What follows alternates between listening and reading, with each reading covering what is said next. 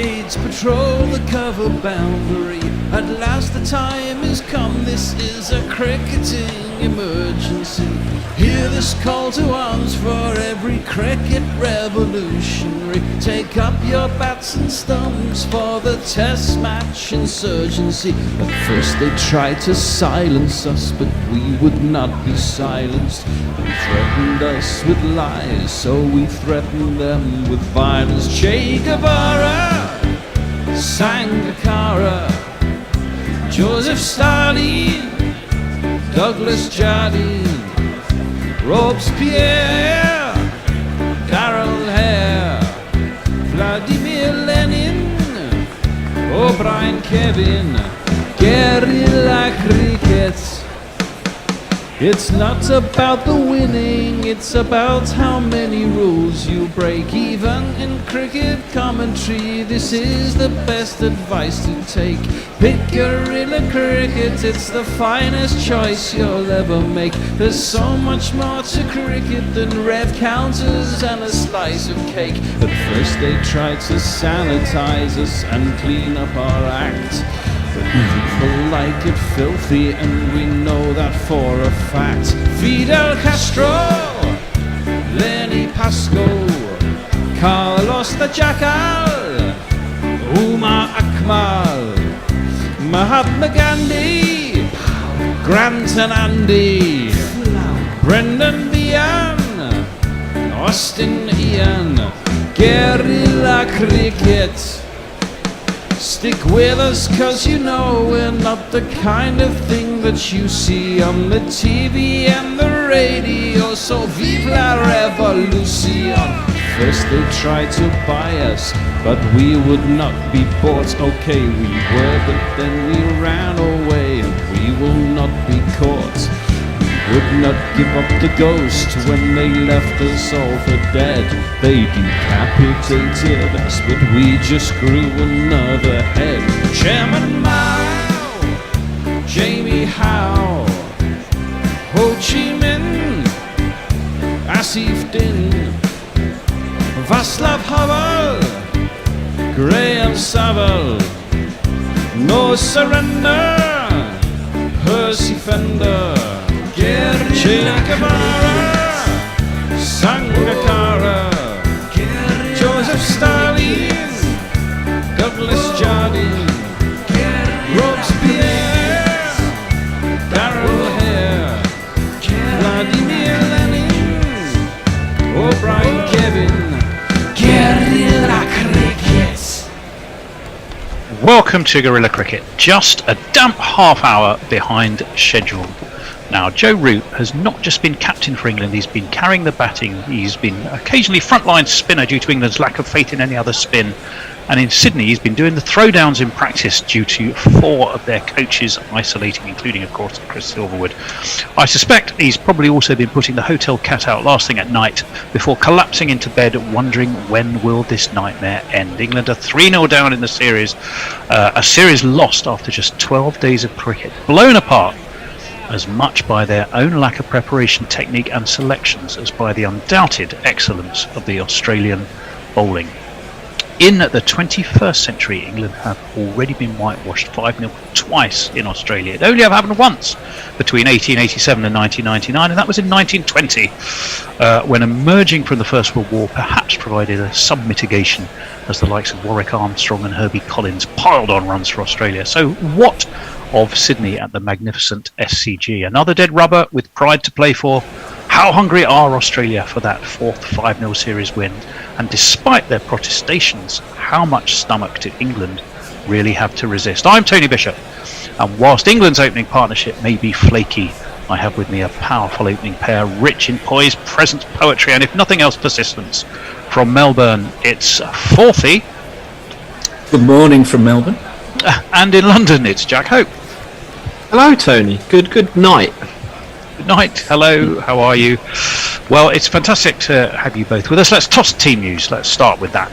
Key to that, we did of course have that delay of sprinkling of rain. We are expecting more, but we've got a bit of sunshine now, and a pitch apparently good enough for batting, and certainly that's what Pat Cummings thought, because he won the toss and he decided to look down, not up, and said, right, we will have Australia are batting. We already knew the teams. We know that Australia will be Warner, Harris, Labuschagne, Smith, Khawaja comes back in for Travis Head, Cameron Green, Alex Carey, Pat Cummins, Mitchell Stark, Nathan Lyon, and the hero of Melbourne, Scott Boland. England, well, there's the change for them, but they've got Haseeb Hamid, Zach Crawley, Dawid Malan, Joe Root, Ben Stokes, Johnny Bairstow, Josh Butler, Mark Wood, Jack Leach holds that place. Stuart Broad comes in for the probably exhausted but also shoulder encumbered Ollie Robinson and Jimmy Anderson. So the boys are back in town together, Anderson and Broad. Well, where do we start on talking points? Fourthly, Sydney's actually a decent venue for England comparatively. Only ground in Australia where they've avoided defeat more than they've lost.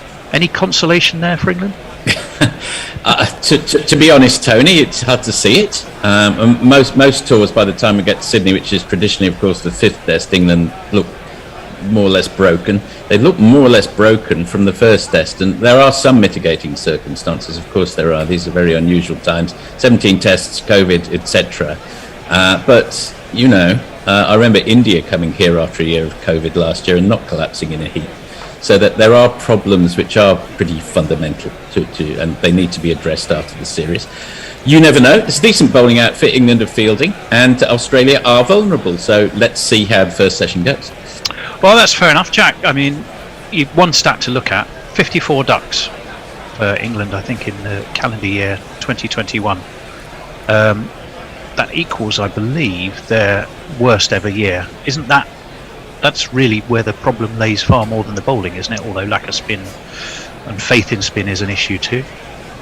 Yeah, I'm pretty sure that is one of the things you want to avoid, isn't it? If you have aspirations to be a good Test played nation, getting 5.5 innings worth of ducks in a calendar year, they're not very good at batting. I suspect that they won't be very good at batting in 2022 either. I think there are some deeper problems, as Forthy alluded to.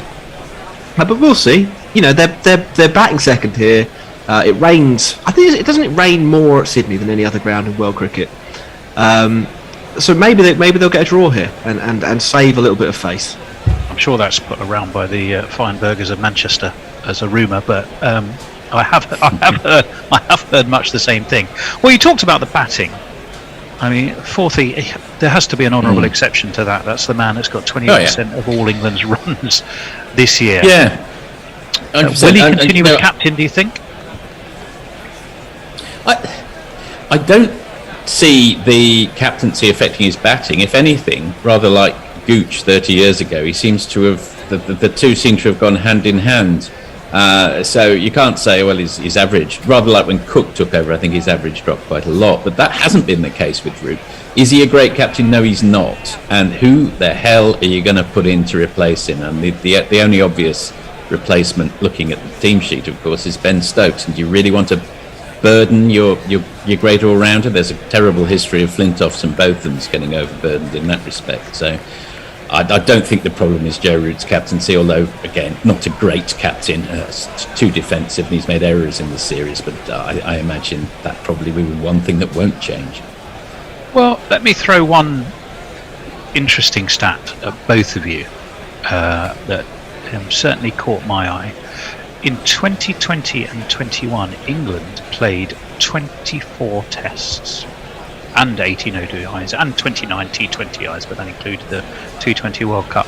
So about 24 tests. Australia played 8, and all of them were at home. Are England just not giving themselves a chance to practice because their schedule is so relentless that they're just flogging themselves into the ground effectively and not giving talent a chance to hone its skills except on the job, which in Test cricket is nigh on impossible? Who wants to take that little thorny question? No, I think I don't mind. I mean, I think there's definitely an element of that. I think if you look at players like Pope or Crawley or Hamid, say, or Dom Sibley, they have at times, or Rory Burns, the list goes on. They have at times, all of those players, shown that they might have some of the qualities that are required to be a successful Test match batter, but they go from fixture to fixture with barely any turnaround and barely any time to work on the things that they can't do. And so all of them are sort of these half-formed international players. You have Dom Sibley, who can't score on the offside. You have Ollie Pope, who can't score or literally cannot play spin. You have Zach Crawley, whose bat doesn't come down quite straight, apparently. That's the problem now. You would think that bearing in mind Crawley's got a 267, Burns averaged 39 across the summer, and Dom Sibley has 2 international centuries himself, just taking those 3 as examples, you would think that they probably do have the raw talent level to be moderately or adequately successful in Test cricket, but something isn't working for them. That could be the schedule, it could be the coach, it could be that maybe they were really lucky when they scored those runs. But I think you could be onto something with that scheduling point, Tony. There's just one thing I'd add, Tony, which is I was looking up sort of Test team of the year like you do this time of year, and I accidentally looked up the year before, and there were 5 England Test players in the 2020 Test team of the year. So I thought that was including, for example, Dom Sibley. So to echo Jack's point, I think these are actually Test standard players for whom the system has let down. I would definitely highlight Hamid and Crawley and Pope as being in that category. I agree. Yeah, I think they're all talented there. Well, as focused as we are on this, the pink ball test, in memory of course, of Jane McGrath, all the fantastic work that is done to support breast cancer, and every year this test becomes the pink ball test. But I will just deflect for a second to update you on New Zealand and Bangladesh. Bangladesh now 29 for 1. They lost to an early wicket. But they're just 11 runs short, with 9 wickets standing, of what would be a phenomenal victory in Mount Maunganui, and that is a Test match that has gone to day 5 and will produce a surprising result with some phenomenal cricket along the way. So before we just look at the Ashes as the pinnacle and say, oh my lord, how much worse could it get, let's not forget there's some phenomenal stuff going on elsewhere in the world. Now, fourthly,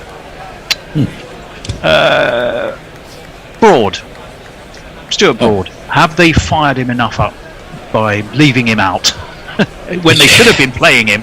Is he been like the equivalent of, depriving a lion of its raw meat? Is he now going to be ready to roar? That's the traditional thinking with Stuart Broad, isn't it? That's what you do to him. It seems a very odd way of going about managing players. It seems to work with Stuart Broad. Stuart Broad actually has had great success, hasn't he, over the last few years by the old dictum of pitching it up another yard. We have to hope that Broad and Anderson don't revert to back of a length once after the first few overs here. It's a green pitch. It's not inconceivable that a combination of Broad, Anderson and Wood could have Australia in significant difficulties by lunchtime. Yeah, neither's stats at Sydney are spectacular, but as we'll tell you, Mitchell Stark's stats at Sydney are not spectacular. Nathan Lyon's stats at Sydney are not spectacular. So it has of late, the more recent years, been a decent batting track, and I think Australia will be hoping that's the case. Anyway, the next question I think I was going to send your way, Jack. Just a word about Scott Boland. Phenomenal figures. There was even some talk about whether he'd play or not, and whether Hazelwood would come back. I mean, you'd be hard-hearted indeed, wouldn't you, to have left him out of this one, regardless of the fitness of Hazelwood. I wonder if it was a live series, whether they would have gone with the less sentimental decision. The fact that it's all over and he's coming off this spectacular debut does make it hard to deprive him of the opportunity to make it Boland's Ashes, or to play his second test. I think there might be a bit of sentimentality in that pitch, but why not if you're 3-0 up? To be honest, and why not if the bloke took 6 for 7 in 4 overs? Well, fair enough. Indeed, it was spectacular. The two Australian openers are out there. David Warner is scratching his mark in the turf, so we will jingle up those two openers, Mrs. Harris and Warner. If you were Australia, you would choose Marcus Harris. That's the kind of thing that could embarrass. He's quite good with a bat. He's got a stick in the star. He's short and he's He's fat. got a stick in the star. He's a bit of a He's twat. got a stick in the star. David Warner's got a stick in the star. Jimmy, Jimmy, aja, aja, aja. Jimmy, Jimmy, Jimmy, aja, aja, aja. Jimmy, Jimmy, Jimmy, aja, aja, aja. Jimmy, Jimmy, Jimmy, aja, aja. Well, Jimmy is going to be bowling. He's going to be bowling from the Randwick end, and he's going to be bowling to the left-handed David Warner. England slips, go down. That ball comes up and it leaps at Warner, and he has to jump up onto his toes and put it down into the ground. He does. He has a little chipmunky grin on his face. He knows that one tested him. He survived it. There was no run, and there is. Really leapt up at him, didn't it? It was like a poorly prepared council wicket there. That was Do you have any first ball. particular council in mind, Jack? Oh, we play a lot of games in Hackney, but I don't like cricket club, and that's you get a welcomer like that every now and then. In comes Jimmy again, right arm over, left alone outside of his off stump, through to Joss Butler it goes, and there is no run. He's an avid scratcher of his mark, is David Warner. All of those little nervous tics and mannerisms. I do wonder whether even he has sort of slightly adopted more than he ever used to have. The tug of the shirt, the pull of the trousers, the sort of avid gardening. I mean, he's like Percy Thrower meets Charlie Dimmock out there, as he's almost digging a hole in the middle of the track. But he's finished, and he's now waiting for Anderson. It's full, and it's left alone, and once again it is through to Butler, as Forthy chuckles, probably thinking, how old am I that I've got such an aged view of my reference point for gardeners? But there we go. I assume you're just taunting Jack by throwing in Percy Thrower there. That's the only gardener I can think of. Who am I thinking of? Titchmarsh. There you go. That's a bit more up to date, isn't it? Titchmarsh. Yeah, everyone knows Titchmarsh. When it comes to your gardening, it's got to be Titchmarsh. Anyway, 3 balls gone, and no runs on the board. Good, sharp spell from Burnley's finest. His elbows are pumping. He's in again, and then once more. It is plenty of bounce, plenty of lift, but easy enough for David Warner to leave. Through to Butler it goes, and again there is no run. A reminder that Australia won the toss. Pat Cummins didn't really hesitate. He's very happy to have a bat. Yeah, we're just looking at the replay there, taken well above shoulder height by Joss Butler on a couple of occasions. So there's no doubt there is life and lift. Anderson's in again, it's full, and it's worked off his hip, and this time it's steered down towards fine leg. They've taken 1. I don't think they'll come back for 2. Mark Wood is in with the throw. It's taken high above his head again by Butler from that throw, and it gets David Warner off the mark. It gets Australia off the mark. They have 1 run for the loss of no wickets, and there is 1 ball left. Jimmy Anderson's first over. Again, he played that rather tidily. Yeah, he's looked some good touch the whole series, isn't he, Warner? Looks like he's got lots and lots of time. A couple of 95s. He's a different player at home, one ventures, than he has been on tour of late. As we've said, Australia, though, for the last 2 years, 2021, they haven't played a test away from home. They've all been at home, all 8 of them, compared to England's 24. Australia have played just 8. Makes you wonder which the strategy is best. This one, a bit of wobble, and the bat is dropped on it by Harris. They have to really hurry. The throw comes in. Warner won't necessarily thank Harris for that. He has to fling himself full length. Stokes it was who was in whip it quick, but Australia home. It's a 1 each for Harris and Warner. It's the end of that Anderson over. 2 runs from it, 2 without loss. Australia. Let's find out, Forthy, who's with us. It's quite a few people. Mog, straight off the bat. Yay, the 4th super spreader test match is here. Warren, evening all. Evening, Warren. Ravinair, huzzah! I'm here for the thrashes, part 4. Let's do it, England. Jay Grover, evening all. Thank you for deliverance from Simon Mann. It's our pleasure, Jay. Peter Wood, 11 runs and Bangladesh are the best team in the world. That's how it works, right? Evening all. Evening all. We go to George Dixon now. Evening all. Dixon of Dock Green. That was a Warner. That was Jack Warner, wasn't it? Not David Warner. It was Jack Warner, yes. Those were no relation, I'm sure. Jay Grover, Bajara is trending. This seems unlikely. The light roller. I really hope England give a positive reaction, but I'm still expecting an Australian win. I'm a bit sad for Swepson and some of the other potential debutantes. Australia are going for the win. Well, yes, I think they are. They'll want that whitewash. It's going to be a bowling change, and we know, of course, who it's going to be. It's Stuart Broad, who's bowling from the Paddington end. Final pavilion behind him. To his right Sweep the shoulder. leg, Brody. Got the best headband around. It's left alone, easy enough. It was shorter and it was wide, and Harris was happy to let that go. Yeah, I mean, you'll know this story, Forthy. One of the when there used to be, was it a cycle track? Sort of went round when they sort of rebuilt the pavilion, the 18 whatever it was, 1889, 1890. There was a cycle track around the SCG, which had been the carpenter, one of the main carpenters of which was Donald Bradman's dad. I do not know that story. It's a fantastic story. There you go. A little bit of Sydney local knowledge. I hope it's true. I was told it by someone at Sydney, but they might have just been pulling my leg. As this one is met tidily enough by Harris, and the headbanded kamikaze figure of that's not the word I'm looking for. Ninja figure. That's the word, more like it. Of Stuart Broad.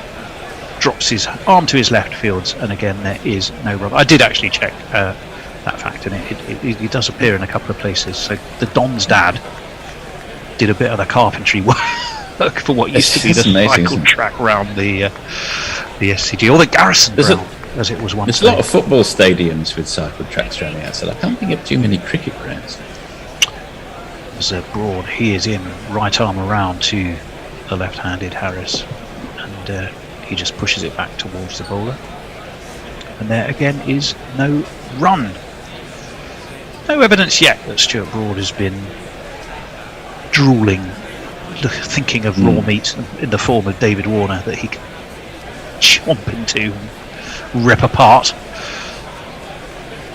It's dark clouds, plenty of breeze as those flags above the Ladies Pavilion and the Old Sydney Pavilion are fluttering above those green roofs. In comes Broad again, left alone. He's not getting anything like the bounce that Jimmy was getting, is he? He's much more kind of military straight through, I think. Jack, what do you reckon? Yeah, it looks fairly tame, doesn't it? Actually, a bit, substantially slower, 10 kilometres an hour slower than Anderson as well, Broad. So let's yet to get himself fired up. Jimmy might be making a point, right, young, and this is where you got to bowl, even when you're 39. What's Broad got? He's got 2 balls left of this over. England have 3 slips going down. That one does lift a little bit more on Harris, who of course is not the tallest figure, but he gets on top of it tidily enough. It's away towards mid-off, and again there is no run. He seems to be having a little bit of a problem with his footing, Stuart Broad, where his front foot is landing. I think he's gesturing to the umpire that it's still quite slippery out there. Maybe he doesn't feel confident that he can give it his all. Yeah, probably will need to get over that fairly quickly, because England will want to try and make some inroads while they have this new kookaburra in their hands. Harris is everything tidily and solidly tucked in behind that. It's away into the offside. There's no run. It's a maiden from Broad, but although Jimmy gave away 2 runs, he looked perhaps the more dangerous of the 2 so far. 40. Did Jay Grover, first lion with a main transplant, and also adding dropping Scott Boland would be what is known as a Coates trick in the business. Not familiar with that phrase, but perhaps others. Neither am I. Tell us a bit more. I've not heard that one before. Coates. How do you spell Coates in that instance? As per Coates, C-O-A-T-S. Yes. Also, Jay Grover, he's at his enigmatic best this morning, because he says, I like the idea of a chip monkey. A chipmunk. Anna Forsyth, hello all, Happy New Year. I'm back in Hello, Anna. Vancouver, and for the first time in a decade, it actually looks like what people think Canada looks like, snowpocalypse. Whereas, Private Badshaw, good morning to you. Morning, comrades. I was expecting squalls rather than play. Please tell me there are squalls. Well, there were squalls, but they've squalled out for a wee while. And it means that Jimmy Anderson is going to be bowling under, well, I won't say bright blue skies, but there's patchy cloud, but reasonably high patchy cloud above the SCG as Anderson's in, and that one squared Warner up, moved away from him. He tucks his bat under his arm and walks off, rather like a sergeant major with a baton. I always think when he does that, and he just does that quite a lot, as Warner. He did leave it through to Butler in the end. But again, there was that extra bit of lift, Jack, that Anderson seems to be getting that Broad wasn't. Well played by Warner. That would have been a pretty tricky one to negotiate if he played a shot at it. In comes Jimmy again to Warner. That one's wider, and this one is a much easier and more comfortable lead as Sergeant Major Warner tucks his bat underneath his arm and goes for a little march up to the middle of the pitch to do a bit more dimmicking or throwering or titchmarshing, whichever it is that we've decided to settle on for the morning. I can't think of any other famous gardeners. Inigo Jones. Inigo is it? Jones. Capability Brown. Well, yeah, if we're going back to Queen Victoria's favourite gardener, this one's left higher again, taken shoulder height. Monty Don, indeed, says Knackle from the green room. Oh yeah, Monty Don. Yeah. Taken that one again was, by the way, taken at shoulder height. So there is that extra bounce that Anderson is getting to both these batsmen, in fact, and both have been watchful and certainly not aggressive as yet. In comes Anderson. That one swings, and this one's pushed into the onside towards mid wicket. Stuart Broad does the fielding, and Jason is suggesting it might be Kim Wilde. I think she was in her greenhouse for the benefit of a chocolate ad, wasn't she? I'm not necessarily sure that makes her a full-time gardener these days. There was no run taken. Kids in Australia, yes. By the way, the GPL, we'll tell you about that. Let's wait for this delivery there as in comes Anderson. This one is wider and lower and taken shin height this time, well away to his left by Joss Butler. There is no run. The GPL's at £20. It's at £20 because we had a winner. Knackle, how much did they win? But remember, you go to guerrillacricket.com/competition. They won £84 English. Well worth the winning. So the pot now starts again at 20, but the more you put in, you can have as many guesses as you like. All you have to do is guess how many runs will be scored in the day as we wait for Anderson left alone again outside of off stump. It's a maiden over this time. Australia remain on 2, 3 overs complete. Yes, guerrillacricket.com/competition. Guess how many runs will be scored in the day. You have until lunchtime to enter. You can have as many bets as you like. All you need to do is register, and the pot gets bigger the more people enter. And if you get it on the nose, you win the pot. It's that simple. If you don't get it if you don't win, the pot carries over, and even more money is there to be won tomorrow. Fantastic idea, and great fun to play. Fourthie. Yes, I've gone on over to YouTube. Jan Brown, is this the worst England Ashes team ever? Suitor who, morning, evening, wherever in space and time I am. Boland, they're prospecting playing in England. Broad, he will continue. The bat is dropped on this by Harris, and it's a sharp run. That's the second time that Harris has taken one of those really quick runs. And the first time he did it, Warner had to propel himself. Sort of like a rather shorter, squatter version of Superman. This time he just had to, put the thrusters on. But again, it hurried him. Perhaps. Well, I think he blocked the throw on the way through there.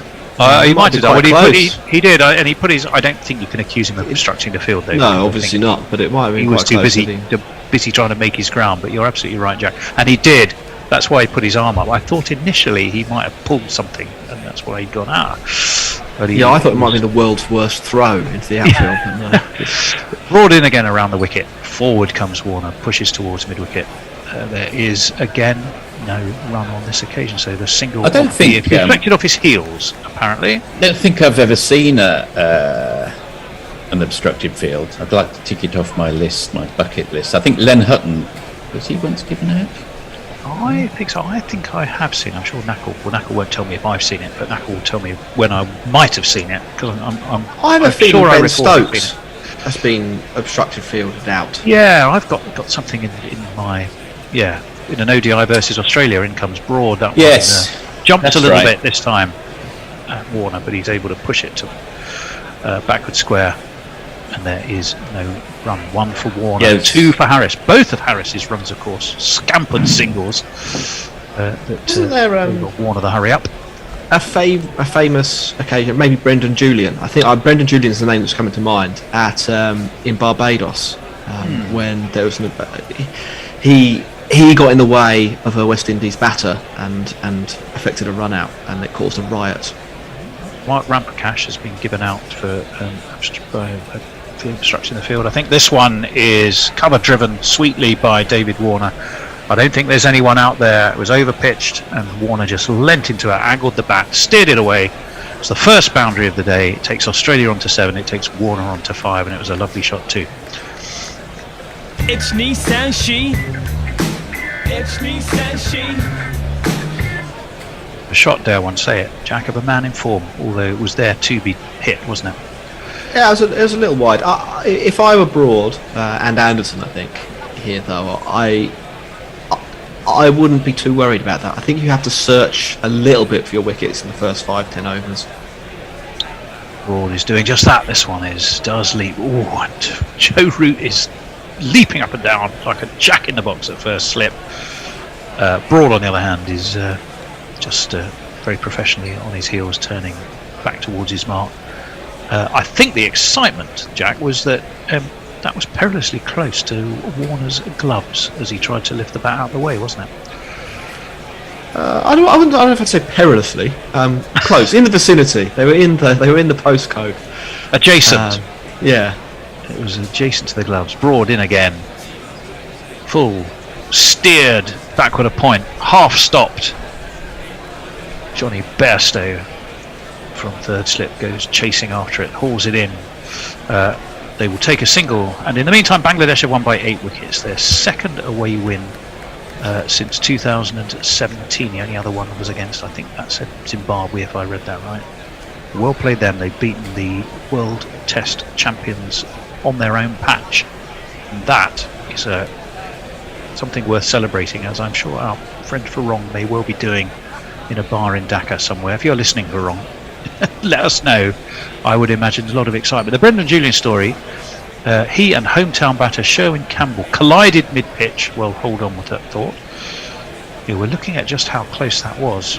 I think it was more adjacent you're giving it credit for, Jack. No, you don't want. You're not buying it. Well, Jimmy Anderson's going to continue. He's going to bowl the 5th over. He's right arm over, and it hurries Warner on his leg stump, but he tucks it away towards mid wicket, and there is no run. A reminder: Australia won the toss, pretty quickly decided that batting was the right way to go, despite possibly just the thought under some slightly cloudy sky that getting into England's rather shaky top order early mightn't be a bad thing to do. He went with the conventional wisdom of bat first. And Anderson is in again. Again, he hurries up Warner. There's a little chat with, I think, Marcus Harris rather than with Anderson. There he is, tucking his... how many times must he undo and do up his gloves? It's literally after every ball he faces. It's the same routine every time, Jack, isn't it? It's bat under the arm. Well, different gloves players have different things they do, don't they? If you watch Pujara, he follows the ball the whole way round the infield back to the bowler. So in comes Anderson. Full swings a little, but Warner's tucked in behind it, pushes it back to Jimmy, and there is no run. 8 without loss. Australia will be happy enough with that. We've seen more bounce and lift from Jimmy Anderson. Broad has been perhaps a little less threatening, but reasonably accurate, bar that one which was short and wide and beautifully cover driven away by David Warner. We think Sourav Ganguly may have got into a bit of trouble for obstruction collision once. And what is going on? Rain. Is it rain? Rain Yeah. is what's happening Those here. pink stumps are out. The man in the mask came flying on very quickly. It's very rapid action. The players have already made a beeline for the pavilion. They're on their way off. The stumps are out the ground. The covers are being brought on, and I'm very sorry to have to tell you that it was only a brief respite to get some play. Those Hessian covers are coming on. This Aldris looks a bit local council park pitch, doesn't it, when they stick a bit of sacking over the wicket. Yeah. compared to the nice sort of kind of elevated oval shape that we're used to seeing. But I'm sure they've got the theory why that works better. Do you think the groundsman would have sprinted on at with quite that alacrity if England had been batting? I don't know. Well, that's a harsh question. Stuart Broad's making his way to pavilion. Umbrellas, I'm really sorry to tell you, are up. Australia are currently on 8 without loss. They've survived the first 4.5 overs bowled by Broad and Anderson with reasonable comfort.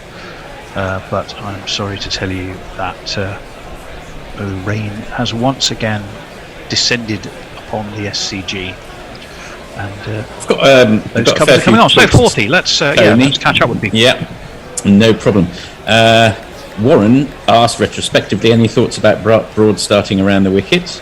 That's exactly what happened. Jason, most converted Olympic stadia have space for an athletic track around the playing area, such as QE Stadium, Stadio Olimpico. Makes for a somewhat more distant viewing experience. I mean, you've got that for nothing at West Ham's ground now, haven't you? Jay Grover, as someone who grew up not so far from a root's birthplace, I can attest that the more depressed a man is, the more nasal stroke whiny the Sheffield accent becomes. He also comments, Jay, I conclude the man needs an intervention. Ravi Nair, prediction, Branderson wastes the new ball, Australia 57 for 1 at lunch. Messi Jez, the rain radar suggests we'll see a fair bit of play before lunch, after that may be a bit more problematic. Well, maybe things have kicked in a bit earlier. But it's looking that way, I'm afraid.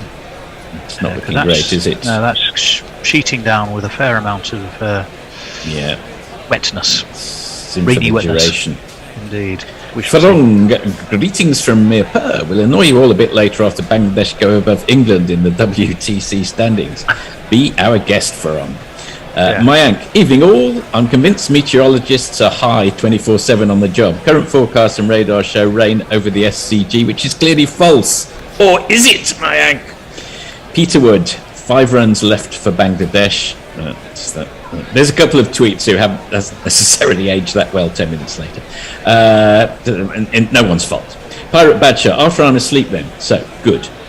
Dave Wood, Jonathan Trott remains my favourite gardener. Nice observation. Very nice observation, yes. Hang on, I've got more to come. Quite a lot more to come, actually. Do you want to say anything else? Do you want to break it up with some bon mot or some aperçu? No, I was rather enjoying it. Otherwise, it just, people may just look at the weather, which does look pretty dire as we look at that Sydney skyline. We're looking at a beautiful pavilion and the ladies' pavilion and a wonderful green roof. But it's getting a lot of water bouncing off the top of it at the moment. So you have plenty of time for the. Let's make sure everyone gets heard. Warren, GC radio pots could become a nice little earner. Jay Grover, fun fact: the bubonic pest was highly efficacious for British agriculture. The plague pits nitrated the soil and caused uber plants like the nettles, which stung me into anaphylactic shock in Nantwich. It's detailed, it's profound, it's knowledgeable. I love it, Jay. That's how they after the Napoleonic Wars, there were people in Yorkshire who not irrigated, fertilised their field with the bones of the slain, and there were multiple business ventures that went and raided the battlefields for dead soldiers, so they could do just that. Doesn't that mean that sort of Blackheath should be like the most verdant area of London? the number of bodies that sort of reside there. I'm not sure that's how it necessarily works. Old volcanoes are incredibly fertile, aren't they? Very the loam you go to Kenya. There's a lot of old. We digress because the rain is falling. I'll carry on with some tweets. Dave Wood, to this I give a little respect. Yes, which is the gardening aspect. Peter Wood, the tigers are purring. Can you hear me, Dame Kiri Takanawa? Your boys took one hell of a beating. One hell of a beating. Hombre Nuevo, evening, fantastic GC. Battery. Little harsh on Robinson. Well, he's speaking like a man who's just won the GPL. That's probably why it was so fantastic. But obviously delighted that you're with us, Hombre Nuevo. Love it. He's an inveterate GC man, isn't he? He's an inveterate GPL man, Hombre Nuevo. Little harsh on Robinson, Hombre Nuevo adds. The bowlers didn't do that much wrong. I think that there is a suggestion, A, that he's knackered, and B, that he's got a shoulder strain. We have no other options left with our mostly woeful batting lineup performances. Why not field all the bowlers we have? We might even get a higher score to bowl at. Well, I'm going to say I've heard worse ideas. Janet Hopper, no matter what has gone before the start of a test, the test match still makes you hopeful. Although I know this may not last long. That is true. Hope springs eternal in the human breast, or harp strings hit kernel in the Schumann test, as I once heard. Andrew, so are you expecting more aggressive play by England? What sort of motivation, if any, does England have remaining for the test series? These are thoughts I can leave with you if you like. Well, I was going to. You made me think of something when we talked about the 24 tests that England have played versus the 8 in 2 years versus the 8 that Australia played. Lack of match preparation. My very good friend, cricket watching friend, who I go and watch Middlesex with a lot, has this idea which I genuinely think has some mileage. So I'm going to bounce it off people and see what they think. His idea is that the ECB creates grounds or training establishments in Portugal and or Spain where you would have A, good weather, B, you would have fantastic you could create brilliant wickets. They'd be likely to be bouncier, harder, more akin to those that you might see in Australia. You could certainly replicate spin conditions there as well if you wanted to. You could shift some county games there because you'd make, assuming in non-COVID times, you'd make a small fortune in people who wanted to turn it into a holiday to go and watch some cricket there. And you would give your players an opportunity to experience different conditions where you'd be playing in weather that would be conducive to experiment with different types of wicket. It would be a win-win all round. It would make travel money. It could be, it could monetize itself through its use locally when you're not playing cricket there, and it would guarantee you good weather when even if you play in August, July and August, you still can't guarantee good weather in England. And as Amori explained this to me, admittedly, I can't remember which third or fourth bottle of wine we might have been on at the time. I just thought, you know what, that seems like a really sound idea. Yeah, I couldn't actually see a single reason against it. I mean, one other bonus I can think of, it might also introduce the game further afield as well. You might find that the locals become interested. Yeah. It just seemed, but it to me, it made business sense. It wasn't just a great idea. Let's go somewhere sunny. The way he described it was, how you turn it into money. Sure, it takes investment, but you could. Kind of the UAE has been used in that way, but of course it's a kind of a cricket-playing nation anyway, and it's further away, and it tends to produce more sort of turgidy, spinningy wickets, doesn't it? The UAE, but whereas I just felt in Southern Europe, you'd get much more variety and the chance for harder, bouncier wickets as well as dusty ones. So whether you were going to go and play in India or whether you were going to go and play in Australia, you could have conditions to practice on and work with that would be far closer to what you were going to get there.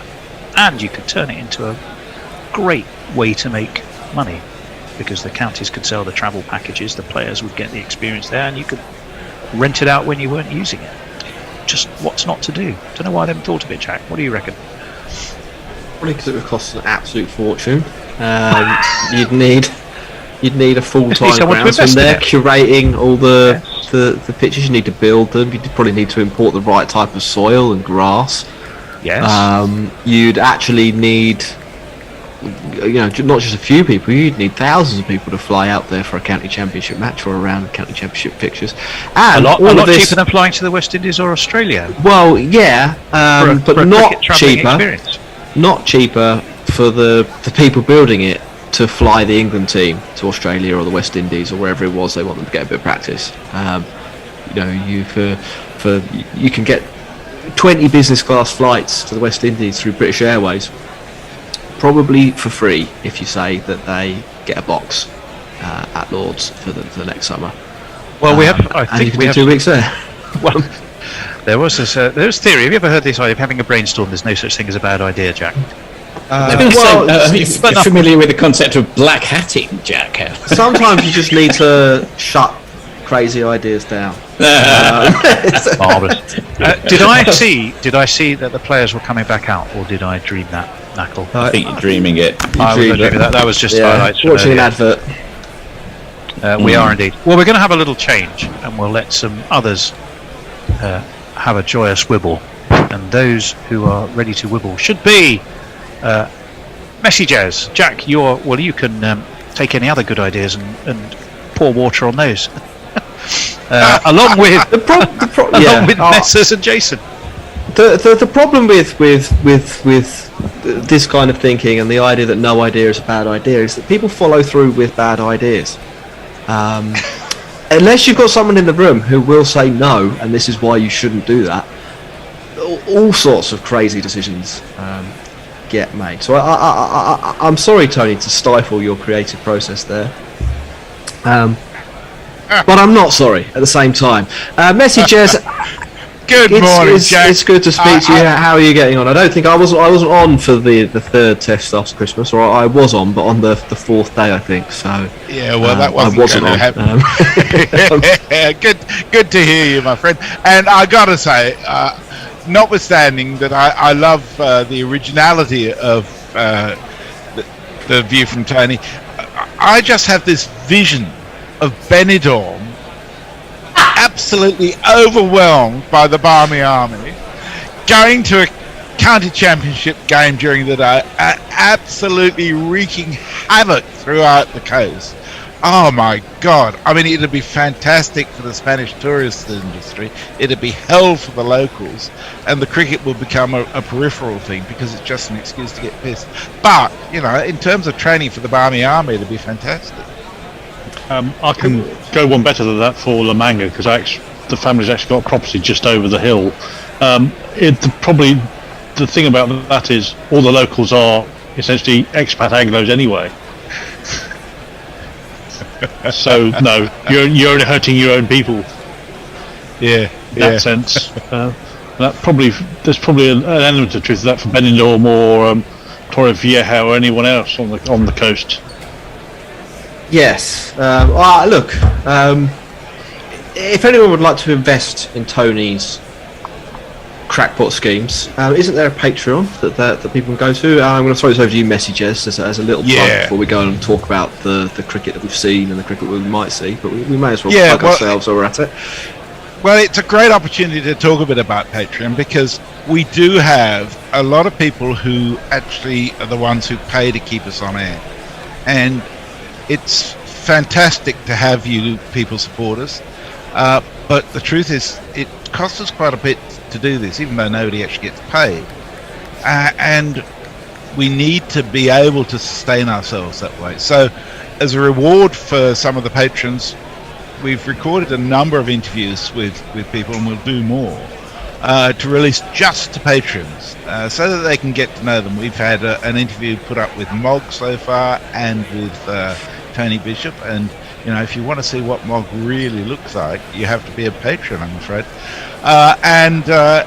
You can go to GorillaCricket.com and click on the Patreon link and join us, and there's a variety of options there, from small donation each month through to a larger one. Whatever you can give is extraordinarily welcome, and for us it's, I guess, a vote of affirmation, because excuse me. It's nice to know that people actually appreciate us. We do this because we love doing it and we enjoy the connection. but we also love the fact that you give us feedback and let us know what you think in no uncertain terms sometimes. But it's just really nice if you're in a position to put in a couple of bucks here and there so that we can just keep this on air. So we'd love it if you could do that for us. Thank you. There ends the list. If you have deep pockets, you reach right into them and sponsor a whole day's play. Jason Weaver, I don't think we've been on together during this series. Obviously, it's not. I think we were on for the first test, not for the last test, which happened. No, it was all done in 7 sessions, of which I got to see the last one, denouement, which was somewhat depressing. Yeah, it's not gone well for England. On a scale of 1 to the worst thing that's ever happened to cricket ever, where do you stand? You say it's not gone well for England, but I think unfortunately this has gone exactly to plan for the pessimist who's looked at the history of touring Australia. If you look at the last decade, I think there's been a 5-0, 2 5-0s and a 4-0 defeat on tour. So on that basis, this wasn't a surprise, although people are making up as such. So you're saying just business as usual? It's nothing to see here. Well, the worrying thing is that this Australian side isn't an exceptional Australian side that we've played in the past. This is a good bowling unit and an average batting unit, I think. But it's compared to England, they are just playing more consistently. The England bowling has worked hard, but been unlucky and not helped by the fielding, dropping so many catches. But it's the batting unit that's really crumbled in the conditions, and the constant pressure, and there's very little release shots that they've been able to play. Yeah. I think that's a pretty fair assessment, Jason. I mean, I think that the Australian batting is still highly suspect, to be honest. Against a really good attack like they've faced against India, it's really vulnerable. But there's been some good spells from England, particularly from Jimmy and from Wood. But in terms of putting it together, England really haven't challenged them. I would probably say that India's bowling attack was and is better than England's. Yes. Yeah. Maybe not in that final test at the Gabba, where Rishabh Pant things, but over that series in general. We are on a rain delay, if you're wondering why. Myself, Messages and Jason are not talking about the cricket. It's because the cricket is temporarily, we hope, suspended. It's due to resume in 7 minutes' time. There we go. We are talking about cricket, but not live cricket. Yeah, 7 minutes. There's a whole lot of tweets. Sorry, coming off. Yeah, but I was just about to say you preempted the direction of the conversation, Messages. We'll try and get through some tweets before we get back live. Okay, so Mayank says really heavy rain and thunderstorms are imminent. It's absolutely pouring just west of the ground. Let's see how much cricket we can get today. Yes, I think even when they come back on, we can expect it to be on and off today. Mog says, who the fuck thought playing a test in Sydney was ever a good idea? Sydney, the place where there's been more test cricket lost to rain than anywhere else in the world. They should do it in September and October, which is exactly when they had the Olympics in Sydney, and it makes a lot of sense. Janet Hopper says, rain around, Broad and Anderson bowling. We sure this is Sydney and not Manchester? Jay Grover says, I don't want to mock or trivialise OCD. It's a serious and debilitating condition, but all batters are fucking mental. And I think it speaks for us all in saying that Bangladesh going above England in the test rankings would be mint. He also says, Jack, my ancestors were in Ireland or Scotland at the time, but it sounds like something Yorkshire folk would do. For the record, I was geophysical surveying in Nantwich, not trying to get myself fucked up on corpse nettles. Mog says, how's that Portugal-Spain thing worked out post-Brexit, though? Farong says that Bangladesh also have leapfrogged New Zealand as well with 12 points, which is pretty impressive. Jay Grover says, is Katie Walker going to sponsor you? And Jack is wise. The other two are in advertising. That's a bit mean, Jay. And it's also the nicest thing you've said about Jack in a very long time. Warren says, talking about gardening, Sir David Attenborough left injured after dangerous cactus stabbing. I have too many questions, and most of them are X-rated.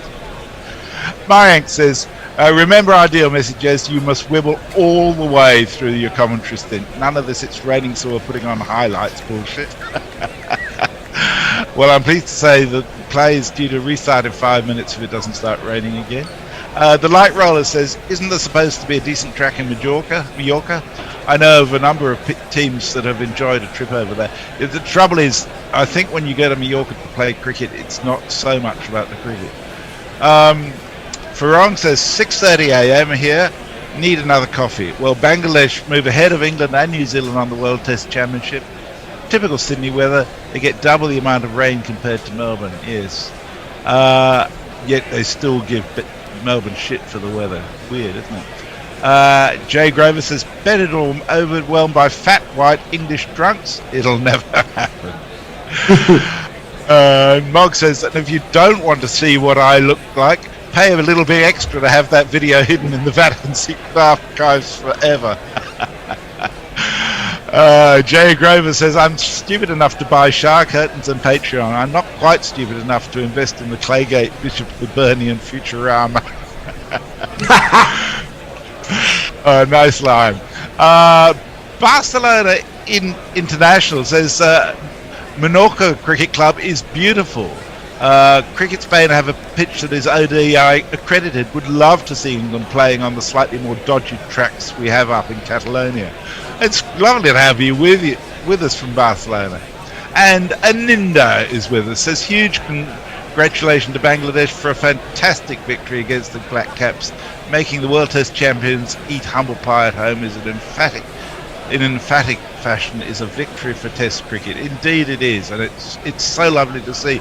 It occurs to me that if Bangladesh could prepare wickets that favoured some of their fast bowlers a little more, it could create a really interesting situation going forward too. So we're up to date on tweets. I'll come over to YouTube in a minute, but let you guys get a word in the meantime. It was also a really great result for Bangladesh. That, well, they aren't like the first Asian team to win in New Zealand for 10, 12 years. Something like that as well. After, in recent years, New Zealand have whitewashed India, Pakistan, and Bangladesh themselves, I think, at home.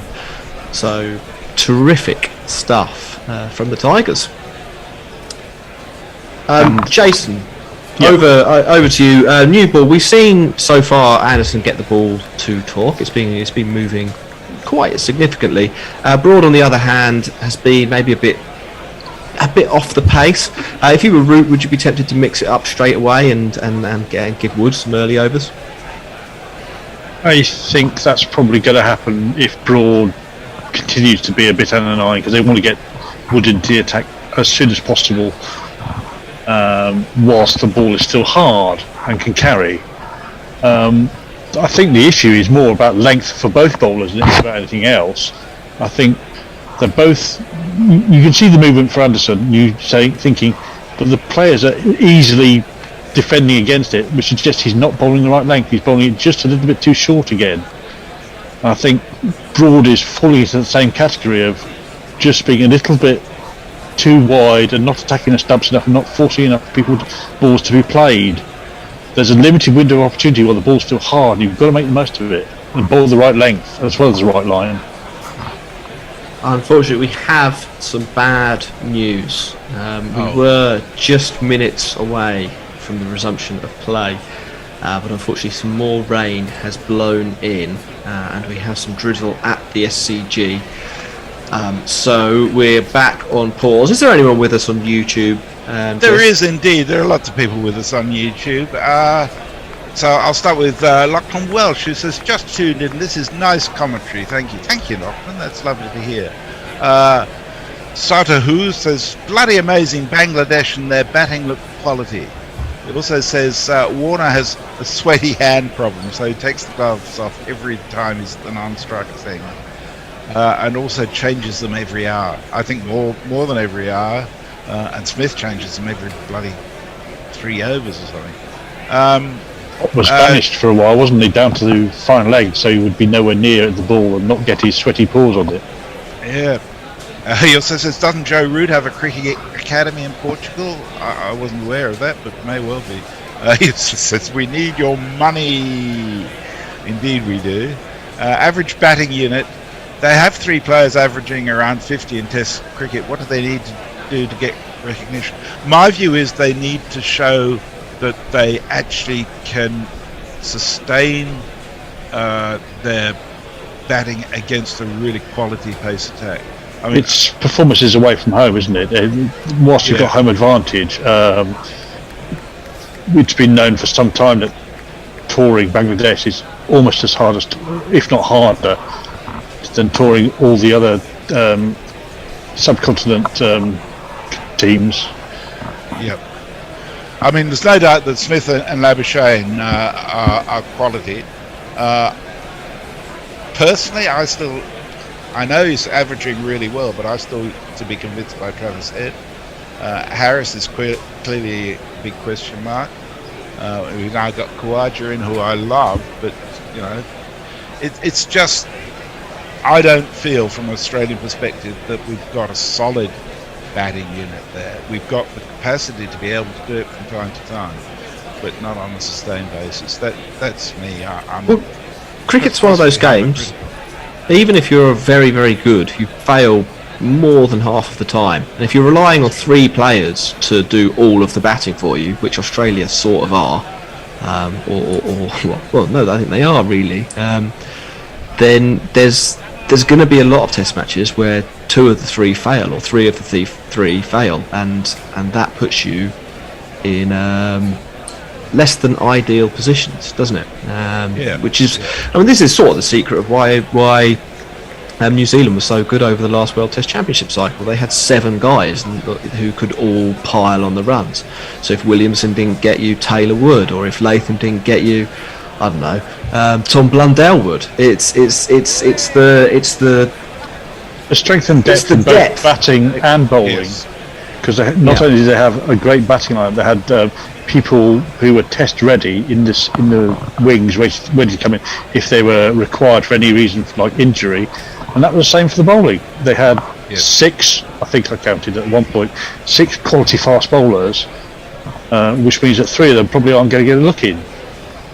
Yep. Yeah. Well, I mean, you could say that for Australia, fast bowling is not the problem. We've got 1 spinner,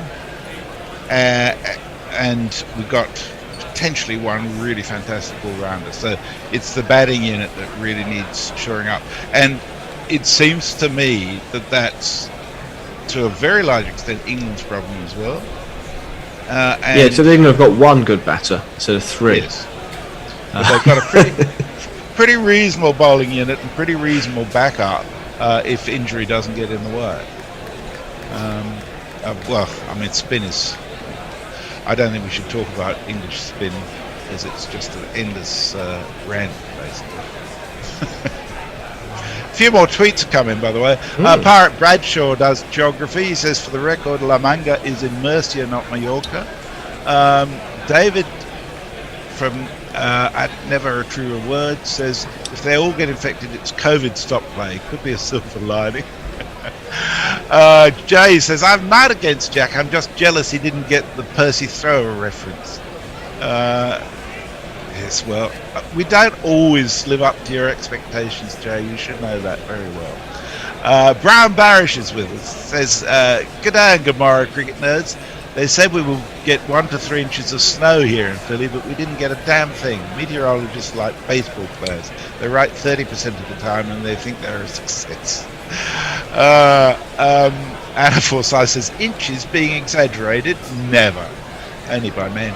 Anthony Condon says, live satellite view of just how little cricket we can expect today, and he sent a link to the satellite feed from the Bureau of Meteorology, which is actually a really good weather site. And Warren says, need to hashtag that. Hashtag Bangladesh move ahead of England and New Zealand in the WTC. I'm not sure that that'll be a trending hashtag, though. Mog says, I, for one, welcome our new Bangladeshi cricketing overlords. Mayank says, now that Bangladesh have kicked New Zealand's ass at home, how long before Australia and England decide to host them for a series? Yeah. Don't hold your breath. Mayank says, I donated $82 on Patreon this month. Does that mean I get a meet and greet with Mog on top of the interview video? No, but what it does mean, Mayank, is I actually am going to be writing to you to say thank you so much, my friend, because it's hugely appreciated. It's wonderful to have you on as one of our great Patreons. We have some good news. Just to break up the tweets, the covers, or the big covers, are off. The only one that was still remaining on the last picture we saw was the tan sheet that covers the actual pitch itself. The umpires are out there, sans umbrella. So I think we might be heading in the right direction. We'll carry on with the tweets in the meantime. Brilliant. Dave Wood, you beautiful man, says, renewed my Patreon subscription, you glorious begging bastards. Thank you, Dave. And Jay says, the secret for having a good cricket team, have good players. Why would you say something so controversial yet so brave? He's saying, because that's a direct quote pretty much from the Mike Brearley book, The Art of Captaincy. Oh, well, there you go. He also says, jealous, as in he's not old enough to get the Percy Thrower reference. Bastard. Who is Percy Thrower? Who is he? Why is he? Was he not a TV personality in the UK at some stage? He was. He's well me. associated with gardening and outdoor activities. Yeah. And for some reason, Jack doesn't spend his afternoons watching the gardening shows on TV. I don't understand why not. But, maybe when he gets a little older, he'll understand the importance of these things. Don't have a garden. Well, that's probably a drawback in terms of learning a lot about it. I meant to check with you, Jack. You went through the whole COVID thing. Are you fully recovered now? I didn't have COVID. I just had to lie low and use lots of lateral flow tests, of which we are now out as a nation. So you were a close contact of somebody who was. I was in the spare bedroom of my girlfriend's house who had COVID for a couple of days, and I had a couple of other close run-ins as well. But I had to. My housemate was going back to America for Christmas, so I was basically dodging people who had the vid over the Christmas period, so that I could get rid of her. Mog's come back to Mayank to tell him that if he wants a meet and greet, it's going to cost him a lot more. Possibly organs, possibly your mortal soul, Mayank. Now, I should say that as part of the Patreon thing, we're looking towards a time, sometime over the next few weeks, where we'll try to organise a get-together of Patreons on Zoom. It could be a complete shit show, and the hours that we find to do it may be tricky, but the thought is that people would just like the chance to meet one another, put a face to the name, and generally have a chat and see how we go, and possibly an excuse for a few drinks. I did put it to Josh Robinson finding a time would be difficult, and he said, look, let's just do it for 24 hours and see how long we can drink. I'm not sure that's what we'll do, but we'll find something to do that will engage those of you who are our financial supporters, because you deserve something special. Yeah, could be a complete disaster. Could the word doing some heavy lifting in that sentence, I think. It'll be fun, whatever it is. Yeah. We're still yet to hear whether we will be going. We're getting another sort of picture in the back of the studio on our screen. So it looked like it. It looks like it may Channel 7 even are be telling sunny. me 6 minutes time they're going to resume. Oh, But, perfect! Just in time for the end of our stint. Yeah. So we'll have done all the hard yards, and get ourselves out just after lunch, and let the big boys cash in the friendlier conditions. What are the other talking points today? Obviously, Broad and Anderson are playing together. Do you think this could be the last time we'll see them as in tandem in Australia? I mean, surely, in Australia, but possibly beyond as well. There have been some rumblings in the English media that Stuart Broad may be thinking about hanging up his spikes. What do you think, messages? You called him a busted flush, I think, off air I did. earlier on. So my sense over the last 2 years maybe is that Stuart Broad needs a real motivator to get him to perform. I mean, when he got left out in, I think it was 2020, wasn't it? And came back in the next test, Old Trafford, and really blasted, was it the West Indies away? He was really fucking angry then. But my feeling is that he's tired, and he's entitled to be. Bloody hell, he's been amazing for England for a very long time now. But I just don't see him having the energy to keep doing it. I think Jimmy could keep going for another 4 years the way he is. He's an enigma, is Jimmy Anderson. I love watching him bowl. I love his constancy in terms of the sort of the angry Jimmy face that's constantly there. But I really do think Broad's coming to the end. We've got a stat from Knackle in the green room. He says Broad in the last 2 years has taken 47 wickets in 15 tests at 20.55, albeit he's averaged the wickets at 40 in 2021. I've just looked up his career stats. He's on 526 wickets. He'd need another 30 odd to go past Glenn McGrath and be the second highest fast bowling wicket taker of all time, which I think is probably the only realistic target he's got left now. I don't think he'll last long enough to get to 600 wickets, but I think he could last long enough potentially to get to 563. Right, we are going to have some cricket. The batters are walking out. It's 5-12. It looks like in Sydney. The bowlers are marking their run-ups, and Root is marshalling his troops into the correct positions. The umpires have put the bails back on the stumps, and the ball is in the hands of Ben Stokes. Presumably, it won't be him who bowls the first delivery after the mini break. There's 3 balls of Anderson's over yet to come. Yeah, of course. Warner on strike. Do we jingle people up after a rain delay? I don't know. I don't know if I've ever done this He's before. quite good with a bat. He's got a stupid start. He's short and he's fat. He's got a stupid start. He's a bit of a twat. He's got a stupid start. David Warner's got a stupid start. If you were Australia, you would trust Marcus Harris. That's the kind of thing that could embarrass, because he's Marcus Harris. Jimmy, Jimmy, Jimmy, aja, aja, aja. Jimmy, Jimmy, Jimmy, aja, aja, aja. Jimmy, Jimmy, Jimmy, aja, aja, aja. Jimmy, Jimmy, Jimmy, aja, aja. Yeah, it will be Jimmy to finish off his third over. 2.3 overs, 1 maiden, a couple of runs so far. His work in this test match. He's had the ball moving around, not too threatening, with the exception of one ball that spat off a length at Dave Warner. Warner sort of rode that and played it into the pitch via his gloves. So no chance. But tidy enough. He has the ball in his right hand. The seam is positioned. And here he comes, past the umpire, wide of Warner, who leaves. And it's a dot ball to start us off after the break. It was a bit of a stiff loosener, wasn't it?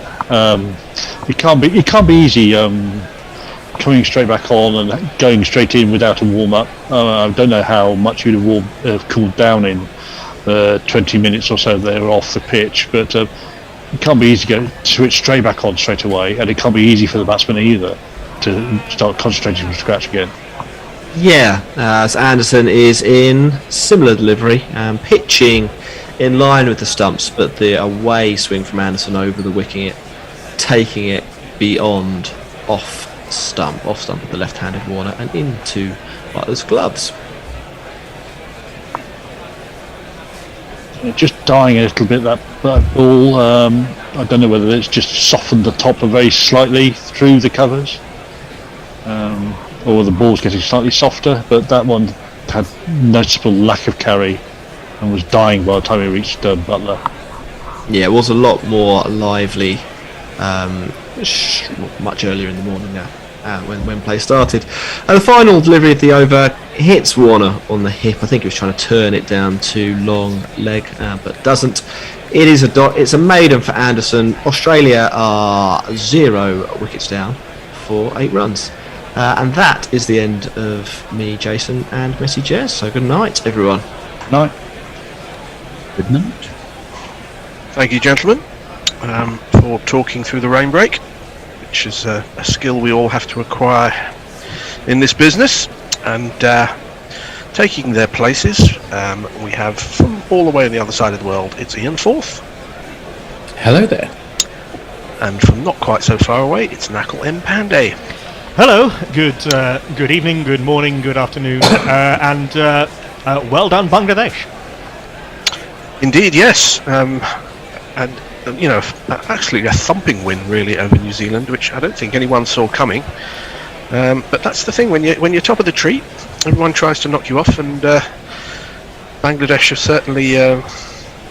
I can't think of any suitable metaphors. It's too early in the morning. Anyway, Bangladesh won quite comfortably by 8 wickets over New Zealand, who will be feeling a little bit sheepish, I would have thought, because it's all right going into a game and saying, well, we've got to take them seriously, but they probably underestimated them and paid the penalty. And Bangladesh did it with the bat and the ball as well, and with their seamers rather than spinners, which they first time a Bangladeshi fast bowler has taken a fifer anywhere since 2013. Start of a new over. It's going to be broad round the wicket to the left-handed Harris, who drives quite cleanly to short extra cover, where Stokes half fields. But the ball gets away from him, but not far enough that they can take a single. We haven't had much play today. That was the first ball of the 6th over. Australia, having won the toss and elected to bat, are 8 for no wicket, or 0 for 8, as the Australians would put it, which would be much more entertaining, let's be honest.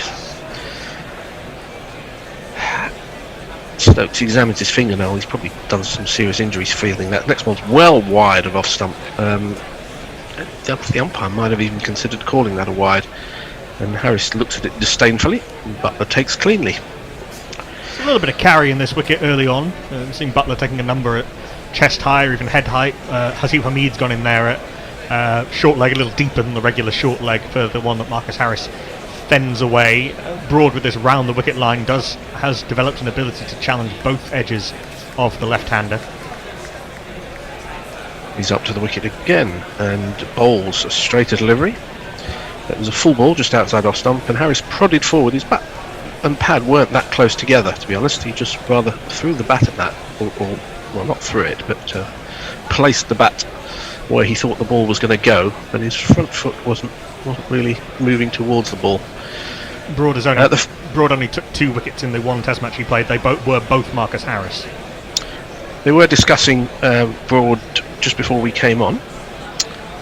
Jack and Messi and Jason, as Broad bowls again, and an attempted leave by Harris. He middles the ball to point. Nice work if you can do that. On one of our pre-tour podcasts, I thought that Broad shouldn't have actually been on the tour. On what basis? On the basis that he was unlikely to do well in Australia, and I'll continue the thought after this ball. It'll probably be Perla that gets a wicket. It's a decent delivery, and it's fended onto the ground to the gully. Pretty much like when you're a captain of a team, more so in limited overs cricket, but also in other cricket, you want to take your bowler off before he has the bad over. Anyone can see that he's had a bad over or a bad couple of overs, and that's the time to bring him off. But the good captains, and the same is true of selectors, will not wait for people to do badly before they drop them. I know that sounds a bit cruel, because you say, well, they're the man in possession, and they ought to be given the benefit of the doubt as Broad bowls again outside the off stump and left. I just didn't see him being a success on Australian wickets at his age. I didn't think he would really be challenging for a place in England's best bowling lineup on this tour, and it would have then made more sense to take along a younger bowler. England do have seam bowlers in some abundance compared to the other parts of the team, and I thought that would have made more sense, but they've gone with him, and he hasn't done all that much.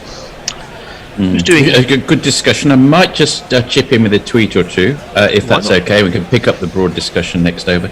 Jay Grover, how do you become a great Patreon? Is it like a black Nando's card? In fact, I've only got time for one tweet, by the way. You send us a large sack of money as Anderson starts a new over from over the wicket to Warner. It's a shorter ball on leg stump, and he gets up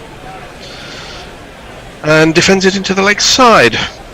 The first ball that Anderson bowled today took off and basically took Warner on the glove, and Root resisted the temptation to put in a fielder at short leg. We haven't seen another one do that. No, Broad has one in, Anderson does not. Anderson does tend to not like having back pad fielders in. He doesn't like people telling him where to put fielders, and this is stroked through the offside. It was a fuller ball outside off stump, and Warner just leaned into it, plays it square of the wicket on the offside, out to the boundary for one of these. 1 2 ka 4 4 2 ka 1. My name is Lakhan. My name is Lakhan. Wolfie, get some tweets in whilst we're waiting for the Okay. Warren, fairly sure Percy Thrower didn't use cacti for sexual gratification, which, if you weren't following the earlier conversation, will seem very bizarre indeed. It certainly does. Ravi Nair, so how, even with the rain delay, can England lose this test by lunch? There's then a conversation about exactly that. Oh, that's next ball from Anderson is Fuller on leg stump, and Warner either stopped at the wicket or he played a little bit early, and it went back to the bowler and was in the air for a lot longer than the batsman would have liked, but no chance of a caught and bowled. Jimmy's got a very severe haircut. He's got a zero at the sides, hasn't he? It's very, there's a bit of a fade, but yeah, it's one of those haircuts that is supposed to make you probably look younger, but actually somehow makes him look even older. Anderson bowls again, and this is, I think, off the thigh pad. Very fine past Butler and down towards the boundary. It crosses the boundary. I think that's going to be leg byes.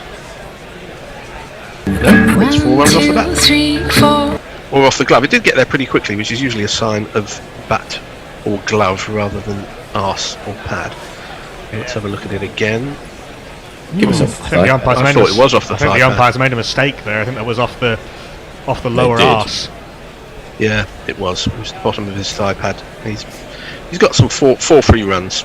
That doesn't really make a difference to how they're put in the book, but they've been credited wrongly to Warner as he faces up to. Oh no, it has been changed to leg byes on the score. Oh, okay. Fuller ball defended back to Anderson. I've got a connection between Percy Thrower and cricket. It's fairly tenuous. Oh yeah. But the cricketing journalist Matthew Engel wrote a book about the counties of England, which is very enjoyable, actually. And there's not much to say about Shropshire as counties go. It's one of the less memorable counties in England. Sorry to all our Salopians who are listening. It's Anderson bowls, and this is shorter ball, which Warner worked square on the offside. And that's the end of the over. 7 overs complete, 60 for no wicket. I'll just finish this very quick anecdote. And Percy Thrower had a garden centre in Shropshire, and he was once chatting to a woman at this garden centre, and she was watching what was going on behind him, and she said, I have to tell you, there's a bloke come in furtively, and he's got a pair of secateurs, and he's taking a cutting from one of your plants, and he's putting it into a plastic bag, and he's walking out without paying for it. And Percy Thrower said to him, I wouldn't worry about that. How do you think I got it in the first place? sorry, tweeters, you'll have to wait a couple of balls as Broad starts a new over, short and wide, and a flashy cut stroke. I don't know what it was. He just waved the bat at it, Harris, and fortunately for him, it missed everything. It was a combination of a flash and a waft. I can name one Shropshire cricketer, which was Steve Ogrizovic, the old Coventry City and Liverpool goalkeeper, who once bowled Viv Richards, unfortunately off a no ball. Oh, it's a better anecdote in some respects, isn't it? It adds another couple of minutes to the after dinner story. I wouldn't tell him to his face that it's not a great anecdote, because he was a big unit, wasn't he, Oggy? Next ball is straighter and defended by Harris, back to the bowler.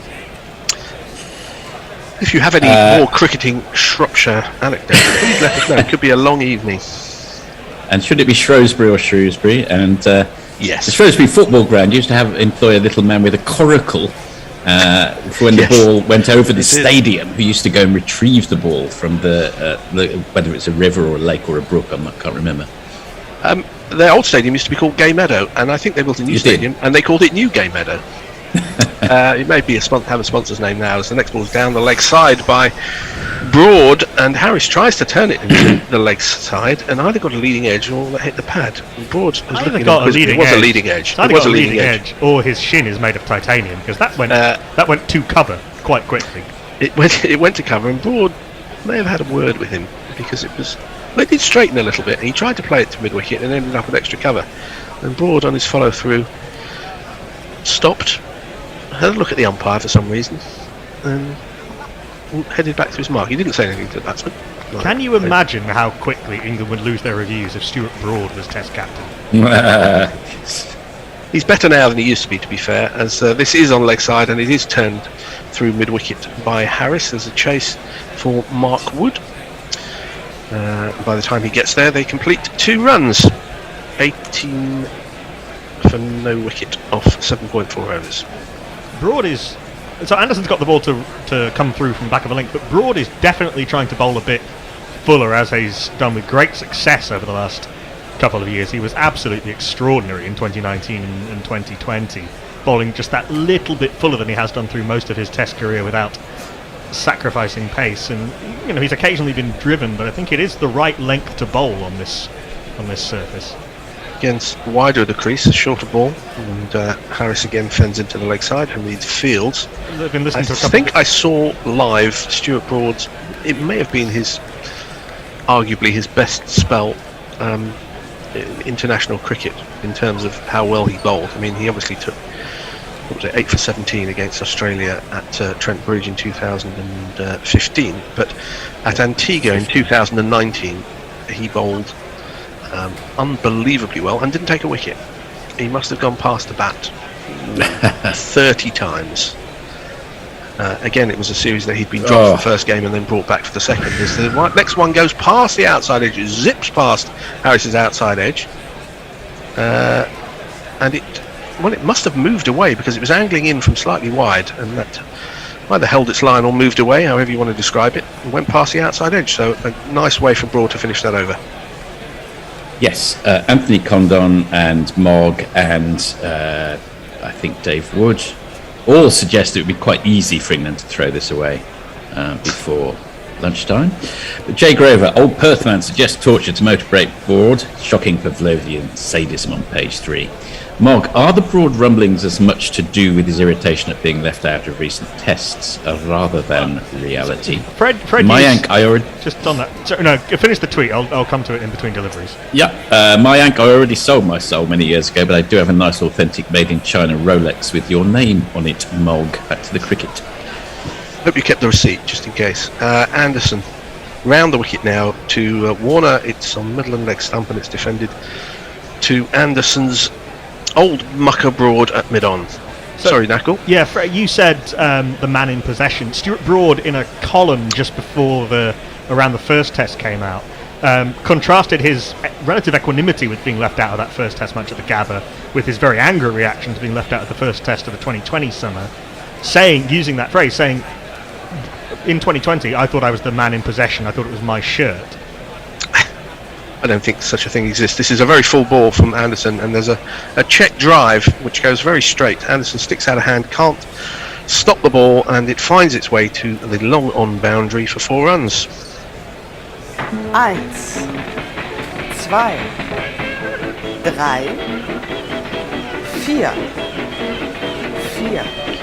I mean, with that batters maybe. But then he said that this time, he said, I've been injured all summer. It's not my shirt at the moment. So I'm going to reject his priors. I think each new game is a new game.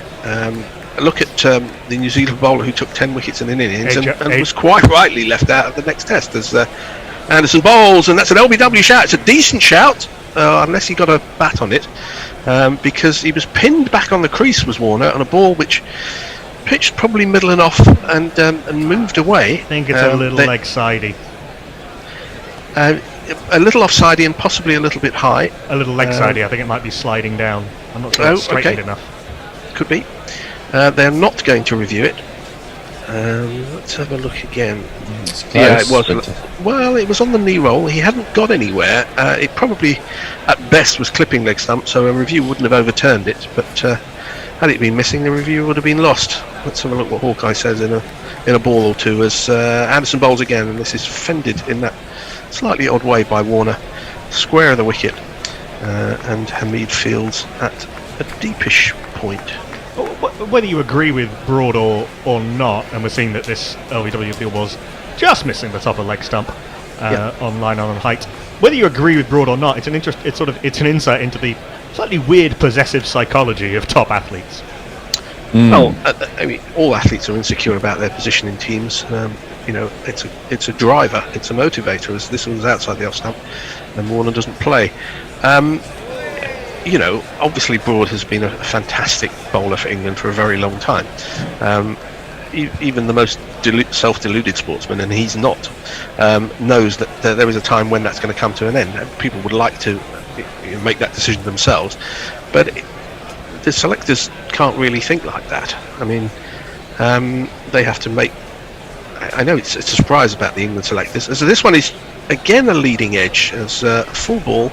Warner tried to turn it in the leg side, and it must have moved away a bit. And it caught a leading edge, went on the ground to gully, and that completes the 9th over, 22 for no wicket.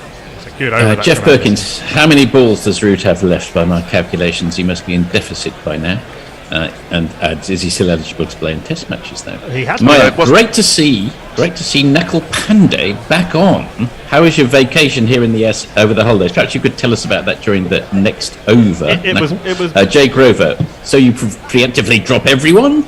Mog, is it a Rolex? CKS. Mayank, yes, very prestigious brands. Sign me up, says Mog. What's the Patreon level to prevent Fred from ever telling anecdotes again? Bit harsh, Mog, bit harsh. Jay Grover, do I need to break off? Yeah, I don't think anyone else would have a Percy thrower anecdote at their fingertips. I'm a little bit miffed at that. As Broad bowls short and it's pulled well by Harris. It's pretty much square. Long leg has no chance of cutting that off. It's going to be 4 runs. Bit of a strange choice to bowl the bouncer when he just worked him over, bowling sort of length or just full of a length in the last over. I'm not sure it's worked him over. Well, or at least he caused him some discomfort. You challenged him, certainly. Broad is no longer quick enough. Well, I would say. Having said that, it went pretty close to Hamid, who very bravely ducked out of the way as it went somewhere past his head. I don't think it would have been a miracle had he managed to hold on to a catch like that. It wasn't that close to him, but it was travelling pretty quickly as Broad bowls again. This is Fuller, and Harris gets square on and defends it back to the bowler. When you're bowling the bouncer, you're not usually looking for the pull straight to short leg as a mode of dismissal. True. No, but there's an element of rock paper scissors about bowling, and if, as you say, he has caused him discomfort with full deliveries, then sometimes a short ball can induce a shot that the batsman, because the batsman's not expecting that ball to be bowled. Who was saying earlier about it's difficult to come back after a break for batsmen and bowlers? The difference is that the batsman only needs to make one mistake. As a fuller ball from Broad, and half forward comes Harris defending that. When they came back after the rain break, he said it's difficult for Anderson, it's difficult for the batsman. Yeah, but if Anderson bowls a bad ball down the leg side, it might go for 4. But if the batsman has a nightmare, that's him with his feet up for 2 days. Received cricketing wisdom and probably psychology by now is that it's harder for the batting side to come back from repeated breaks. Yeah, for that reason, one mistake is fatal. So, England wouldn't have been too upset about bowling, I wouldn't have thought, on a pitch with a tinge of green, but they have yet to make the breakthrough. We're halfway through the 10th over, 26 for no wicket, broad bowls, and this is driven by Harris straight to Stokes at short mid wicket on the bounce, no run. You wouldn't be... Root said at the toss he would have batted first. You're not terribly unhappy either way, but I think it would be very, very brave to bowl first on... Sydney has been a pretty batting-friendly track for a number of years. Yes, and England would like to put off batting for as long as possible, for obvious reasons. You just need to look at the scorecards of the last 3 games. As broad bowls again, full of ball, and again Harris squares up, but watches the ball onto near enough the middle of the bat in defence. No run. Getting a little bit of seam movement broad away from the left-hander. Harris does look a little bit uncomfortable. He sees onto that pull shot very well, but might be well advised to play broad from the other end for a little while. We're going to have loads of tweets in one ball's time. I'll give a very brief answer to the question about how my trip to the US was. It was lovely. Oh, nice. It was grand. As broad bowls completes the over, and this is nudged between point and extra cover for a single by Harris. He'll keep the strike. The end of the 10th over, 27 for no wicket. Take it away, Forthy. Okay, Jay Grover. Anderson's haircut seemed to have started meh, entered normality, and then come full circle. His silver hair was a weird aberration, like the bloop signal. Diana Patterson replying to Mogg, saying, "You are evil." Warren referring to Joe Root's situation, one short. Jay Grover referring to the Shrewsbury situation. Was Newgay Meadow not just an Arch Wild reference? And by the way, very quickly, a reminder that Charles Chetwynd Talbot was a Prime Minister from 1875 to 1877. He was the 19th Earl of Shrewsbury. I just looked him up. Jay Grover. Serious question to not Fred. How does he rate Finn as a commentator? I might get back to that during the course of the over. Lots of Jay Grover. I might come back to him in a minute. Jason Hiscox. What I said on Gorilla Cricket, need to bowl the length to take the edge when you're getting movement, not the one that just zips past without touching. Back to the cricket. There's a positive development from Jay Grover there, and he flags up whether it's a serious question or not. As Anderson round the wicket to Harris, it's on middle and leg stump, and he turns this to mid on, no run. I haven't actually heard Finn commentating, because as a loyal Gorilla Cricket contributor, I find myself listening to Gorilla Cricket out of a sense of loyalty. He gets very good raps. I haven't heard him either, but he gets very good. Both of England's current bowlers have done quite well in the media box. Broad's brilliant actually when I have heard him. Next ball from Anderson. Yes. Left outside the off stump, and there's a little bit of decent carry there through to Butler. I haven't heard him commentating or summarising, but if you ever hear him interviewed, after a game, he is incredibly lucid. And I heard him doing some analysis work during the White Ball Internationals this summer, and he was very, very good. Yep. And charming with it as well. Oh, he's handsome. He's got it all. Anderson bowls, and that goes past the outside edge again. A slight away movement from Anderson. I'm not saying Harris is leading a charmed life, but he has been beaten a few times in the 10.5 overs that England have bowled. That moved away, actually. Yeah, Harris. Very good delivery. Harris is lucky. He did follow it. His hands went at the ball as he saw it move away. He's pushing his hands and his bat at the ball, and noticed it a couple of times, and the body and legs don't seem to be moving all that freely as Anderson bowls again. Tries to bowl a straighter one, and Harris watches it, plays it up to mid-on. That pull shot is almost the only ball that Harris has looked comfortable on.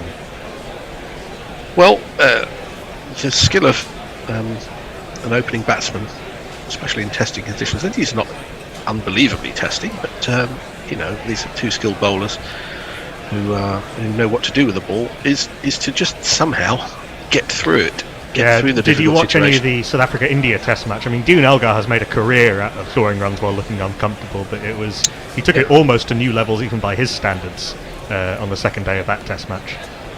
Rory Burns has been another one who's done that. Not so far this tour, as the last ball of the over. It's not the last ball. It's the fifth ball of the over is full and played back to the bowler. Burns has that difficulty that ugly batsmen have, is when they get out. It's not just the fact that they've got out for not very many runs. People say, but he looks so terrible as well. Yeah, but the point is he looks terrible even when he's scoring runs. So it's you can't really take that into account. Same was true even to a slightly lesser extent of Alistair Cook. Well, Cook, as the last ball is full on leg stump and it's turned down to Mark Wood at the long leg, he's probably warming up and be into the attacks shortly. They come back for 2 runs. It's the end of the 11th over, 29 for no wicket. Jay, not Fred, what you think is relevant is not relevant to what Broad thinks. Sounds like one of those, not a tongue twister, but a sort of platonic conceptual statement.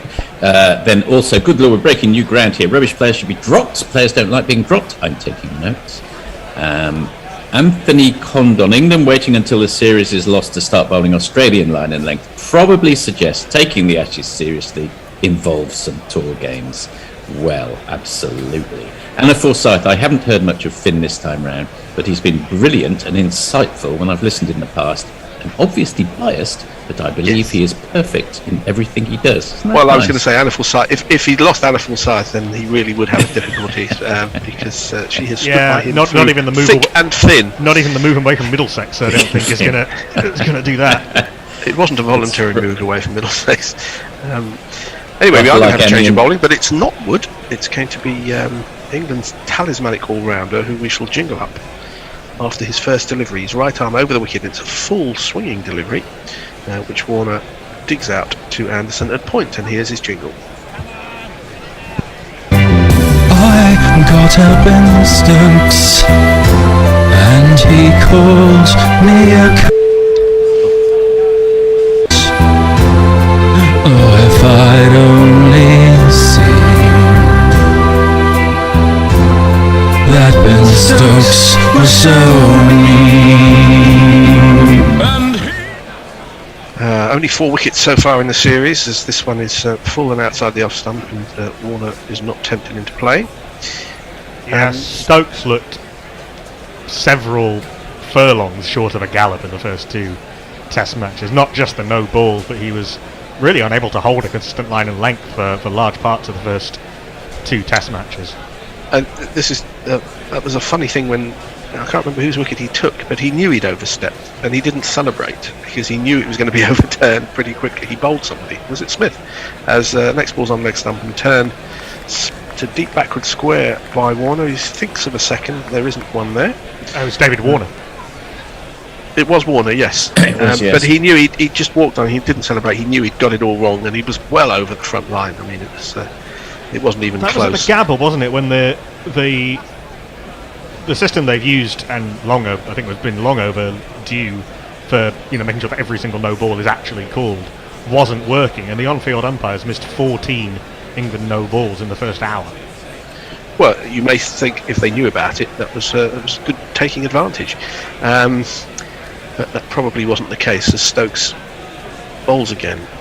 Lifting delivery from a decent, fullish length outside the off stump. Pup took it well over his head, but it was too wide and Harris wasn't interested.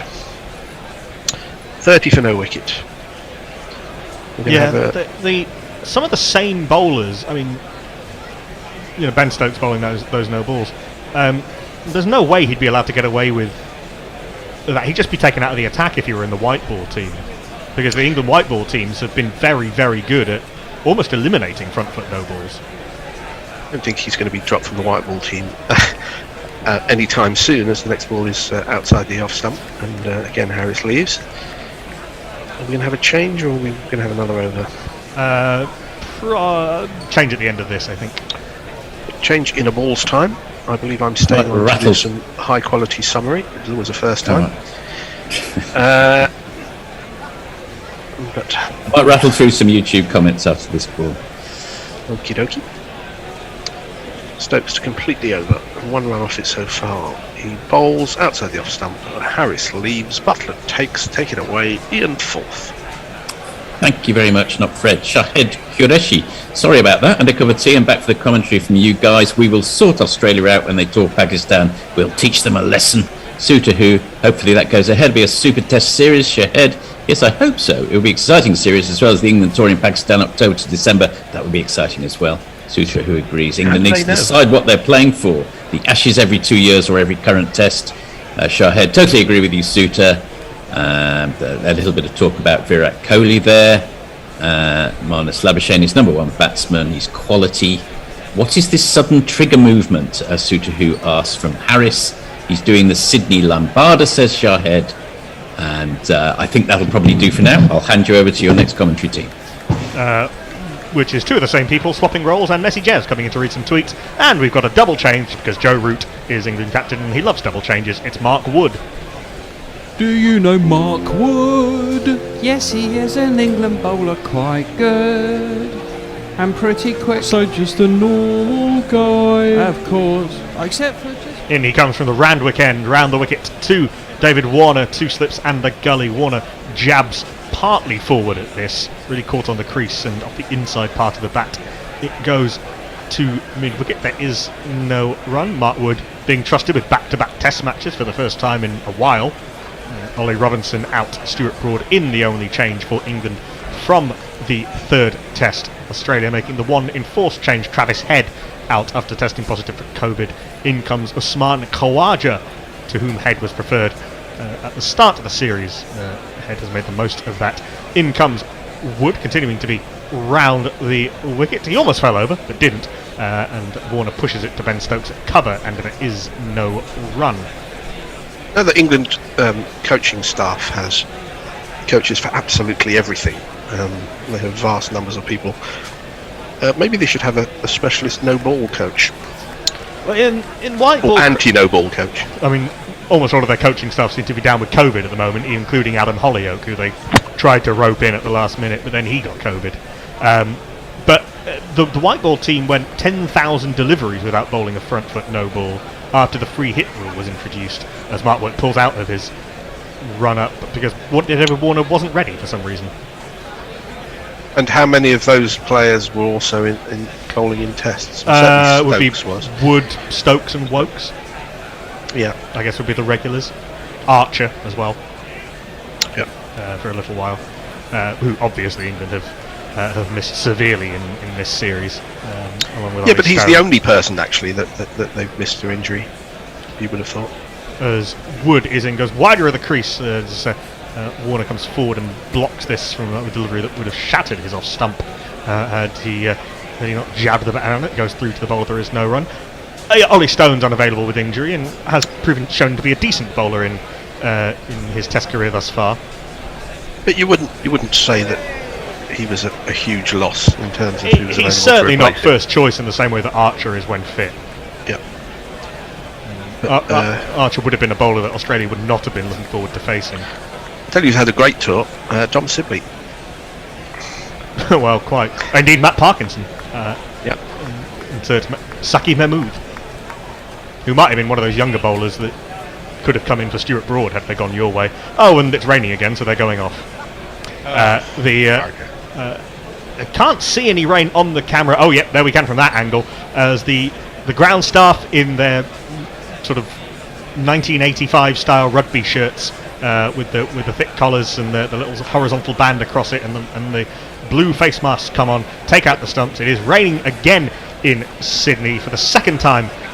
We have an interruption. We had a little delay at the start of play. This might be the theme of the Test match. Off run David Warner on 15 and Marcus Harris on 11. Rain has stopped play. 4 overs? No, 6 overs after the last rain interruption. We've got 6.3 overs first time round. We've got 12.3 overs on the board now. Australia 30 for no loss. The hokey cokey resumes. Well, you wonder whether they're going to take an early lunch. Yeah, you'd think so, wouldn't you? We're 25 minutes away from when the lunch interval would be, so if they think it's going to be a short shower, and we do have the Guerrilla Cricket Rain expert on mic at the moment in Messi Jez. But it may make sense. I mean, well, it doesn't matter whether it makes sense or not. They can only do what the regulations allow them to do, because otherwise, if they were allowed to use their common sense, then people would be making different decisions and everybody would complain. So there are regulations as to when they can take early lunches and they can't. What's interesting is they really run to put the Hessian matting on the wicket first, and that's not waterproof, is it? And then they put a plastic sheet on top. It is interesting that a ground, a major test ground like the SCG, which hosts a test match every year, doesn't have a hover cover. I don't think any ground in Australia does, and I'm not sure what the logic is behind that. Is the SCG a drop-in? No, it's not. Okay. Yeah, I mean, some schools in England have hover covers. Yeah. Maybe it's just because they're lazy. I'll do a couple of tweets while we've got the opportunity. Mog, in response to Diana Patterson's suggestion that he is evil, says, well, from a certain point of view, yes. Jay Grover says, Dean Nugget Elgar, a bingo awaits. And Anna Forsyth, in a tweet which I don't think will surprise anybody, says, just to be clear, I'm not going to start supporting Sussex.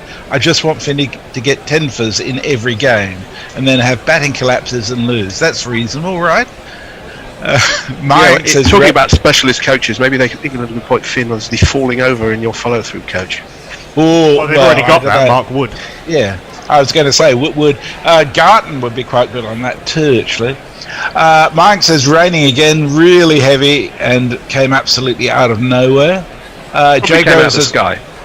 Oh, yeah. All the England team should have a plague pit coaching staff. Bullet in the back of the head for positive COVID and front foot no balls.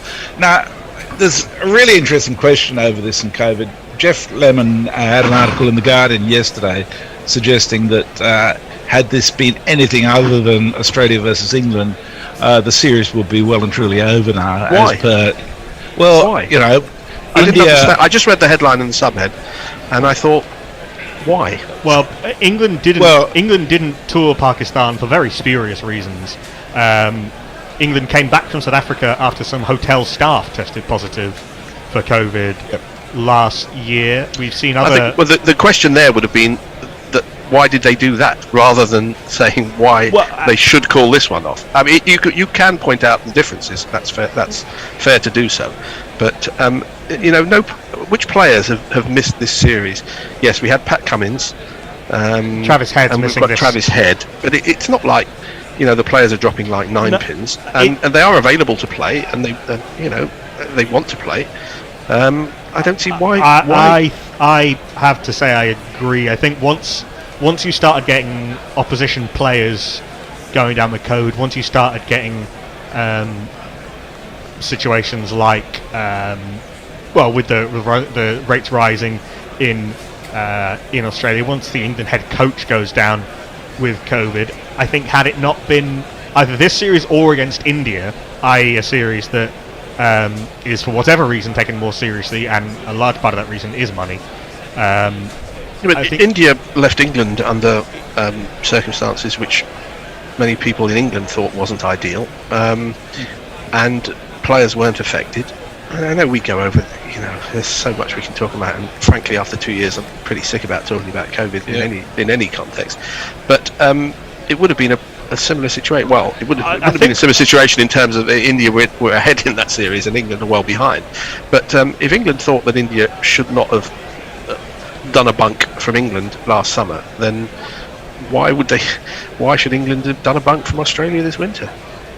Well, I think the thing that comes through to me is the amazing hypocrisy on the part of Cricket Australia. Given the fact that they refused to go to South Africa on the basis of not having sufficient safeguards. Now, let's talk beyond just this test match. The Big Bash game that was played involving the Melbourne, one of the Melbourne teams, the Stars. 2 days ago. The Stars. They had 10 players. 11 of them in the end were unable to play. Now, that's just junk cricket when you bring people in to fulfil a junk television cricket when they've got all their broadcast. players available. But that has not actually happened in this series. Yes, Cummins and yes, Head. I accept that. But that, in terms of illnesses, injuries, and unavailabilities over the course of a series, is you could look at every series in history and say that people have dropped out for various reasons. In fact, England have probably. I'm trying to think of a tour where England have had less problems with injury than this one. Injury and illness. Have had anyone unavailable from the selected party at any point? Ollie Robinson's missing this game because of a slight injury. Anderson had a slight niggle and so didn't play the first test. Yeah, match. but can you ever remember a tour, especially a tour of Australia, when everybody was fit and available pretty much all the way through? I mean, in fact, to have Mark Wood available all the time is amazing. Which brings me to my next question: is England's bowling today? I think by the time he finished, Jimmy Anderson started pitching it up. But I notice Wood's first over's too short again. I just wonder what it is that forces them to go back to bowling too short. I would have been inclined to open with Wood today because I still think Harris in particular is suspect against real pace. I don't know. I just feel a bit sorry for England. It's like, you've already lost 3-0. Why do we have to do this all over again? Because we run a hiding to nothing.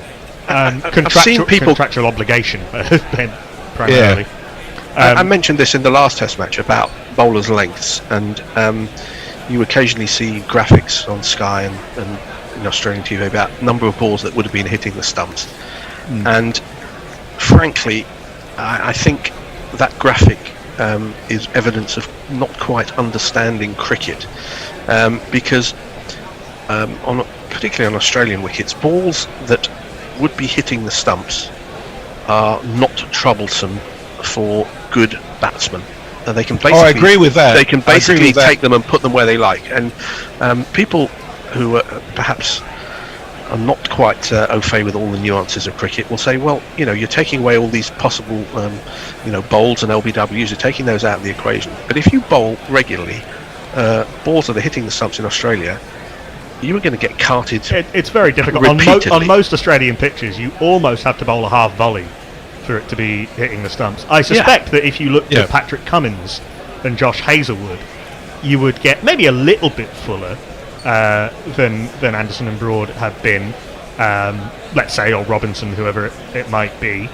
There's a few. How many times have you seen articles or points people saying that 91% of balls? Yeah, I think that is largely spurious, because I think if you that's look not the point I was making, Fred. I agree with you entirely. I was talking about that graphic that you sometimes see. And the spin that's put on it to say, by the way, if it's a spinner's bowling, it's not going to hit the stumps, then I would agree with them. But the pace bowlers bowling in Australia, if you bowl a ball that's going to hit the stumps, you're going to be hit through mid-wicket all day long. Yeah.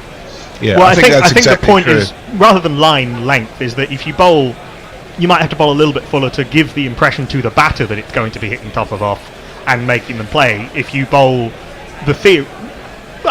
this has been slightly proved, I think, by Australia coming to England and then bowling and dragging their length back just a little bit, is that the length to hit the top of off is slightly different on every surface, and on a quicker pitch you can afford to bowl a little bit fuller. But we're not talking huge, we're talking 6 inches, 6-8 inches either way. We're not talking significant margins here. I think it's also worth pointing out that bowlers have a groove and a way of bowling, natural length. And look, it can be changed, but it's something you've got to practice. It's not something that can be changed automatically. A lot of bowlers have talked about when they try and bowl a bit fuller, it coming out and feeling a bit floaty, like it's not hitting the pitch with as much energy. I'm not sure I agree with that entirely, Nickel. For example, Jimmy Anderson's length in England is not as short as it's been in Australia on this tour, generally speaking. And I think the bounce. Do we have the ball tracking evidence for that, or is it just the impression that's given by the pitches? Very clear impression that I get, and certainly the data that they've shown has shown England in the first few tests bowling considerably shorter. But I was just thinking this morning, watching Jimmy bowl in particular, the balls where he was pitching it up, not to stump hitting height, I agree, were the ones that were troubling the batsman, particularly Harris. Well, and it got better as he went on in terms of learning that. Isn't it more what you're making the batter do than Yes, than yes. anything else?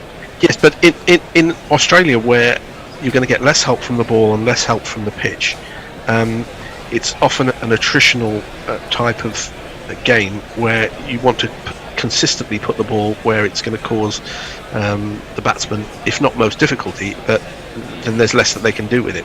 I slightly disagree with what you were saying, Knuckle, earlier about having to change their lengths. By the fact that virtually after every game, whichever bowler is talked to, they talk about, they talk amongst themselves about the perfect lengths for particular wickets, and they try and tailor their lengths to particular wickets. So it's obviously something that's very much part of their skill. But that is, but it does take. It's not something that you can necessarily do as quickly as some people think that it can. That it can be done. Obviously, I'm sure James Anderson and Stuart Broad have bowled enough of different lengths in different places that they can, of course, that they can adjust to it. And I was talking earlier about Stuart Broad bowling a little bit fuller in recent times, but that took some work to do. There is also a tactical dimension to this. Australia might well be able to bowl a little bit more aggressively and run the risk of leaking a few more runs through being driven, because they are very much the aggressors in this series and have been almost from the start. England's bowlers have been either thinking there's a collapse coming or bowling after the collapse has already come, and therefore having to bowl more defensively. And they haven't helped themselves by, in the first test, the first innings of the first test, who opened the bowling, who had the new ball? It was Chris Woakes, and I'm a big fan of Chris Woakes as a cricketer, but I'm not blind to his strength and his weaknesses. And Chris Woakes should not be taking the new ball in the first over for England in the first test match of a series. I mean, that's just maybe in England. Maybe in England when it's over, when it's with a Duke ball and the conditions are steamy overhead and Broad and Anderson aren't available, then yes, perhaps. But that is just, people talk about the Harmison delivery and that series as setting the tone for the series. I think the fact that even earlier, the fact that Woakes was at the back of his mark for the first over in an Ashes test, and as I say, I like Chris Woakes. I think, and I'm disappointed that he hasn't quite made as much of his obvious cricketing skills as I would have liked to have seen. But horses are courses, and that was just a terrible way to start a series. Well, we're gleaning some news perhaps from the pictures that we're seeing at the SCG, and it does appear to have stopped raining. It looks a little brighter than it was a little while ago. We do only have 13 minutes until the scheduled lunch break, with everything being pushed back. You would think 5 of those have to be used in taking off the covers, getting the umpires and players out. We are getting no word on whether there is going to be an early lunch. We will let you know if there. Frankly, England would quite happily take a 10-minute spell. Yeah, absolutely. Australia's batsman. Yeah, it'd be lovely, wouldn't it? Yeah. I'd go through a few tweets while we got the opportunity. Anthony Condon, who is, of course, a cricket historian, says, "Looks like I'm going to be commentating a rain delay on Guerrilla Cricket this afternoon. Any preferences on time period for stories? 1919 or mid-19th century?" Talk us through all of Bill Ponsford's innings. That should see us through a few rain breaks. Indeed, it should. Mayank says, "Aussies do dumb stuff. I spent 5 weeks during the 17-18 winter and there was no air conditioning anywhere. All my hostels and friends' homes had only fans. It was so bloody hot, especially in Cairns, Brisbane and Perth. Thought I'd die from heat stroke." Yeah, I get that. Anthony also says, not that I'm into conspiracies or anything, but we do have an election due soon, and we're in the midst of our worst COVID outbreak, and most of the noise machine here is trying to distract from that. More than just money and cricket at play, methinks. That's quite possible. Joe Grover says, some grounds have roofs, but no hover covers. Also, Knuckles, some schools shakes tiny class warrior fists. Put it this way. Put it this way. Almost any school that a current or recent England Test cricketer would have been at. Yes, that's probably certainly true. That is true. Anthony says, properly constructed homes and fans beats an air conditioner on anything under 40. Air conditioning is horrible for so many reasons, and is the last resort only. Having spent some time in India, most houses there, they're built to let the heat out. and B, yes, ceiling fans. But I can tell you, Anthony, that having been stuck in my house on Boxing Day when the power went out for 48 hours and it was 44.5 degrees, although this house is well constructed to stay cool most of the time, I was desperate for the air conditioning to come back on, I can tell you. And Jay says, serious question. There you go, Fred. He's learned the code. How does ball tracking factor in individual responses to said balls? I don't think ball tracking does take into account the batters.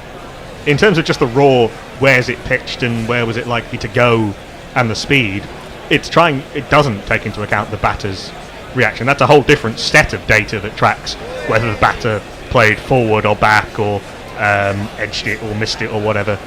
So ball tracking by itself takes the batter almost completely out of the equation. And Sutahu on YouTube comes with some interesting information. He says the Hessian is to absorb pitch sweating under the plastic cover. That's a good point. Yeah. I mean, this is true, but that's not much good if there's rain on the wicket. Well, no, but also, isn't the hover cover meant to avoid the pitch getting sweaty in the first place? it's possible that the hover cover would not be as effective for certain meteorological or botanical reasons. We really need Percy Thrower to discuss this, because different countries and different climates. This is where, if we were an organisation with a budget, we'd interview the head curator. Well, we did in Ireland, and we interviewed everyone, including the bloke on the security guard on the front gate. I seem to recall. Did we do the groundsman in Ireland? I think we did. Oh, I think you did. I think you did the cleaner, didn't you? Well, no, you would actually. It would have been harder to get the groundsman because he would have been busier when the covers were coming on. There was definitely a member of the ground staff. I understand for that Malahide Test match that if you're relatively new to guerrilla cricket, you may not know that in 2018, when Ireland played their first ever men's Test match against Pakistan at Malahide, just outside Dublin, we guerrilla cricket were the official audio broadcaster. On the first day, was entirely lost to rain, and Cricket Ireland brought in ground staff from all around Ireland to help with the preparation ahead of that Test match. I'm convinced that one of them has never been seen again because a gust of wind blew him under the cover.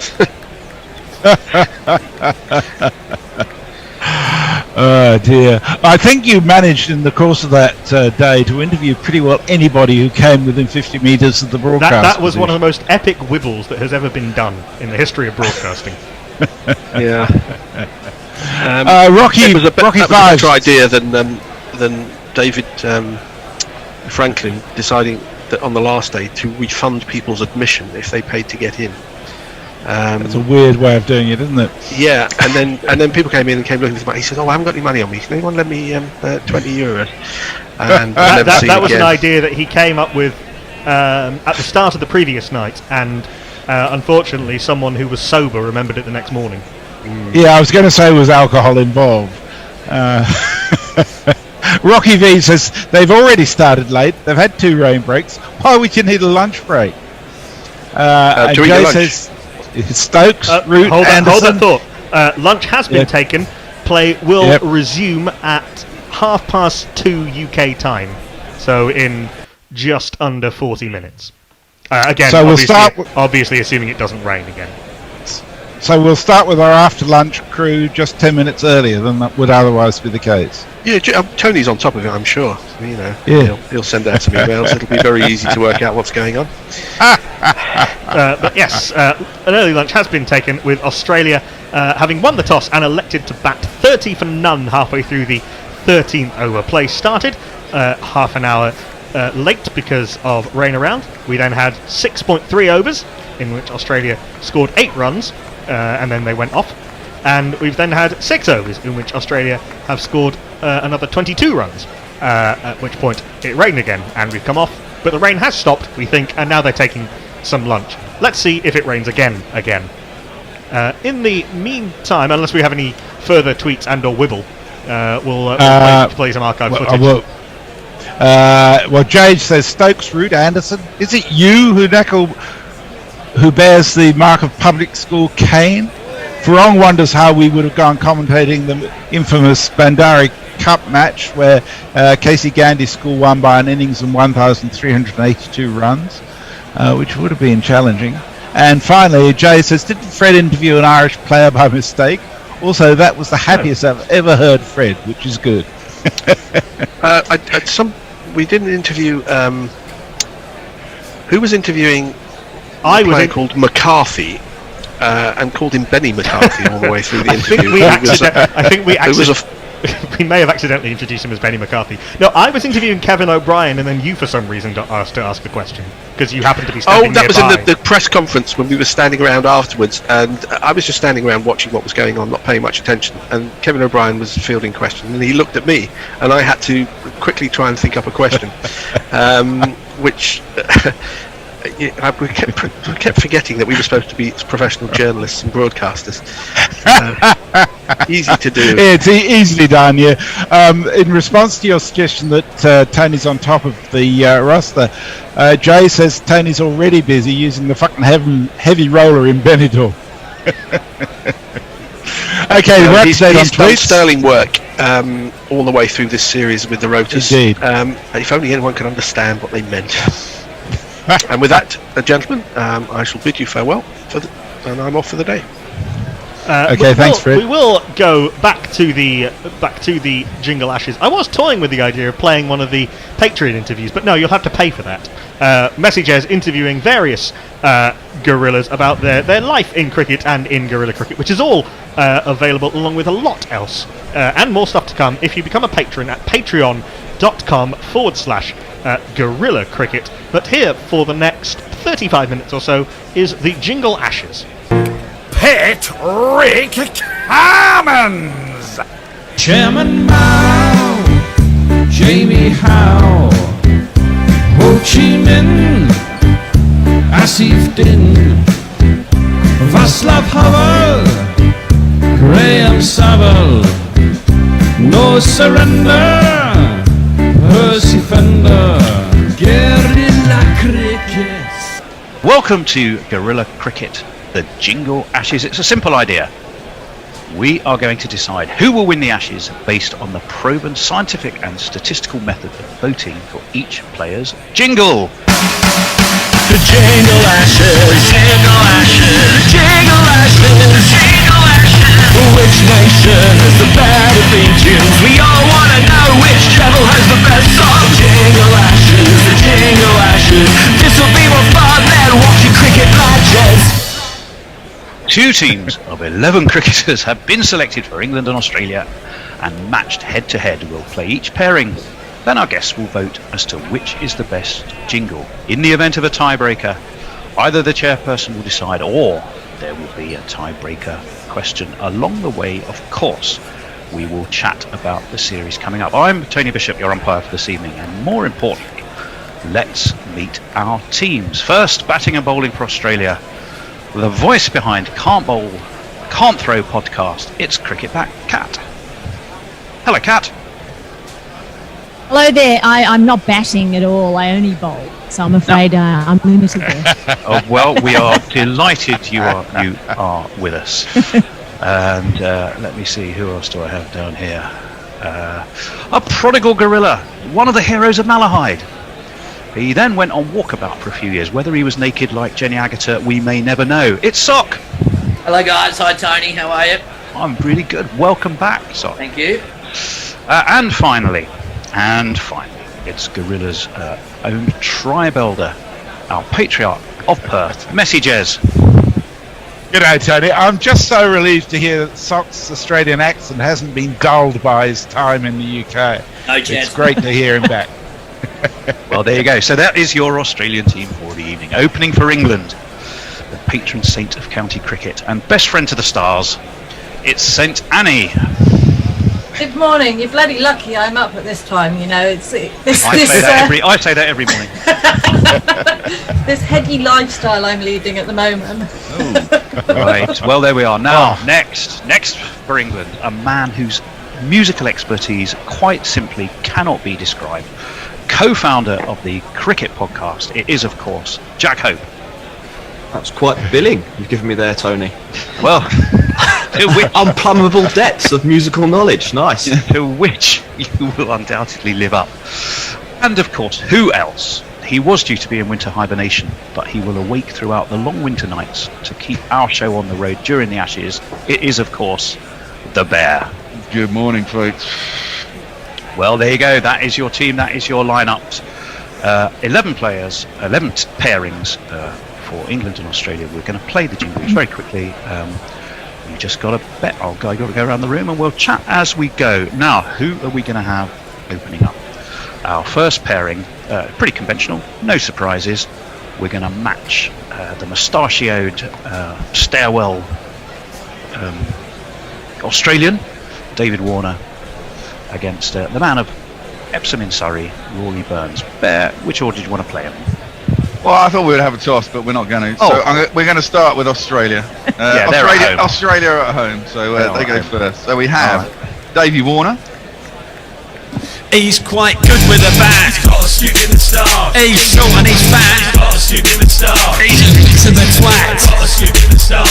David Warner's got a stupid star. And he's up against Mr. Rory Burns. On county roads, he scores tons, but in tests, struggles for runs. Rory Burns, palmy batsman, send him home to county roads. Send him. Well, I think we should probably start with our Australian guests in here. Kat, I'm going to start with you. Who gets your vote on that one? Well, I think Rory Burns gets my vote because that is a glorious parody there of that song, but also because the Warner moustache thing. I mean, all of the Australians have shit-house moustaches these days. You can't just pinpoint Dave Warner. So I feel like that song's lost its relevance. So I'm definitely with Rory Burns. Oh, a song that lost its relevance. We need the punk of jingles to sort of wake up the jingling He's still a twat, though. Well, fair enough. Well, there you go, you see. That's why he gets my vote. It's accurate, yeah. And the rest of them aren't so twattish, so you're right there, Annie. Well, there you have it in a nutshell. Messers, I'm going to come to you next. I'm going to go with Rory Burns too, actually. I agree with Kat, and it's just a great jingle I'm not really familiar with, and I love it. So, Burns for me. All right, and bringing up the Australian I'm rear. going with Davey Warner. Sorry, guys, but and Kat's comment, it is a shithouse moustache, and somebody like I have been home for like the last 6 summers, and having to watch him in the Big Bash when it first appeared, it was just like, what the fuck is that? That is terrible. I like the jingle. It's to the point. I'm going with Davey Warner. Fair enough. Okay, let's move on to the England team. Let's start with St Annie. What have you got? What's your answer, St Annie? I'm a country girl. So I'm John Denver all the way. I'm going to go for Rory Burns. There was a song, Country Girl, by Manchester band. Who am I thinking of there? You're thinking of the Charlatans. No, I wasn't, but okay. But there is a song by the Charlatans called It'll come to me. Girl. It'll come to me when I'm not thinking about it. Jack, where's your money? I'm going with Rory Burns. I prefer the Toots and the Maytals version of Country Roads, to be honest. But yeah, it's a better tune. The David Warner. I mean, I've taken a different route here. I'm picking the jingle that is most orally pleasing to me, rather than bringing the crickets into it. And I think it's just a better tune, isn't it? Oral pleasure then is obviously going to be your way forward. Bear, what have you got? Well, yeah, I mean, we did find that Country Roads one, and we haven't played it before, as we were searching for jingles with Messi the other day. And I do like it, but Warner's jingle is one of my favourites because it just sums up Warner perfectly. So you're actually going to open a show voting for an Australian? Yeah, I know. This is the problem with jingles. The problem with jingles is it's not necessarily on who you like. It's what the jingle says, and I think it's a classic. So yeah. Well, it was, I'm afraid, by that stage, the jingling equivalent of a dead rubber, because your vote my is vote not didn't count. That's all right. going to stop. Rory Burns winning that by 4-2. So that's one. We're doing it. It's match play though, so it's just one win for England on that one. I'm going to ask you the tiebreaker question anyway before we move on. The tiebreaker question was, anyone can shout out the answer. How many times has Stuart Broad dismissed David Warner in Test cricket? About 17. 17. One more guess. Ooh, 11. 18. Jack, what did you have there? 14. It's actually 12. It's actually 12. There you go. All right. Nearest so, the pin. Hopefully it'll be 22 by the end of this series. That's I doubt I'll get to 22 because if he gets them out in the first 3, he'll probably be dropped, won't he? Bloody lucky it wasn't a tie break then, isn't it? Yeah, it was, wasn't it? We're going to be nearest. No, nearest. Okay, Yeah. fair enough. All right. Anyway, so let's move on to the second pairing. We have none other than Stephen Smith, vice captain again. Suddenly he's back with a bit of power in his hands, and he is going to be up against Dawid Nalan. There, I don't mind which order you play. I'm just getting them rolling. Just stand still. Stop playing with yourself. Oh, it's very unsightly. Stop fiddling about. Stop playing with yourself. Oh dear. You look a bit mental. Stop playing with yourself. Keep your hands to yourself. Stop Stop playing with yourself. You will go blind. Oh, there we go. Right, so let's start with England this time. I'm going to Hold on, we haven't had the old one. We haven't had the second one. Introducing the next generation David. That's not my name. That's not my name. That's not my name. That's not my name. David Milan, congratulations. Right, Bear, why don't you kick us off on that one? Australia are winning, aren't they, really? I mean, that's another classic jingle about Steve Smith. It says everything you need to know about him. He fidgets a lot, and he's really irritating. And it's done in a very good, stylish way. So I'm going to have to go with Piggy Smith. All right, so that's one for Mr. Smith. Annie. I'm with you there. Right, that makes me laugh a lot. That one. Yes. It is a little bit on the long side, I have to say, but so are his innings. So what the hell? We'll go for Steve Smith. There we go. And Jack. I think it's going to be 3-0. I will say, I don't know if I love the jingle. It's like Park Life went wrong. Yeah, a little bit. And yeah. But as Steve Smith, it was the better jingle.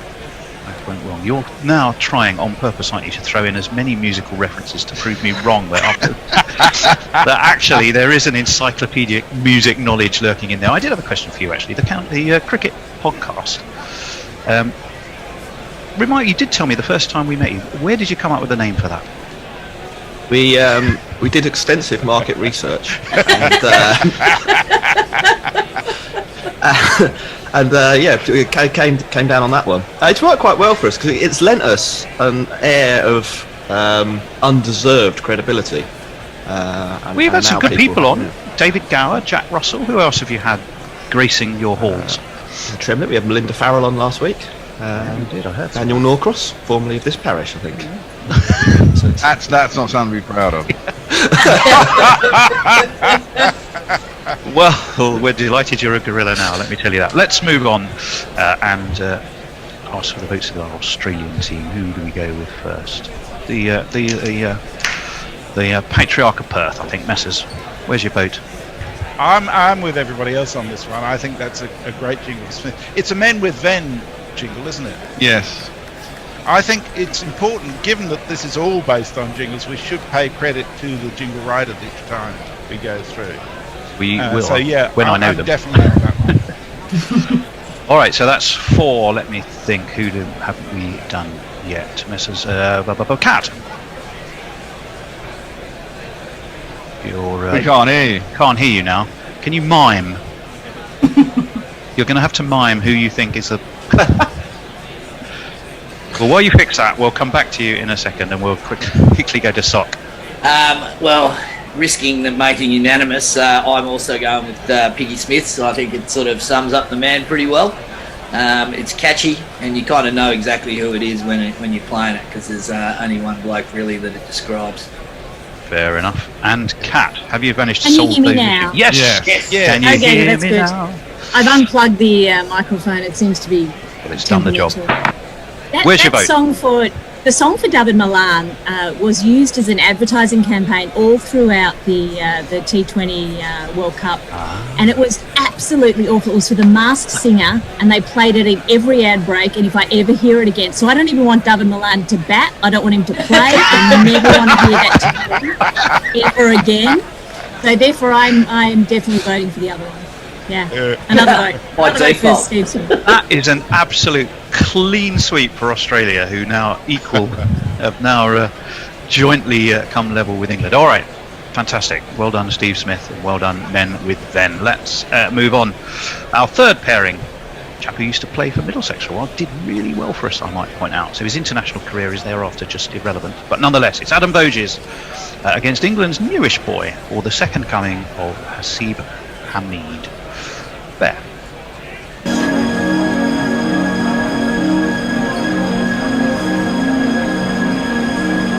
Slater, Ponting and Benno, Lily Lindwall and Tomo, Graham Yallop, Brad Haddin on the cover of a magazine, Joe Darling, Jones Dean, picture of a beauty queen, Bill Lorry, Darryl Hare, Chris Rogers, Dance on Air, They Had Style, They Had Grace, David Warner, Punch Root's Face, Haydos Pigeon, Warney 2, Elise Perry, We Love You, Ladies with an Attitude, Fellas That Were in the Mood, Don't Just Stand There, Let's Drive Through It, Strike the Ball, There's Nothing to It, Voges.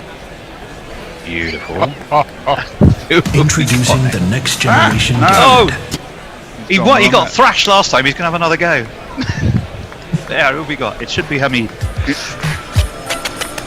The youngest opening bat on debuting Gujarat. While you were the brand new hoe, too much pressure couldn't cope. You were baby boy you caught, and your dad told you a lot.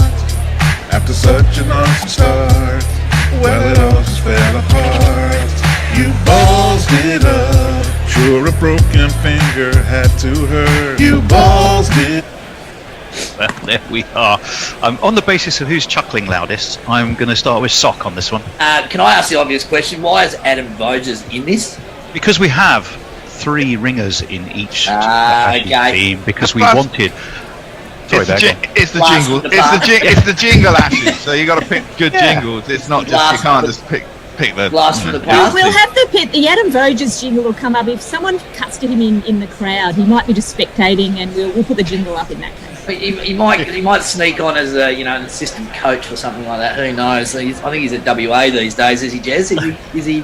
Yeah, he is. He's the WA coach. I can't wait to give Mog that brief. Okay, can you just get a jingle for everybody who might appear in the crowd? He might be as see what he said if you ask that. Sorry, Sock. Even though I was utterly bewildered as to why Adam Voges popped up, I am going to go with the jingle because I really like that Madonna tune. There you go. It does do a good job of naming. It does do a good job of naming a lot of cricketers in there. I'm not sure I've heard a jingle that has reeled off a list of names like that before. So I'm going with the Madonna tune for Adam Voges. Fair enough. A question for you as well, Sock. I mean, I think the last time I saw you was in Malahide, am I right? You were one of our team there. Yeah, I was in Malahide. So that was a while ago. I think I did. There was another game. I don't know if it was an IPL or a one-dayer that was at Flat, but that was a while ago. So I don't think I've made a Gorilla appearance for probably 2 years now. Wow! Back for the Ashes, though. That's what I like to see. Well, we are delighted you are back. Okay, let's go. Kat, what have you got there? Yes, I'm definitely voting for the Voges jingle, although, he's unlikely to be batting, but even if he was, it's such a long jingle, he'd definitely be back in the sheds before it even finished. So, the long jingles are not great when you're trying to do ball by the way, but it is spectacularly good. It is such a great jingle, and I've already forgotten the other one, so one vote for Voges. Well, there we are. Brevity may not be what Hasib Hamid wants to be remembered for, particularly for his batting, but we shall see what happens. Where do you think? New boy's had a difficult career. He's started off with a truckload of runs and it all went horribly south. Second coming for him. How do you think he's going to go, Kat? Hamid? I hope he goes well. I really do. I hope he goes really well. Yeah. Well, let's Adam Voges, I think he's a man of Western Australia, isn't he, Masters? I'm not sure if he was born here, but he certainly played for WA. He certainly has. I've got to say that jingle for me is Sherwood at his most genius-like. It's hard for anybody up against that jingle. So I've got to vote for that, even though the jingle is better than the batsman. I saw him play some great innings for Middlesex. Let me start with Jack on this occasion. It's a good jingle, yeah, the Voges one, but I think creatively speaking, there's a bit too much going on. Why are we hearing about Elise Perry? So I'm going to go with Hamid because it's focused, it's tight, it does more justice to the man. Adam Voges not a creative individual. And any particular 60s beat combo that jingle reminds you of? I actually did think it did occur. It sounded a little bit like a police song, I thought, but yeah. Well, all right then. Let's move on to the bear, who's stroking his beard thoughtfully. So, what have we got? Well, that Voges jingle, actually, that version of it was done live when we were in the jet lag doing the Ashes in 2015, because we didn't have the jingle, and Sherwood actually had a keyboard and was doing it live, and we found Vogue or whatever it is on YouTube and played it in the background. He played over the top of it and recorded it live in the jet lag, and it is just a genius jingle. So I'm going with Sherwood, Voges, unfortunately. Australia are walking away with it at the minute, but England have got a strong middle order. I've got the line up here. Well, all right then. And finally, St Annie of Exeter. What have we got? Well, I don't have a deciding vote, do I? So it doesn't really matter what the hell I say. But I think I will go for the Voges one because it's Mads, isn't it? You've got to have a bit of Madonna in a jingle. So yeah. All right. Well, that's 2 for Australia and 1 for England so far. We're coming on. We've got another. So we've got another guest coming in now. Another ringer. Okay. Actually, 2 ringers. Hang on. Didn't all 3 go to Australia so far? No, Rory Burns, surprisingly, David Warner. David Warner. Yeah. Oh, that's just true. Sorry, I do Compton. beg your pardon. Yeah. I've just been on the right side. I may not remember there's 2 teams, but I do. I have actually been writing them down. Heating already, Australia. Right. Whoops. Okay. So here we go. It is the man who saw the ghost of Lumley Castle, LBW victim, reviewer supreme. It's of course Watto, and to throw in against him, a man of Yorkshire, none other than Tim Bresnan. This is going to be a close one. Throw him in. He looks like he's crying all the time. He doesn't do his homework. Shane Watson. Crying all the time. He doesn't do his homework. Scores quite a few. 80 all the time, but doesn't get 100. Then he gets out. 80 all the time, but doesn't get 100. LBW. Shane Watson. That probably means a little bit more to some of the older people, I'd say. He bowls and he bats and he used to be fat and he's from Pontefract. He's never too flash, his first wicket was Nash and he's got no moustache. He loves to relax and his son is called Max and that's some facts about Bresnan. He bowls and he bats and he used to be fat and he's from Pontefract. There you are. I think I'll probably start with England this time, and I'm gonna go to the bear first this time. Brezzy wins that one. I like the Shane Watson jingle, but that's another classic from Sherwood, going back a long way. In fact, that's part of a song that he did that was 2 minutes and 37 seconds long about Bresnan, but I decided to cut just the beginning out to make the jingle. He's a nice man. I've saved him once from a very drunk Middlesex fan. It's the match Annie will never like to remember, the 2016 Denouement to the county. Can't fail to get that in. Shall we say over Sherwood or Bresnan? Oh, I said no. I've saved Bresnan. He was, let's say, the Middlesex fan was somewhat over-celebrated, and he was haranguing poor old Tim, and I just stepped in and told him to take a step back. Tim Bresnan very grateful. Anyway, Annie, I'm going to come to you next, having mentioned that awful game that we never normally speak of. At least you don't. Well, it's definitely the Bresnan for me as well. I do like the old Grange Hill theme tune, but Bresnan it is because it's Bresnan funny. Brilliant. Now, the last time, well, I've been seeing you a lot recently. You've just been were you in Bristol recording with Vic Marks? What was going on there? It looked. I was in Cheltenham, Tony. Oh, Cheltenham. Cheltenham Cricket. I got the Society. county right. Yeah. Vic was doing a speech while I was doing the question and answer session with him. It was very funny. He asked me to do that because he didn't want to do a long speech. He wanted to have it broken up with questions and answers. Wow, you have County Cricket Matters and County Cricket Natters. How long have those been going now? County Cricket Matters started in November 2019, and Natters was only last year for the county season. Yeah. It's a fantastic initiative. I always read mine. I like the little personal messages. When you get about 1 million subscribers, though, you're going to really struggle to write a nice little note on there every single envelope you send out. But there you go. Right, Jack, where's your money?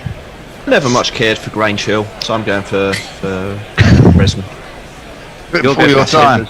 That's all I've got. It was worth waiting for. Is Grange Hill still going? No. No. I mean, no. I thought they rehashed it and brought it back. You know. They I probably think what will. happened there is that my generation saw it and recognised that it was terrible and stopped watching it. But you missed out on things like Biker Grove too. The birth of Ant and Deck. And Oh shit God, like Deck. Same story. Yes. that was a wise one. That was a wise one. Yeah. Just think what if you'd have Ant and Deck could have saved the world from them. That would have been amazing. Let's go to Australia. I'm going to start with Kat. Where's your money there, Kat? I think the Bresnan jingle is wonderful because it's got fabulous lyrics and so on. But I have to go with the Watson jingle because basically I want somehow the jingle could bring him back to cricket. That would be wonderful.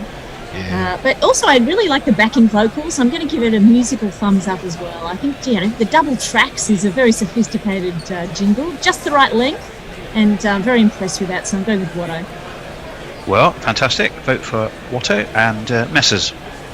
I'm a bit like Kat. I'm a bit sentimental about Watto. I miss him, and I think actually the whole of Guerrilla Cricket misses the comedy that he brought whenever there was a review available. It's about the jingle, not the person, Messi. Yeah, no, but what the jingle brought back to me was the memories of the joy that he brought. So I'm going with Watto. Well, sometimes they are inextricably linked. Obviously, the jingle and the person, they merge into one thing. Paul Sterling, forever in my mind, will always be there. I was going to say he went off in my pocket on a train once. Literally, for some reason, I've got him on my phone, and I'm sat there in a group of people trundling along on a Southwest train to into Waterloo, and all of a sudden the carriage was shaken by the noise from my pocket, which suddenly went Paul Sterling, and everyone kind of looks at me like a bit weird. Anyway, Sock. As much as I do like Shane Watson, and it was interesting to listen to his commentary during the recent T20. Was it T20 that went on? Yeah, he was. He was actually not bad. Good. He was okay. I'm going with Tim Bresnan. I think it's got a bit of Monty Python about it. It's quite catchy. So that's my vote, Tim Bresnan. Well, that means it is 4-2. That's 4-2 for Tim Bresnan over Watto, which means England have drawn level as we move on to our fifth. Going well. The fifth pairing is going to be a man I always want to call Camberwick Green. It's Cameron Green and Ben Stokes. A battle of all rounders. Bear. Well, I know who's winning this one already. We are the Cameron Green Appreciation Society. God save Mitchell Marsh's random all-round variety. We are the Cameron Green Preservation Society. Oh, evil. That wasn't supposed to happen. Got this one. Finger mistake. I got up in Stokes, and he called me a oh, if I'd only seen that Ben Stokes was so mean. And he called me up, said he'd punch my, said I made him. The arm looked up and said, you angry redhead, you'll get fined again. Yeah, that's pretty memorable, it has to be said. Who was that by? That's That's Mog. That's Mog. Oh, Mog, if you're listening to this, I hold my hands up in apology. Doing a fantastic operatic voice. I mean, it's just brilliant. Isn't it? Yeah, what a surprise. Well, I'm going to start with the person who appears to laugh the loudest, which leads me straight to you, Kat. Where's your money there? I really hope I'm not commentating when Ben Stokes comes out, because I'll be laughing again. That is the most glorious. That possibly wins best jingle of the lot. Yeah. I think, and I haven't heard it before, so the first time you hear it is just spectacular. Look, Ben Stokes has to win this one. The Cameron Green jingle, it sounds like an ad for some sort of creepy Christian summer camp or something. It's just, I don't want him even select that song. There is a great title for an album, though. Yeah. Creepy Christian Summer Camp. Creepy Christian summer camp. Yeah, by a death metal band, obviously. Yeah, you know. Sounds good. All right, so that's one for Ben anyway, Stokes. Vote for Stokes. Jingle. Sock, where's your money? Yeah, I think this might be in risking a clean sweep here. It's got to be Stokes. It's just too good. It is just too good. Messers. Yeah, I recall when Mog did that jingle, we had a vote at the end of the year on the jingle of the year, and that one, hands down, deservedly, and I think it's actually turned into the jingle of the decade. It's just superb. So, yeah, Stokes. Now, Messers, you must have seen more Ashes series than any of us, right? I'm guessing. It's just a wild guess. Just a wild guess. Possibly. Which for you stands out the most? Well, it's funny you should ask unforgettable. that, because I'm going to do a short series of getting to know your gorillas, and one of the questions is going to be what was your most memorable test? My most memorable test was actually a really dull match, but it was Perth's first test match in 1972, and Perth just went berserk to have a test match, built a really shitty stand, partly on public subscription, and so that for me was fantastic. But probably the more memorable one was 3 years later when Colin Cowdrey came into bat at the Wacker after he'd been flown in the middle of December from an English winter to a 38-degree day in Perth and facing Lillian Thompson. That was fucking wonderful, and it was a great series because Australia managed to win.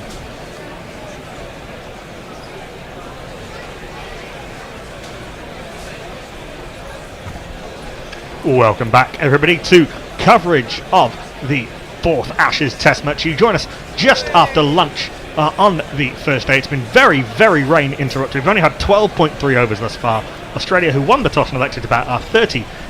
I'm Knuckle M. Pandey, but I'll hand you over for the first half an hour if we manage to get through it with rain.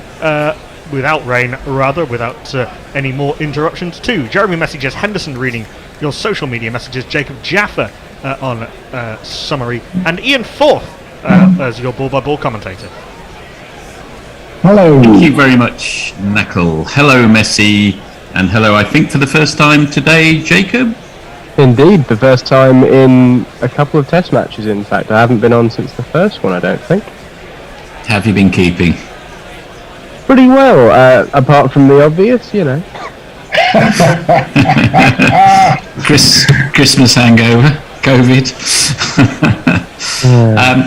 We will just update Was people. of Montrose. That's right. No, hang on a Marquis of moment. Just Montrose got a little is back. friendly interference, which I will get rid of. We don't want to hear about the Earl of Montrose. That's completely unnecessary. That's my Revolutions podcast. Let us update you on what's happening in the cricket. If you missed the morning session, rain interrupted. Australia finished it on 30 for no wicket of 12.3 overs, 0.3 indicating a rain interruption. David Warner is 15 off 40. Marcus Harris is 11 of 35. And very quickly, the bowling figures. James Anderson, none for 12 off 6. Stuart Broad, none for 13 off 5. Ben Stokes bowled just a 1 over, going for 1 run. Excuse me. And Mark Wood got through all of 3 balls before rain interrupted, and he is at the top of his mark, ready to resume proceedings. Do Hope you know everyone had a Mark good Wood? Yes, he is an England bowler, quite good and pretty quick. So just a normal guy. Of course, except for just one thing. What? He thinks that he's a horse. Right. What? It's been a while since we've actually seen Mark Wood's horse. I think he retired it. It's quite some time He's ago. quite good with a bat. He's got a stupid star. He's short and he's fat. He's got a stupid star. He's a bit of a twat. He's got a stupid star. First ball after lunch is nice and full. An attempted Yorker maybe from Mark Wood. Warner manages to jam down on it perfectly successfully, and it goes down for 2 runs to start the morning session. If you were Australian, you would trust Marcus Harris. That's the kind of thing that could embarrass, because he's Marcus Harris. Next ball of the over, 2 balls to go. Here comes Mark Wood once more. And that is a trademark shot through the covers from David Warner. Possibly his shot of the day so far. He moves he moves on with that 4, and we'll be hearing the jingle for it right now.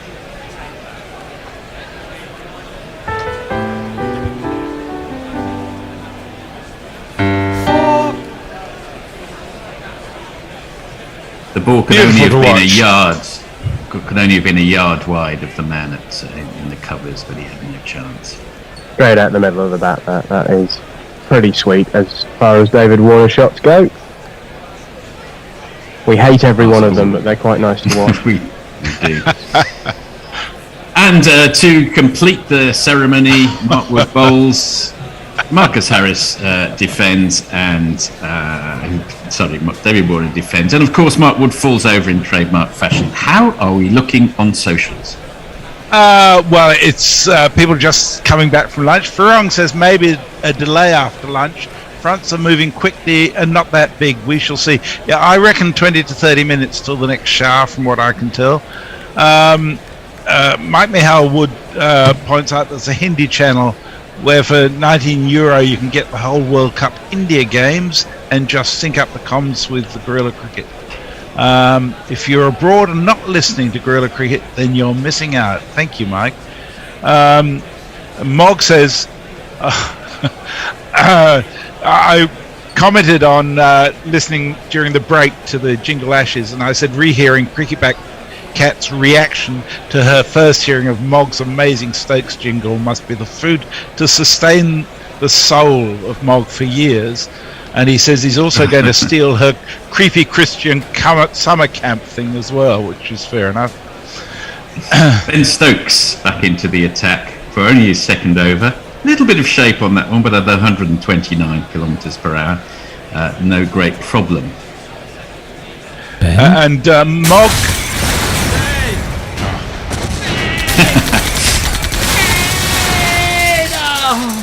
Ben Stokes. Mog overheard you. Says, you listening to Mike Duncan's podcast? I was actually, yes. Very good it is too. Second ball of the over. An attempted bouncer, it's an actual bouncer as well. So both attempted and actual from Ben Stokes. Sailed way over Marcus Harris's head. Jacob, don't know what you think. Ben Stokes hasn't really been himself this series, has he? Well, it's pretty understandable. I mean, he's come off an extended break, hadn't played any first-class cricket at all since July. Comes into this series with, no preparation effectively. We can't expect him to do it all. I think there have been bigger failures than Stokes on this tour. Agreed. He's inching his pace up with that third ball of the over, the 132, quite neatly defended by Marcus Harris. Big match this for Marcus Harris as well. He's no wonder he's going quite steadily, playing for his place in the team, with other players becoming available, and Usman Khawaja coming back into the side, and with Travis Head out of it. Stokes resumes proceedings in for the fourth ball of the over. That one tossed a little wider. Temptation for Harris. All along the ground. Nice cover shot, but straight to the man at cover. The one thing I will say about Stokes is I'm not a fan of his new massive trigger movement, where he goes all the way, almost outside off stump, back and across. And we've seen in the past that he's never really done that before, and he's batted perfectly well. He's averaging 50 with the bat over the last 2 years, so I don't know why he's had this huge change all of a sudden. That was noted by one of our other correspondents this morning as well. I'm not sure what brought that about. The fifth ball of the over defended neatly by Harris, who's on 11 of 40. And no rain absolutely imminent, but as messages indicated, we'll be incredibly fortunate to get through the next hour without an interruption. So, last ball of the over. Then Stokes turns, and that's played neatly back down the pitch to him by Marcus Harris. He ends up on 11 off his 41 balls. Warner 21 of 43. Australia 36 for no wicket. How are we looking on socials? I'll go over to YouTube where Jeff Thomas is with us. He says, "Happy New Year, Gorillas." Thank you, Jeff.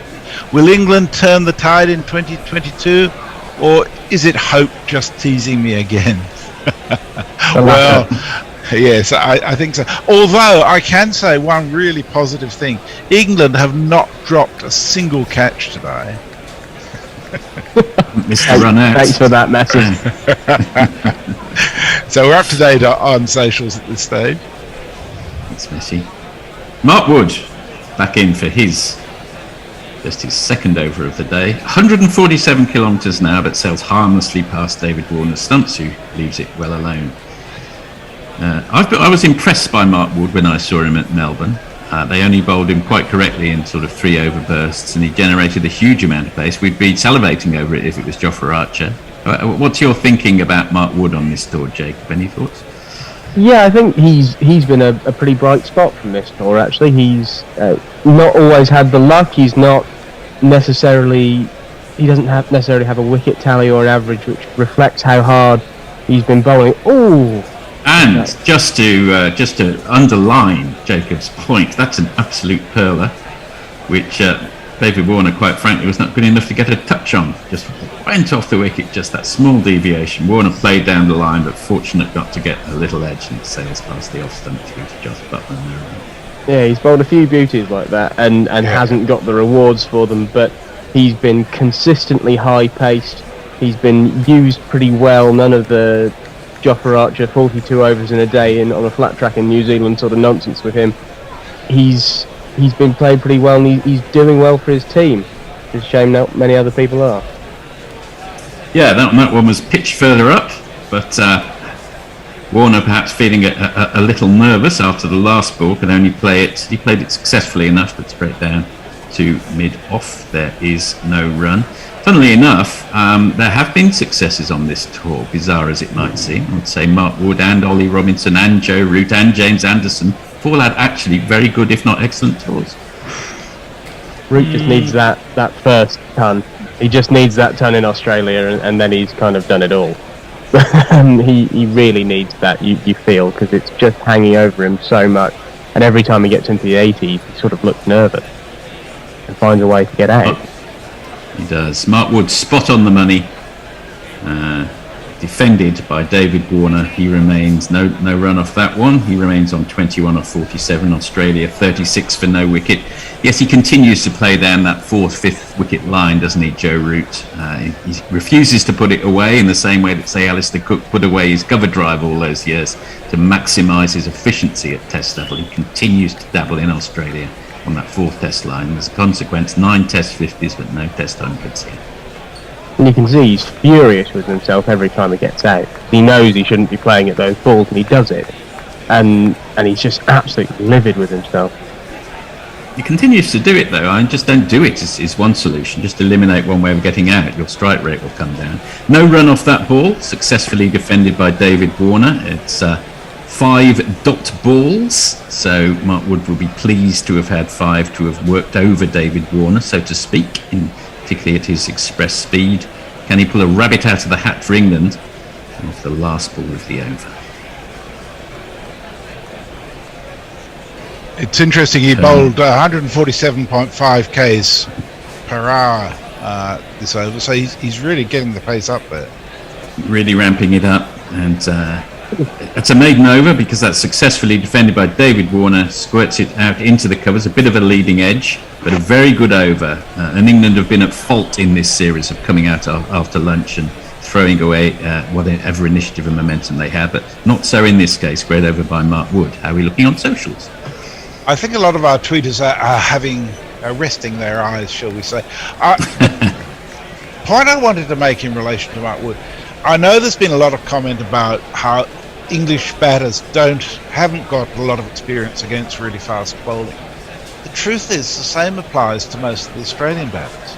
They don't get to face the Australian bowlers in first-class cricket much, and they've really been troubled on occasion by the pace of Mark Wood.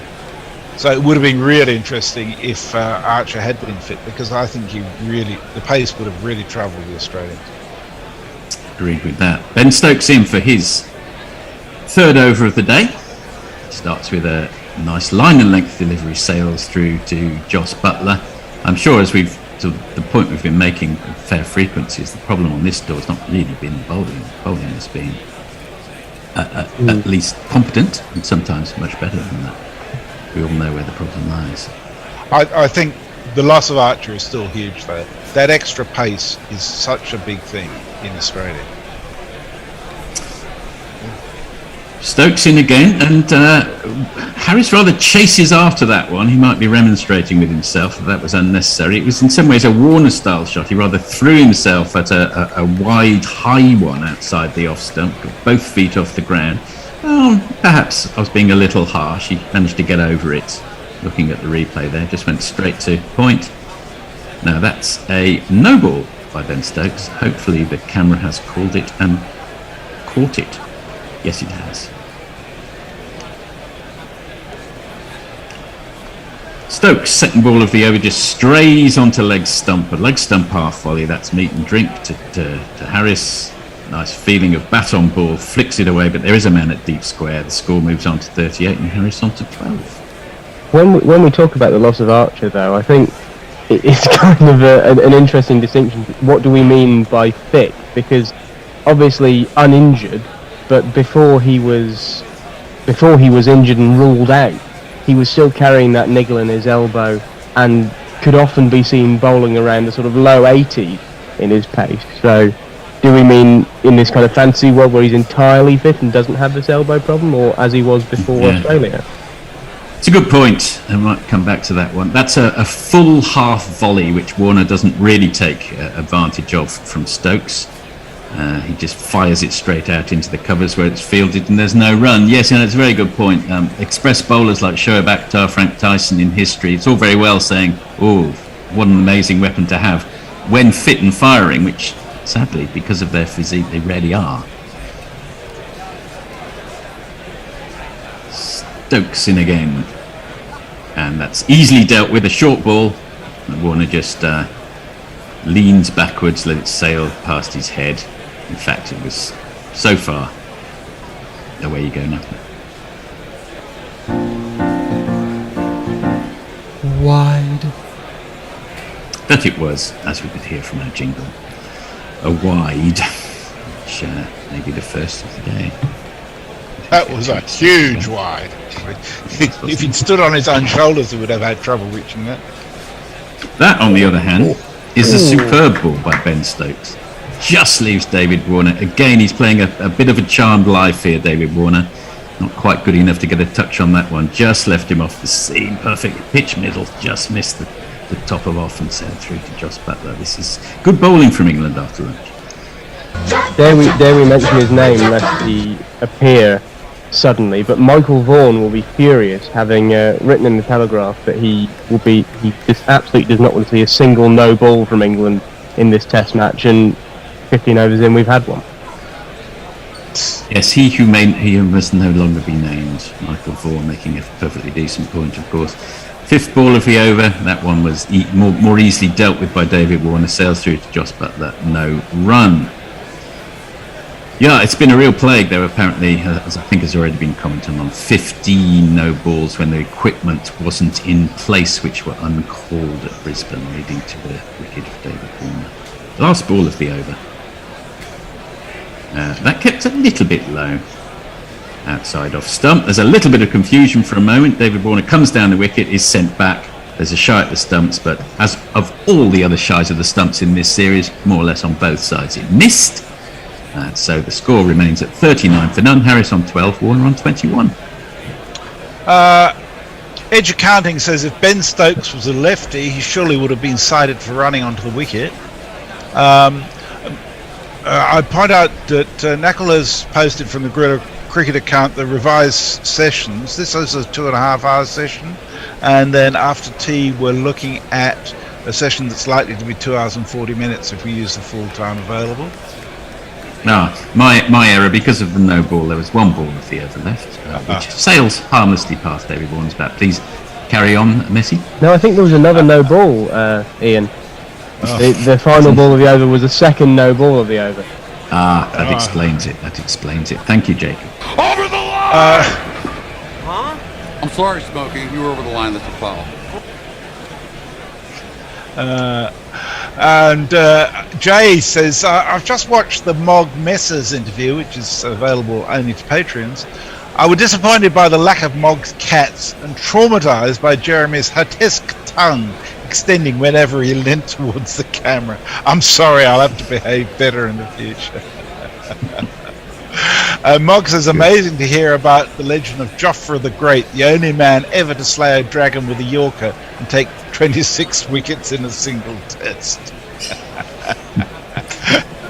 Mark Wood back into the attack, and continuing his spell, I should say. That ball sails harmlessly past, but at 148 k an hour, he's generating some serious revs here, which is fantastic to see. The theatre of Test cricket. On the point on Twitter, though, of Stokes running on the pitch, this is one of my little bugbears in cricket, because the bowlers get done for it, and as a bowler I have some affinity, whereas the batsmen often are found to run completely up the middle of the pitch when going for a run and never get called. Seems to be one rule for one, doesn't it? Mark Woody's around the wicket to Marcus Harris. On the money, line and length, defended by Harris, back down the wicket, no run.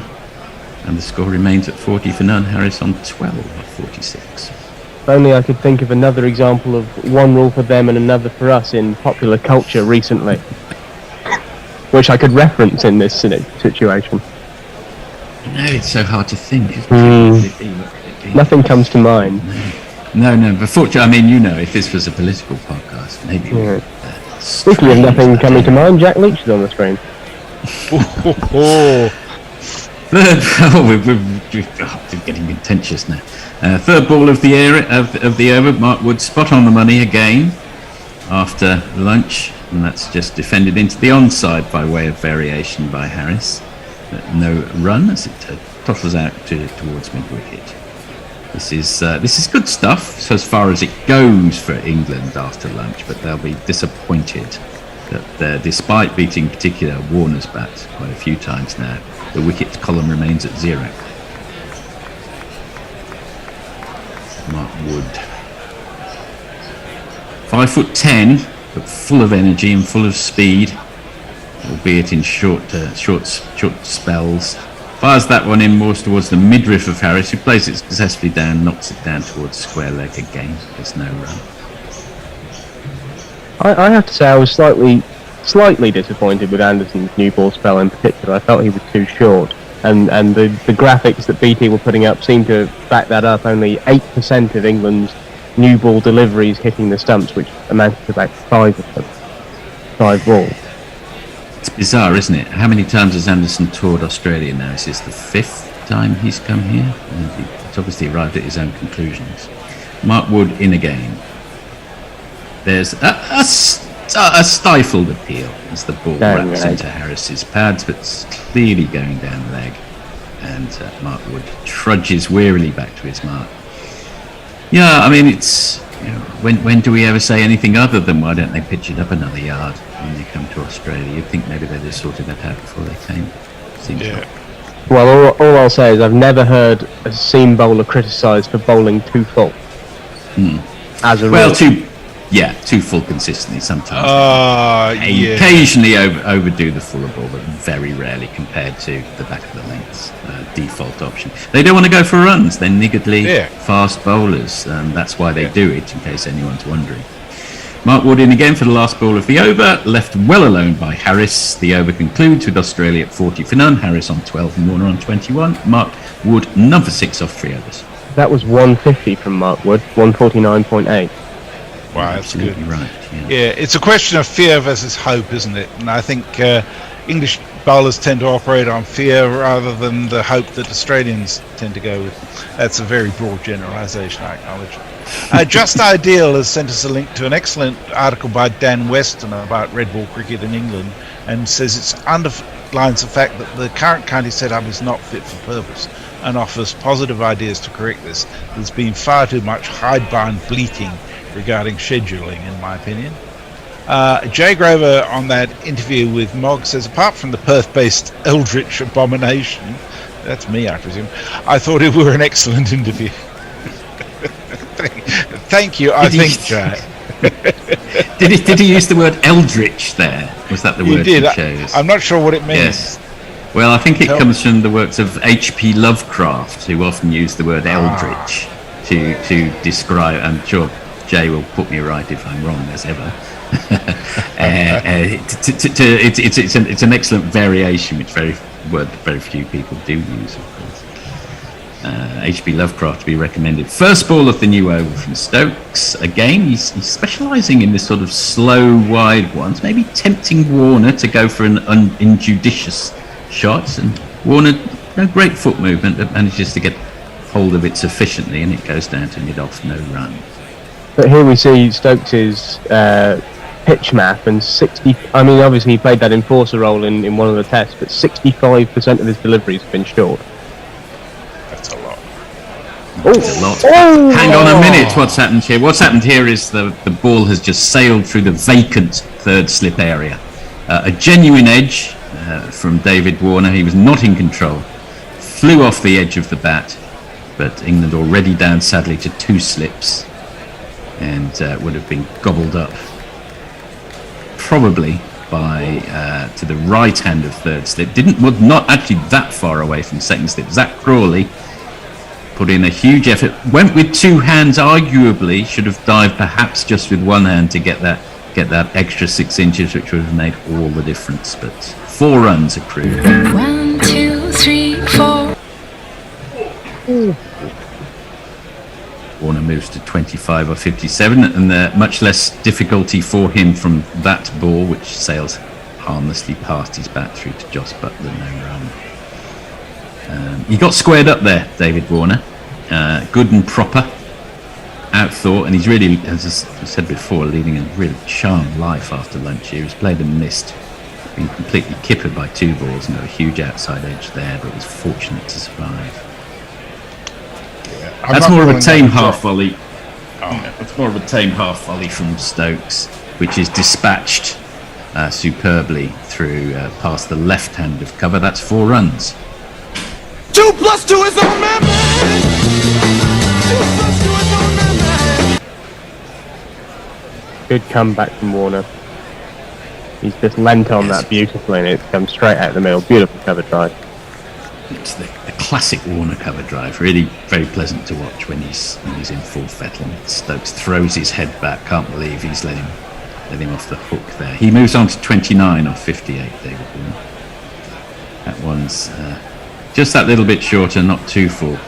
Defended by David Warner back up the wicket. So an expensive over this. 8 runs off it, still with 1 ball to go from Ben Stokes.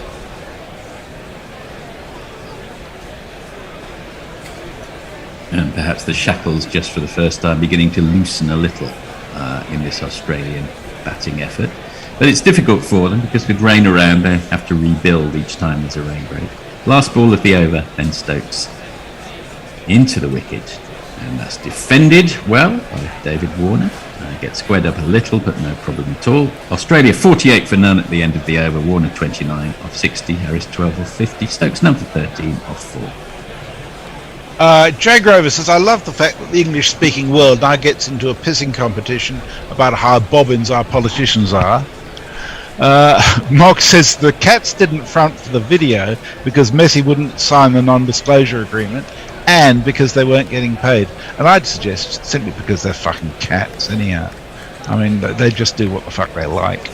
And Mark also says Lovecraft was a filthy racist, but he did use fun words like gibbous, squamous, and rugus. Rugus? Yes, he did. I mean, I can recommend At the Mountains of Madness if you want to start, or The Shadow over Innsmouth if you want to start on any H.P. Lovecraft. Filthy racist, but a unique writer. Mark Wood back in for the start of his 4th over, and he's banged in halfway down. Harris rocks onto his back foot and plays it neatly enough down to point where there is no run. He remains on 12 runs. Wood's got 3 slips now, but they seem very tight. The second slip seems almost crowded out by first and third. You're absolutely right. Perhaps second slip has decided to, rather Botham-esque style, to try and go a little further forward to avoid or not carrying. Mark Wood in again. Throws it outside, a little wider outside off stump. Again, it's a strategy to tempt these two batsmen. Harris doesn't really get on top of that one in as much as he plays it down to mid-on. There's no run. Safe enough. You're moving around, Jacob. Are you okay? Yes, I am. Sorry, I just... A little bit of seasickness there. My leg was cramping up slightly, so I just had to extend it. What time do we have in England at the moment? The current time is 2:56 a.m. Oh dear. Now that's a shorter over, and Harris will have felt he missed out on that one. It was there to be hit, which he did, but straight to the man at Gully. No run. But he will feel, as the longer the older the ball gets, and the more we get into this Being contest. defeated at Philpott, the adventurous Montrose had attempted to re-rally a royalist uprising in the Highlands. Is that a copyright infringement? That will get us taken off YouTube. We really, really don't need to hear any more about the Earl of Montrose, do we? I mean, some of you may. But I don't know what's happening there. That's very odd. It's the multi-platform that you only get with Gorilla, you know. Montrose. Apologies for that. Mark Wood in for the next ball of his over, and that sails over Harris's arched back. There is no run. 4 dot balls. Mark Wood really putting the effort in here, like the Earl of Montrose before. I mean, if we want some variation, I've got an essay on the Trump presidency, which I can read out. Oh, please, only 4,000 words. Oh, dear God. Oh, Jacob, the things you have to do. Oh, it's good fun. It's good fun. Yes. I mean, if there's a long rain break, we may have an English Civil War discussion. But for now, we're playing cricket. Mark Wood in again. Harris manages to get off strike. Plays that between the two men in the covers for a single. He moves on to 13 off 55. And 1 ball of the over to go. Good signs for Mark Wood already there, just with Harris. He's got that little shuffle as his trigger movement, and then after that, especially with the extra pace of Wood there, he didn't really move his feet, he just sort of prodded his hands high at it and managed to glance it away into the offside. But that sort of shot where you bring the hands away from the body with very little foot movement is the danger shot. They are a bit rattled, aren't they? And who wouldn't be? Who likes facing 148 balls flying at them from all directions? Not many people. They're very much intent on seeing Wood off in this short spell, no doubt, after lunch. Comes in for the last ball of the over. That's Fuller. He falls over, finds the gap where there is 1 run. Australia move on to, that's their 50 is up for Australia. Applause around the ground. Off 19 overs, Warner 30 off 61, Harris 13 off 55, Wood number 8 off 4 overs. Anything happening in the world of social media? Is it all right? It's all about Lovecraft at the moment. Jay Grover says Lovecraft did not coin Eldritch. He is also a crap writer, but undeniably influential. I've edited enough tentacle porn to get very bored by his name. And Mog says Lovecraft did basically invent an entire genre, cosmic horror, and talking about that is far more exciting than the 4th test of an already decided Ashes series. And oops, sorry, I hit the wrong button. Just Ideal says, can England derive inspiration from fellow Southern Hemisphere underdogs Bangladesh and South Africa? And Buddy says, how does it happen at this level that you get an over with 2 no balls and a wide? Good question. It seems. I think we're on for 1 more over, Knuckle. Is that correct? Yeah, I think I'm getting the nod. Yes. First ball of it from Ben Stokes, who's getting a prolonged spell here after lunch, is full, but it's only negotiated by Warner down to mid-on, and there's no run. I will never understand the mind of Jay Grover. Oh, well, you wouldn't want to. No, I don't think I do. I think Jay has some difficulty with it himself, and he'll learn that. Mayank says at least it wasn't porn blaring from your computer. Well, it effectively was for Ian. Thought. It's one and the same as far as Ian's concerned. Please. All my secrets are out on display here. Stokes, another Fuller ball, and that's played down well, but for no run by Warner. And this is good bowling, actually, from Stokes and Wood after lunch. By and large, as the odd loose one from Stokes, nothing from Wood, so they're not letting them get away after lunch. Stokes turns in for his 3rd ball. That's a far more manageable, just wide enough for Warner to easily leave it. And he does sail through to Butler, no run. This will probably curse England, but this does look like a pretty good batting track. Yeah, I think the wisdom was no way did the sponsors and the broadcasters and everyone want another 2-day affair like effectively we've got in Melbourne, so make it as flat as you can would have been the request. Not that they're technically meant to make requests. Stokes turns and comes in, but aborts his run as Warner imagines or sees something flickering behind Stokes' arm. He's still keen to point it out. Big smile on his face, and to be fair, he's been less of the ogre of English mythology, perhaps, in this series, David Warner, perhaps settling like the rest of us into his maturer years. Just plays that one down under his feet, thinks of a quick single for a second, like 2 steps down the track, but Stokes is onto it and immediately prevents such an occurrence. No run, 4 dot balls. Speak for yourself, Forthy. I mean, I may be of mature years, but I'm not necessarily settling into them. I'm pretty sure Warner was distracted by Knuckle slowly stroking his bat handle. His actual bat handle, not a euphemism, which we can see on the screen. He's actually got a cricket bat. I must clear that up for legal reasons. Goodness me, things have taken rather a turn this over, haven't they, with talk of Civil War porn. The 5th ball of the over, Stokes in, and Warner lets that sail harmlessly past for another dot ball. It's been fairly uneventful, but that will probably quite suit England after that, but they will be frustrated that they haven't made any dents yet in that wickets column. Last ball for all of us here, last ball of the over for Stokes, a little shorter, makes Warner jump, but he plays it perfectly successfully. 30 off 67 balls for him, Harris 13 off 55, Australia 50 for no wicket after 20 overs, and I'll either hand you over to socials or our new commentary team.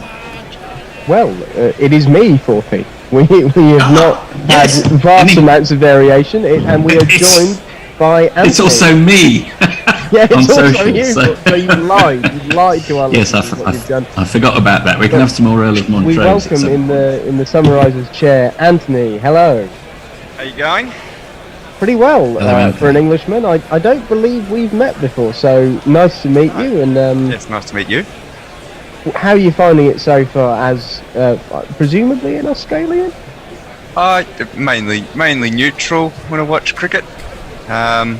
It's sort of, I don't know, the Ashes is a bit different, but there's a little bit more to it than just cricket there.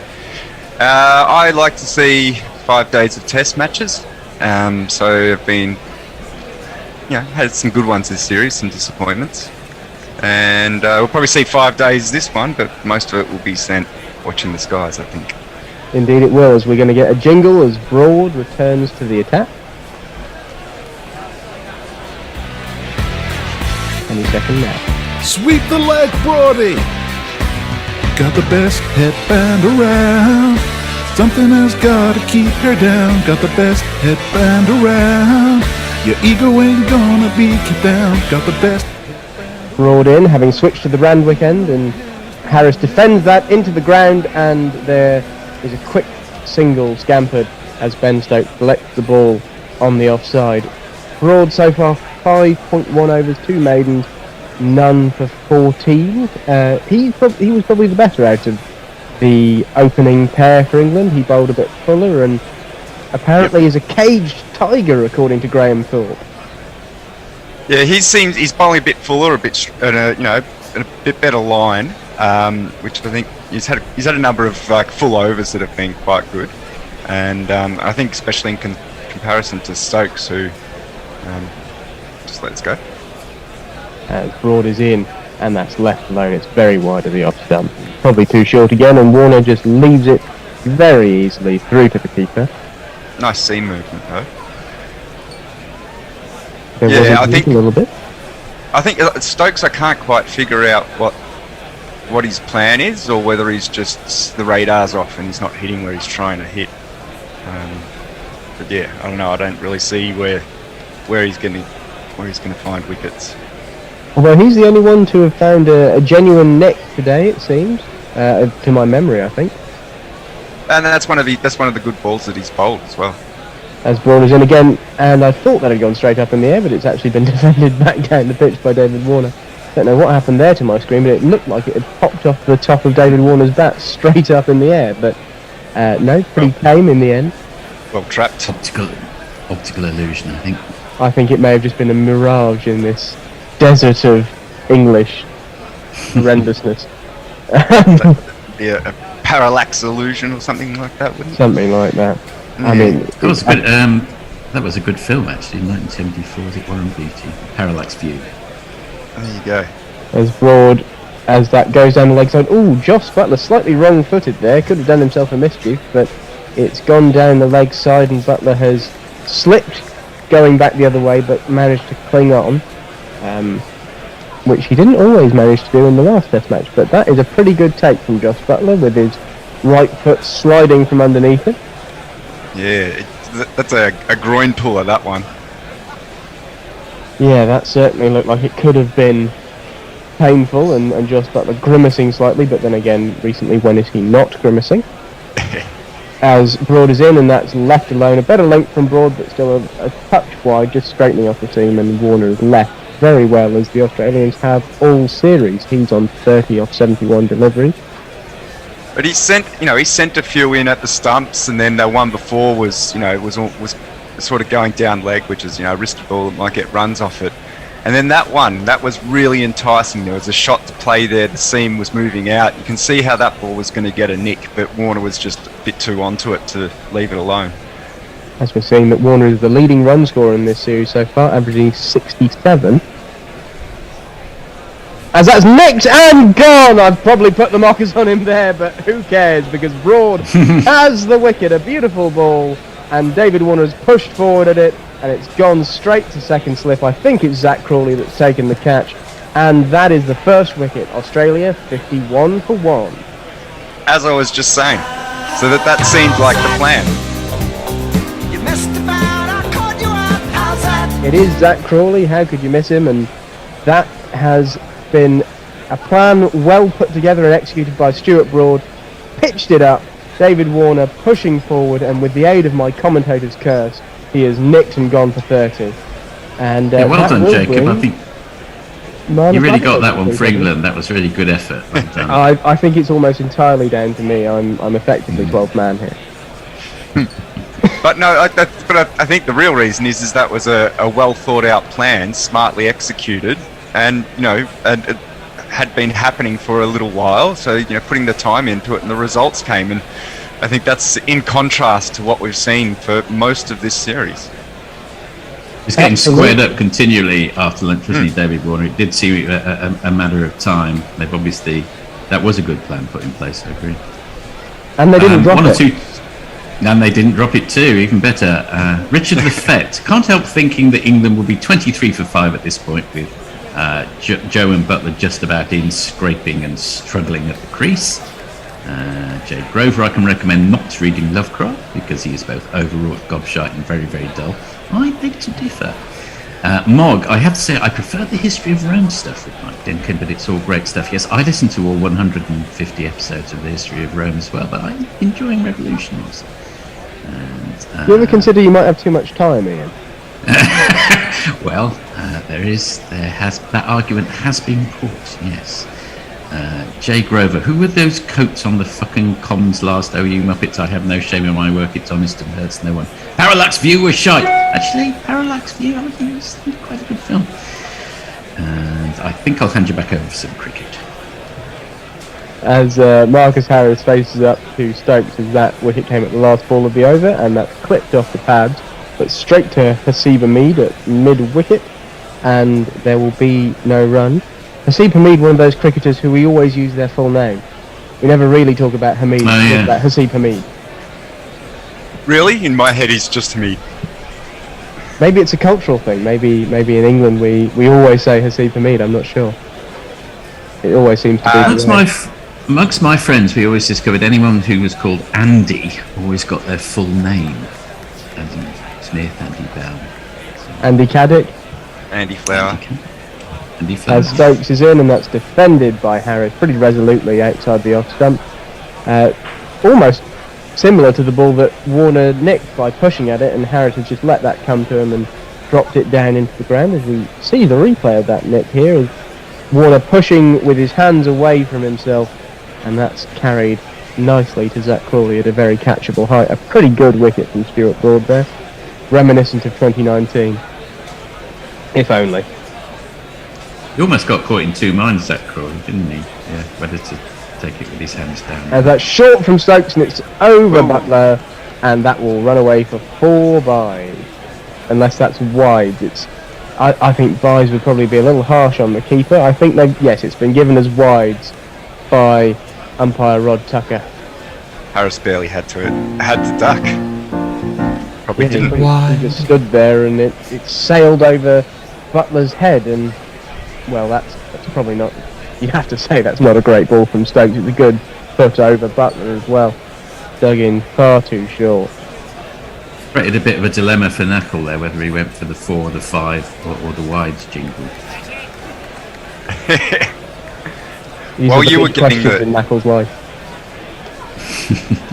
While you were getting the replay of the catch, I was getting the delivery map for that over. As that's sprayed down the leg side by Stokes, and Harris has a swipe at it, but never really, it seemed, with any intention of actually hitting it. The radar has been lost slightly. Yeah, it looks like it, doesn't it? It's hard to bowl to a plan when you can't bowl the ball you want to bowl every ball. So that's what it looks like is going on at the moment. As Stokes in again, trying to rectify the mistakes of the last couple of balls, and that's a bit better in terms of line and length, and Harris has just defended that back up the pitch, and sliding Mark Wood, who is ever full of energy, collects that at mid-on. Yeah, so that pitch map was so the over was basically full outside off, full leg, full outside off with the seam to catch with it. And they're going off. There we go. It's raining again in Sydney, And halfway through this stint of ours, it's time for another rain delay as the groundsmen sprint on with Australia 56 for 1, Labuschagne yet to face a ball, Harris 14 from 60 after 21.4 overs, and it looks decently heavy, but we are fairly reliably informed by pretty much every media outlet that the showers today will be short and sharp with decent breaks to play in between, but I haven't seen the latest radar. Yes, let me go and have a look at that. So I'll tell you what's going on. Anthony will give us our meteorological update. I think that's They stopped playing bloody cricket! I've not heard that jingle before, actually. No, that's what took me by surprise. I thought it was Anthony looking up some site that had some music attached to it. No. I read one of your tweets, Jacob. Yeah, Knuckles Read just the updated tweet us or that two. the radar looks the same as it has all day, on and off showers throughout the day. So Yeah, pretty before much. we presumably break for a little rain delay and maybe some highlights, we will chuck over to Ian to run off the social. Yeah, Jake Grover wondering whether there was any drama from Broad after the wicket, presumably, and not really. I think Broad and Warner were seen chatting quite amicably to each other at the start of the play. The whole series, I think, has been played in reasonably good spirits. I can't think of any particular stats at all, if anyone else can. Mog, just like clockwork, Mog says, fuck off Warner, fuck right off. No love lost there from Mog. Anthony Condon, lol, what? No, leave it with me. Well, Anthony, you can explain yourself. Mayank, rain is back and this is going to be a long one, I reckon. Radar shows thunderstorms coming in now until 3:45 Sydney time. And Jay Grover finally, I say, Hamid, my word, you're right about Andy. How on earth I know several Andys, all referred to by their full names. You're twisting my melon now. I'm going to bed. Night all. Night, Jay, sleep well. And you carry on chatting. I'll see if there's anything happening on YouTube. So a few points. Firstly, Condon, so it's like London but with a C kind of thing. So that should be quite simple for Englishmen to get onto. So not like condom. The thing that I was looking into was cricket historian, writer, surgeon, spy, the mad world of Major Rowland Bowen. We found a long article about a cricket historian with an obsession for self-amputation, so that could be interesting fun. And my Hamid thing is I've got a jingle earworm in my head, which is basically, to the tune of "Come On Eileen," that replace. Come on, Hamid. You replace as appropriate. Yes. I'm sure that will be in time for the 5th test. I've got words and everything. The ultimate controller, Knuckle, I'm sure will inform us on what is going to happen next with this rain delay. We don't really know how long it's going to be as well. That presents issues. We'll go back to the Jingle Ashes. Sadly missing Hasib Hamid to the tune of "Come On Eileen," which will now be in my head forever. You know what? I'm just DM Morgan. I'm sure he'll have it to us in the next half an hour. In a second. So yeah, we'll go back to the Jingle Ashes. Australia having won the toss and elected about 56 for 1. The last ball of the last completed delivery of the last over, the last completed over rather. Stuart Broad got David Warner again, pushing at a foolish delivery, nicely taken by Zach Crawley at second slip. Warner went for 30 off 72, the 13th time Broad has got David Warner in Test cricket.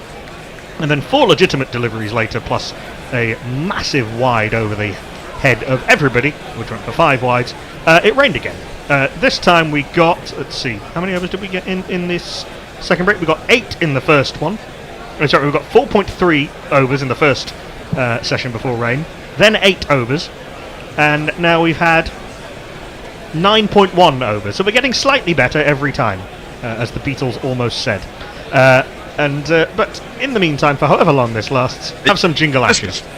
Before we go to the Jingle Ashes, I'll give you my Hamid jingle. So you ready for it?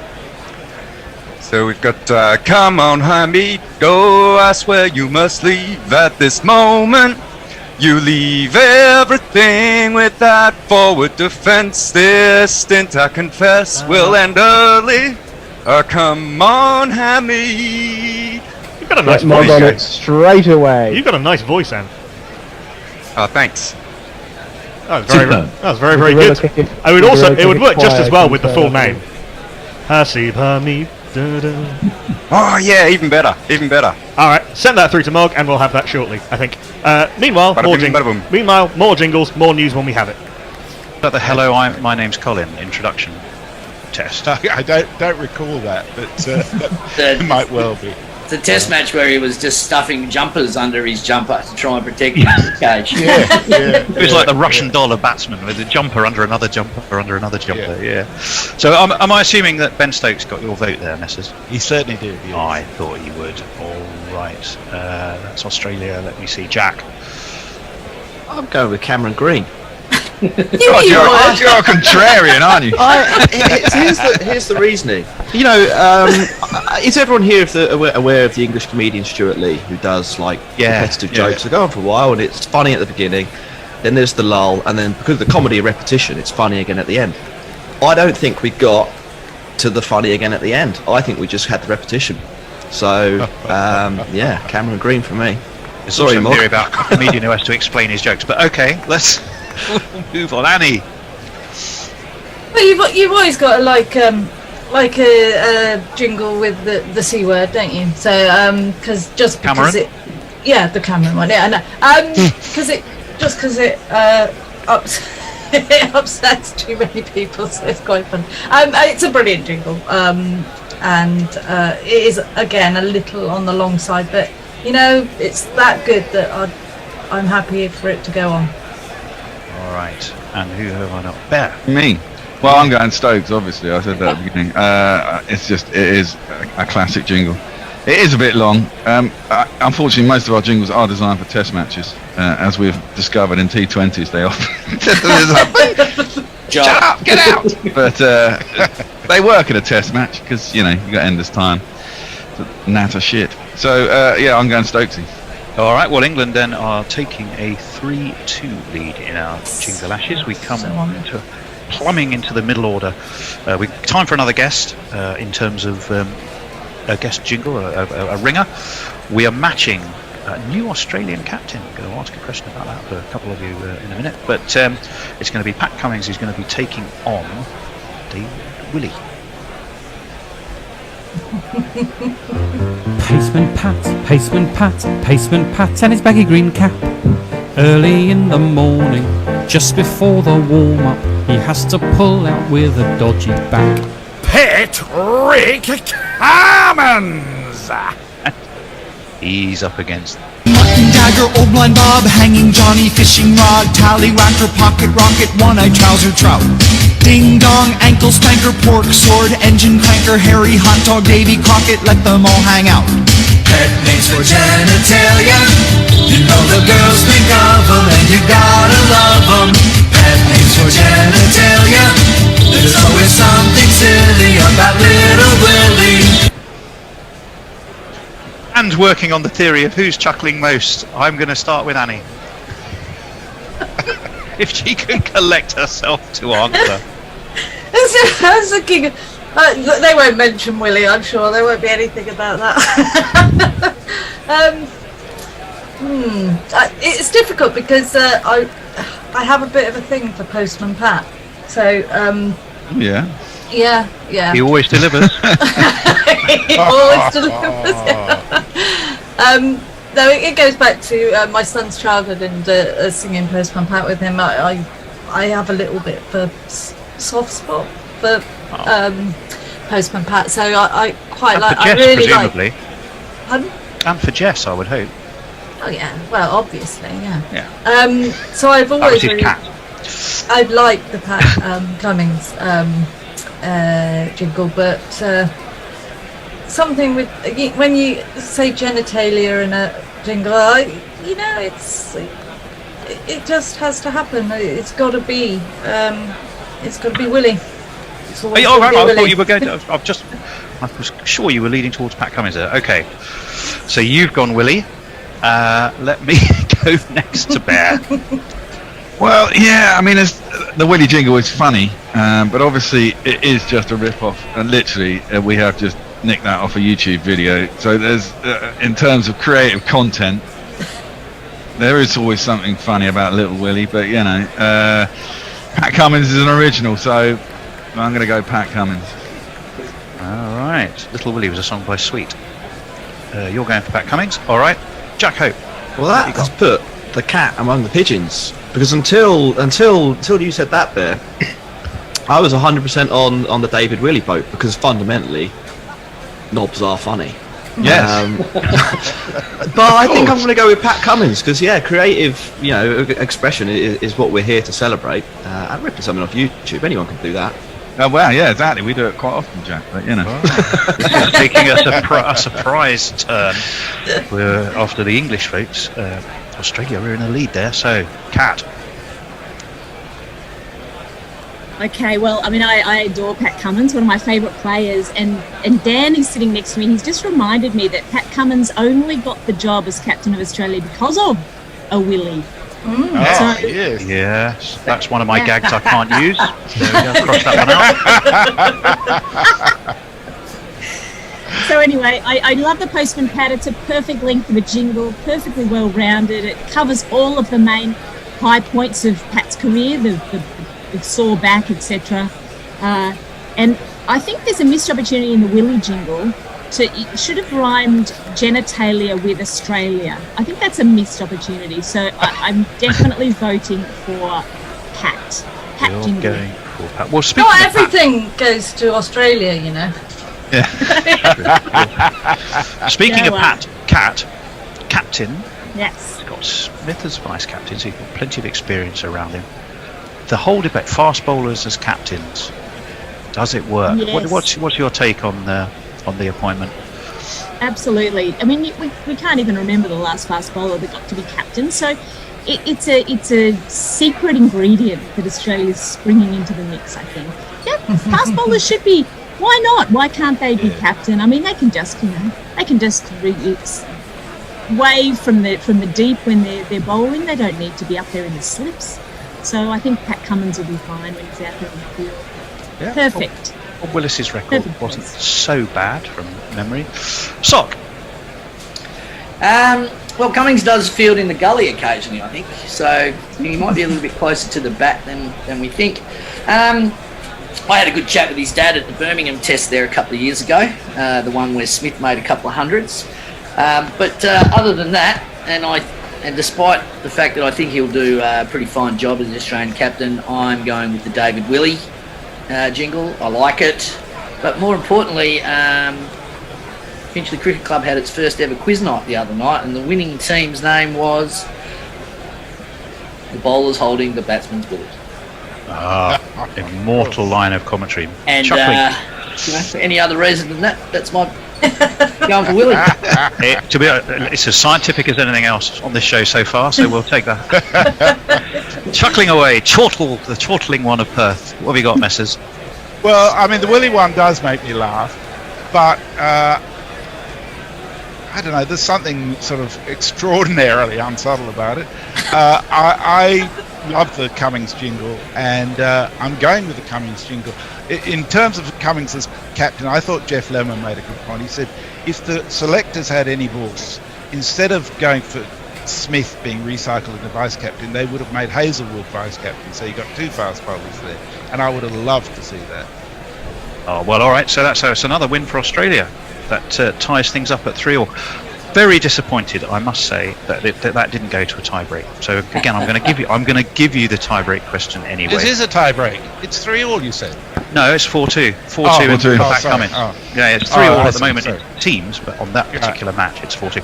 Anyway, the tie-break question was, here it is: how many pet names for genitalia are actually mentioned in that jingle?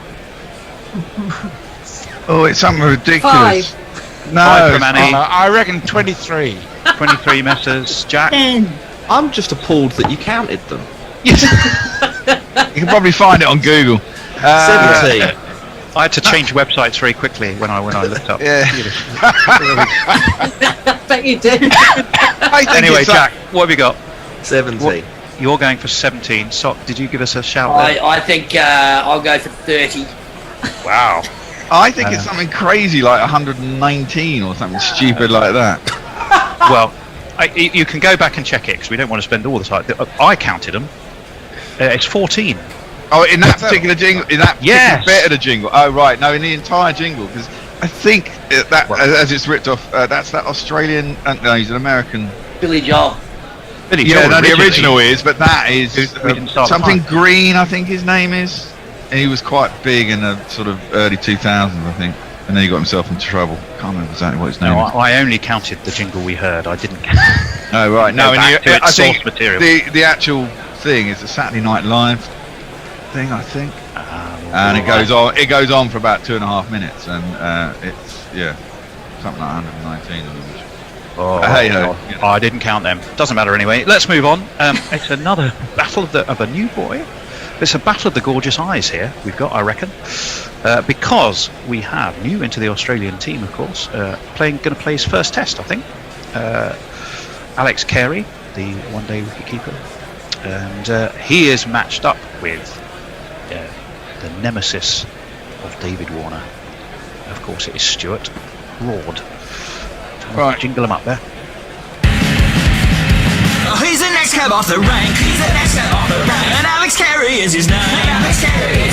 Wicket keeping is his trade. And he's not bad with the blade. Only a cricket bat. Who's he up against? He is up against Stuart Broad. Well, there's a lot of Stuart Broad jingles, and I talked with Messi about this, and we just decided to go for this because it's good. Loving you is easy 'cause you're beautiful. Making love with you is all I wanna do. Stuart Broad, in it. Well, there you are. Okay, it's got to be Annie first this time. I'm working on the chuckle principle again. Oh dear. I will laugh at most things. So, well, Alex Carey. This is it.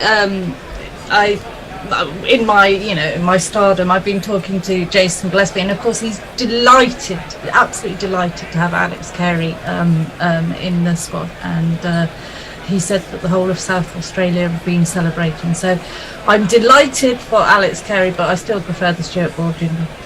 All right, fair enough. We'll go with that. Bear. I love that Minnie Riperton song, and the fact that we got Katie to do that on the end of it just makes it kind of perfect. And therefore, I'm going to go with Stuart Broad. Jack, Minnie Riperton float your boat, or I'm going to be honest, Tony. I don't even remember the Alex Carey jingle, so it's got to be Stuart Broad. Was that who? Is it one of Mog's pieces of work? Yeah, it is one of Mog's pieces of work. Next cab off the rank. Oh dear. Well, we'll let him know where you live, Jack. All right. So you're clearly going for Stuart Broad then. Let's go to Sock. I was not impressed by the Alex Carey jingle at all. And as Jack said, it's already faded from the memory. So it's Stuart Broad one is memorable. It's got something a little bit different about it, so I'm going with Stuart Broad as well. And a cricket question for you, so I mean, at the end of the day, the paying out for reasons, probably best associated with the previous Willie jingle. Carey in from a team strength perspective in terms of batting and keeping.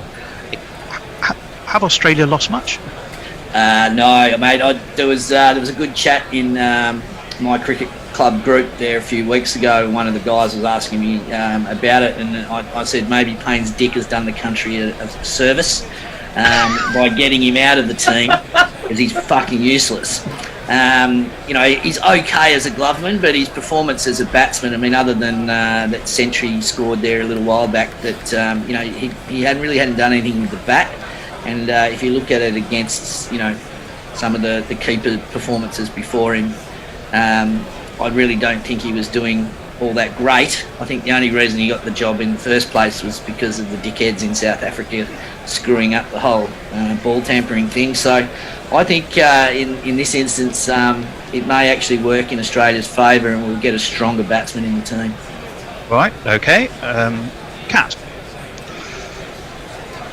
So I think we couldn't have had two more different musical styles in these two jingles, right? So very heavy. The Alex Carey jingle, mercifully quite brief and quite heavy. Stuart Broad, who was singing that one? Is that just ripped off, or one of our it's just ripped off. It's Minnie Rippert until the end, isn't it? And then and then it's Kate, old Sofa Kate, and she was in love with Stuart Broad, and she did it quite well. Yes, well, we were all in love with Stuart Broad. That is true. He is spectacular. However, you've got in a jingle, you have to at least parody some lyrics. So I think I have to go with the Alex Carey jingle for that reason. Yeah.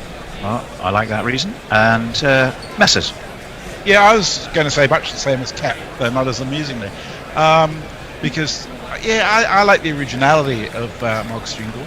And the one thing I would say is I was a little disappointed they didn't pick Josh Inglis, because there's a decline in the Australian Mitchell quota, and that's, I think, terminal. Yeah. And there was a real opportunity to build a Josh quota with Josh Hazelwood, then Josh English, and in the future Josh Philippi. And have a gradual generational change from Mitchell to Josh, but maybe that'll happen anyhow. I don't know. So yes, I'm going with the Carey one. Well, it's still 4-2 in terms of that matchup, which gives England the vote, which gives them a 4-3 lead. But there's a little bit to go yet. So let's move on, and we've got the battle of the spinners, and it's going to be Nathan Lyon, up against our own English Jack Leach. There.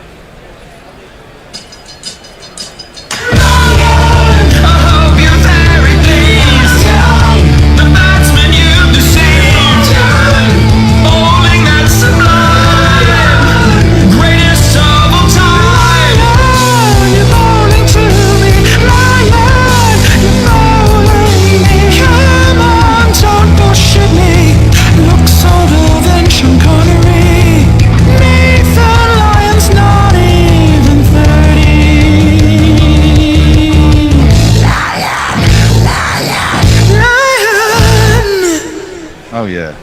There you go. No! Stop doing that. Coming up, here's a face that I know. It's Jack Leach. Now coming up is Jack Leach. Oh, Jack Leach. Well, there we go. I'm going to start with Kat. Who gets your vote there, Kat? Well, I don't know that I love the start of the Lion jingle, but it ended well. It ended extremely well. So this is very difficult for me. Leach is a beautiful sort of jazzy lounge, Soul Train kind of number. But again, not very many good parody lyrics in that jingle. But I have to give it to the Leach jingle because Nathan Lyon is in fact 34 now, so it's a little out of date. I thought that. If you're going to apply that principle, there's a few of our jingles might need the odd update here and there, the sort of contemporary relevance. It's a Leach there we go. Okay, Jack Leach for you, and Son. I think the Jack Leach one is nice. It's is it Chris Rea tune, that one that it's back to sort of goes along, plods along, it's fine. I'm going with the Nathan Lyon one. It sort of loses the plot at the beginning. It's a bit of nonsense. There's no real storyline about it, and then it sort of gets better at the back. It's got that bit of the, it sounds a bit like the Darkness in some of their tunes, and they're pretty sort of nonsensical and useless as a band. So I'm going with Nathan Lyon. Oh well, and Messers. Yeah, I'm with Sock on that. It just sort of gathered momentum as it went. I've got to say, the musical analogies are great, but we haven't had a single Beatles jingle yet, and I'm really disappointed. Us old folk, that's what we relate to. Well, if you want to watch the Beatles, you get 13 hours worth of a documentary. You can. I did that. I started that yesterday. Good. Probably. One thing I can tell you, it's not entirely cricket related. Yoko Ono was a complete waste of space. There you go. But Couldn't bowl. I'm with Couldn't Nathan field. Lyon. Exactly. Okay. All right. So you're going Nathan Lyon. You did. That's right. So that makes it 3. Okay, Annie. Well, I agree with Messi. Sorry, it was. Yeah, no, I agree with. I can't remember. It's Somebody. Sock. That's it, Sock. Sorry. I agree with Sock that the Nathan Lyon jingle at the beginning is a bit, but it gets a lot better. Apart from obviously the lying part, which is not good. But the Jack Leach, it just brings back happy memories of Jack Leach bowling, and even the song it resonates with me a bit in my youth. So yeah, it's got to be Jack Leach. It's always got to be Jack Leach. I had a feeling you might go in that direction. And a quick question for you now. I was lucky enough to chat to Stuart Broad's dad about the 86-87 series, but one of the things that really stood out in that series was England had 2 spinners that did really, really well. They had Embry and Edmonds. Took a lot of wickets, won them a test match. Do you have faith that Jack Leach or indeed Don Bess will even get a chance to win us a test match in this series? Really, no.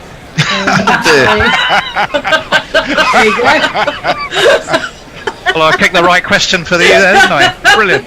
Yeah. And it was a yes/no question, Tony. Serves you right. I'm trying to make it too serious. Let's move on. Thank you for that. Okay, who hasn't voted? Bear. Just on that, sorry. Tony, I have Yeah. a prediction that by the 4th test in Sydney, they will pull in Matt Parkinson from the Lions to play on the SCG. Yeah, I wouldn't be surprised. I've got to be honest. Yeah, I don't know why Bess is in the squad, but that's another question. This is a jingle podcast. Let's talk about it. The one Yeah, you want. we'll talk about that another time. Yeah. And Messi, you think they'll bring him in for the rained out Sydney test? The El Nina series. Well, yeah, I did hear the last time we won the Ashes was in an El Nino event, so that's a positive. In Australia, that is. Right, so it's difficult, isn't it? I like the fact that Nathan Lyon has greatest of all time in his jingle, and it does end really well. But Jack Leach is really chilled.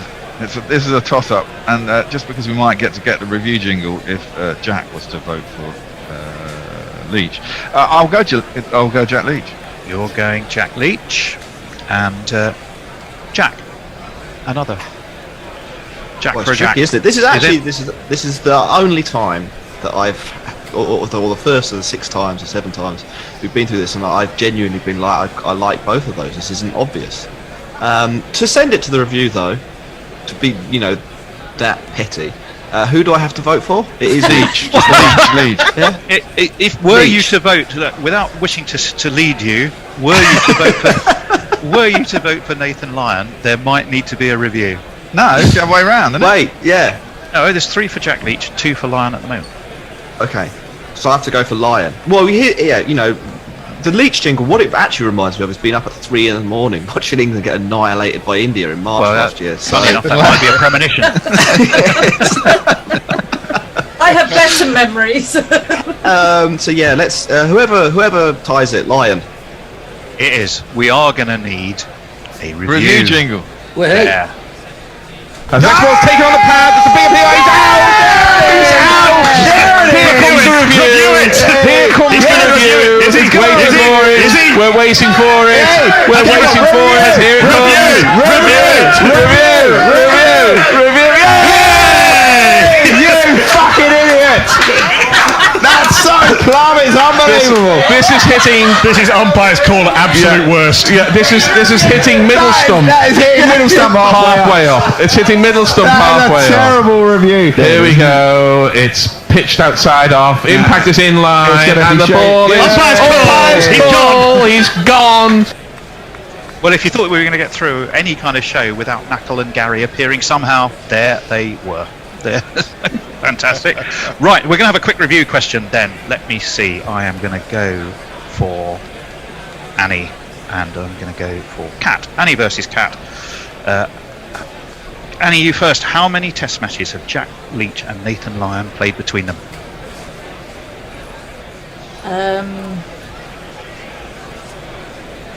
Take your time. Yeah, I am. I didn't actually mean that literally. Oh, sorry. How about a guess? 21. 21. Kat, what's your answer, Kat? Well, I was going to say 25, so I'm still saying 25. Not against each other. How many toaster matches in total have they played between them? It doesn't matter. Your closest, Kat. The answer is 116. I was going to say, Nathan Lyons played. Nathan, he's played 100. He's played Yeah, exactly exactly. 100. Jack Leach Yeah. has played 16. You add the two together, 116. 25 though is still nearer, which is worrying. But Carry there on you the go. wine. Carry on with the Let's wine, move Kat. on. Let's move on very quickly. Oh, we need to give that. Oh, hold on.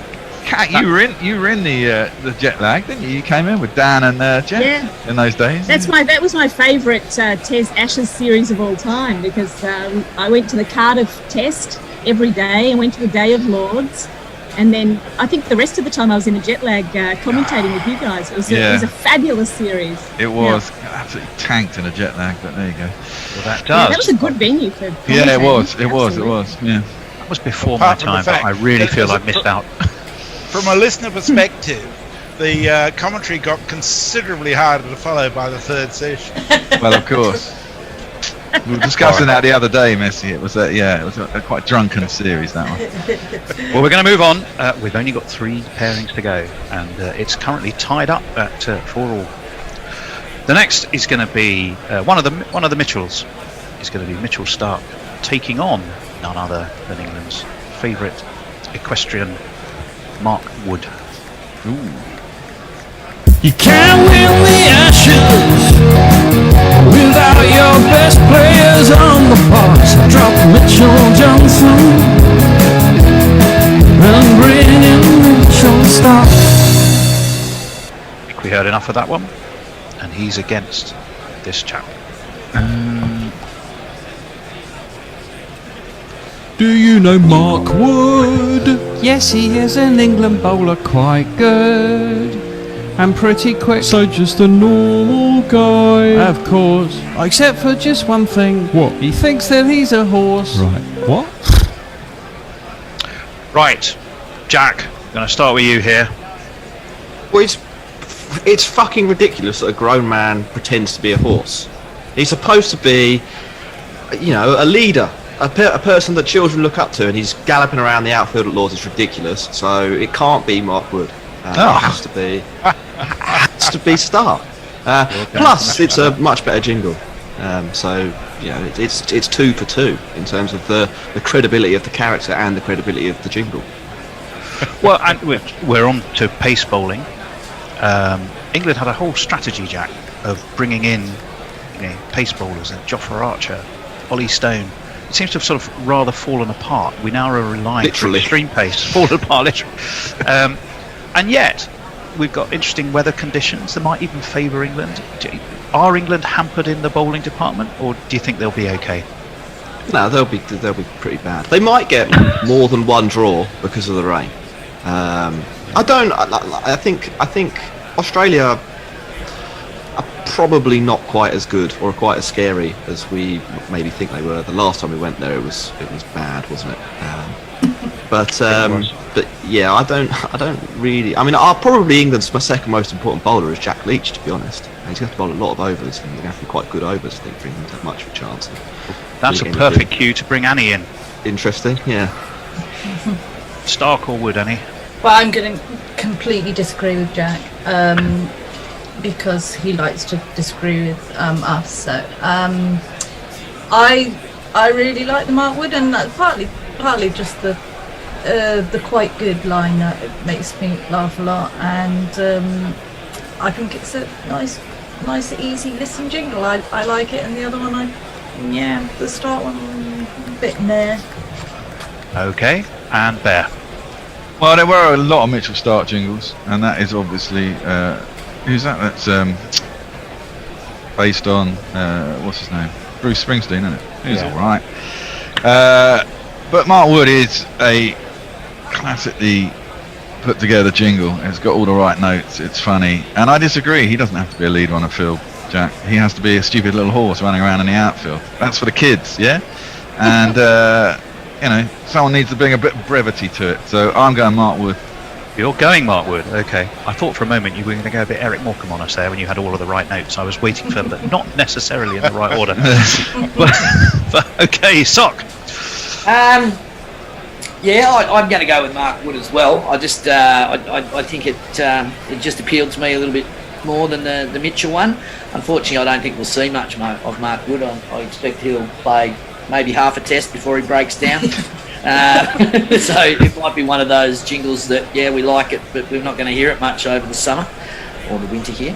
I think the only thing that will save him is that there has been a bit of rain and that front landing foot might be a little bit softer in the ground. But and if you chuck yourself on the ground as well, it's going to be a softer landing. I just don't think we'll see much of the player. Okay. Kat. Well, I think this is very close for me. I love both of those jingles. They're both spectacularly good. I like the start being that sort of classic rhyming parody, well-known 80s track, presumably 80s track. Really, really good, nice and brief. But Mark Wood, we don't have enough operatic style, light opera jingles, and I think we need more of them. Mark's very good at light opera. Such a perfect jingle, and the structure of it is beautiful. I have to go with Mark Wood. You're going with Mark Wood and Messers. I have to go with Mark Wood too. I mean, the first time I heard that jingle, it just made me snort like a horse. It's a very fine jingle first up, and it still retains a good deal of its amusement factor for me, so I'm with Mark Wood too. Well, Australia, let me tell you, we're going to need to pull their socks up here. We're going to move on. We've got a slightly interesting pairing. We've got another ringer in for England. It's going to be Sanat Patel. Didn't expect to see him, Sock, but there you go. You got the idea now. And he's going to be up against Usman Khawaja. So we'll go Usman first. Okay.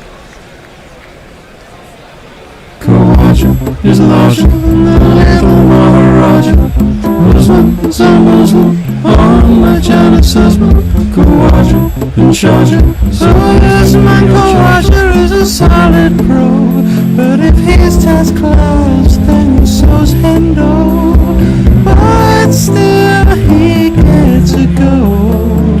Usman Khawaja. That is very nice, but need to settle back with some popcorn for this one. It's quite long if it's the one. Yeah, it is. But I don't know if anyone can beat this jingle. This is an all-time classic. Hey, Summit. Yes, Dad. I've got something to say. I really love the skillful way you beat the other players to the lunch buffet. Oh, Dad! For the first time this series you ran it. The cheese board's now ours, so let's scram it. But please don't take pomegranate. I've one thing to say, and that's damn it, Sammit. There's Irish stew. Your belly's no longer like granite. The corset's not working, let's can it. Your moves are approaching Titanic. I've one thing to say, and that's damn it, Sammit. There's birth on croup. Andy Flower thinks that you're a joker, and you need to share the stone or two.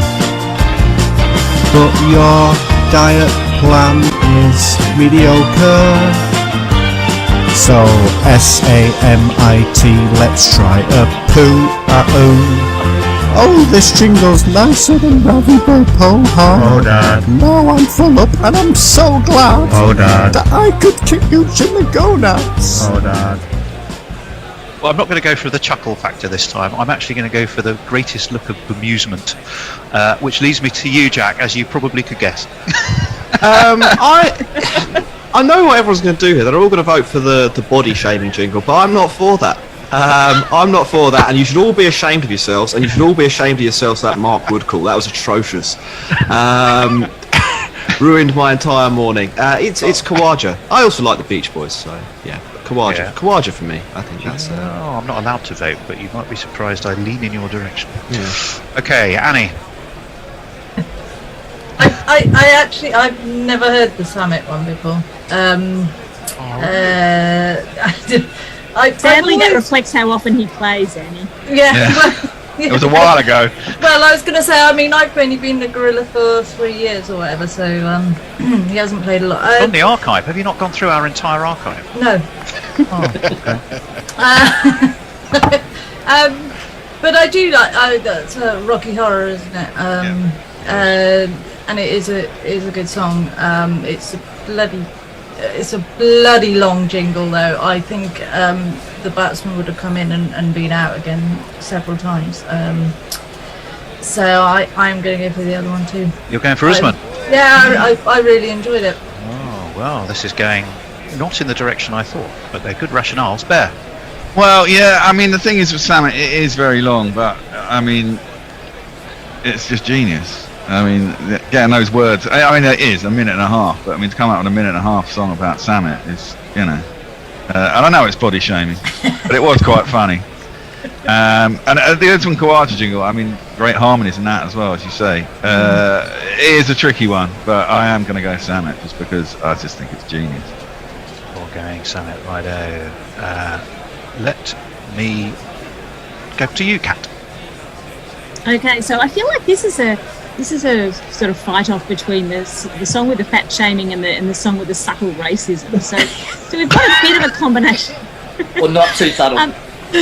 I hate the yes, maybe not. I really hate the Kokomo song. I can't tell you how much I hate that. I was stuck working in a factory in about 1989, I think that came out.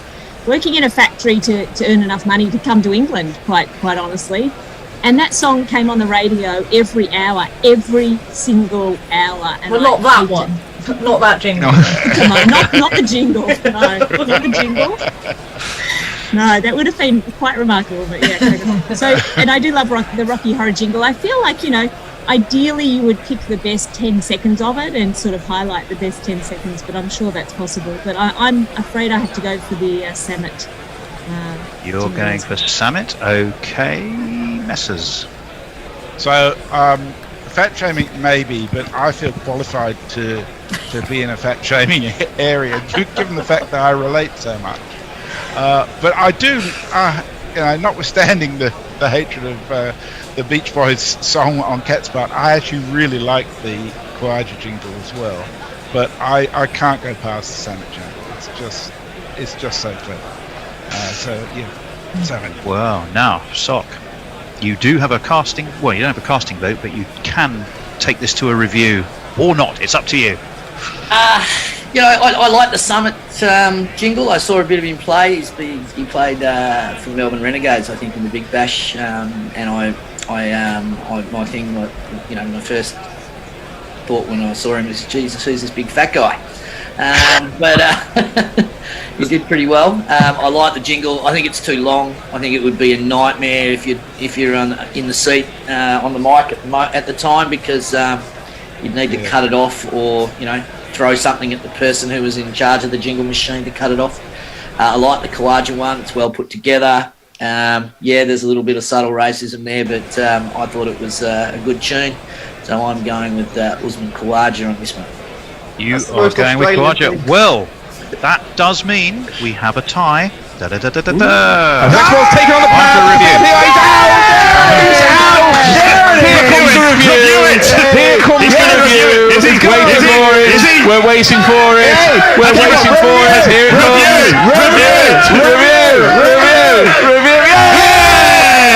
You fucking idiot! That's so plumb. It's unbelievable. This is umpire's call at absolute worst. Yeah, this is hitting middle stump. No, we'll take that out. There you go. Well, there you are. Right, now, seeing as you were last, Sock, I'm going to go with you up against Jack, I think. Here hold on, they both voted for the same song. You've got to have people on the other sides, because determine who wins. No, they're just going to represent England and Australia here. And the question, is this: Samet's highest first-class score is higher than Usman Khawaja's. What's the difference between those two scores? You have to give me a number. Start with you, Jack. 71. 71 for you. And Sock? 25. 25. Oh, you've made that really difficult for me. Bear, you're going to help me with the math. I can tell you, Samet's highest first class score was 257. Usman's 214. 43. 43. So Sock 43 wins. is the difference. Yeah. So Sock wins it for Australia. They needed that. It's close. Okay. You let us down, Jack. Yeah, so Sock wins up. No, I knew the answer was 43. It was the figuring out who was closest was vexing me. Right, so there is all to play for. I tell you, Australia need this to tie, I think. Let me just double check. 1, 2. There's 11-2. It can't be a tie. How many players do we have? Well, no, because they're 10. We've had 10 so far, and Australia have 1, 2, 3, 4. England have 1, 2, 3, 4, 5. Yeah, so they could tie it. Well, and the two Hold on. Hold on. 5 plus 4 is 9. Yes, exactly. England have 1, 2, 3, 4, 5. So far, Australia have 1, 2, 3, 4, 5. Okay. Correct. Yes. So it's 5 all. And this is the winner. This is This is the deciding. Oh, this is just like you said. The decider. Just like amazingly. Like I almost said. Correct. All right. So we have got to close off proceedings. None other than the man who's fond of his bananas, Peter Siddle, and who else? The venerable James Anderson. Tricky, huh? Yeah. Well, I don't know quite what I should do. I'm at the Aussie team barbecue. I found myself something to eat, but I don't think it contains any meat. Bangers to the left of me, burgers to the right, but I'm eating Peter Siddle's tofu. Up against. Where is he? Here he is.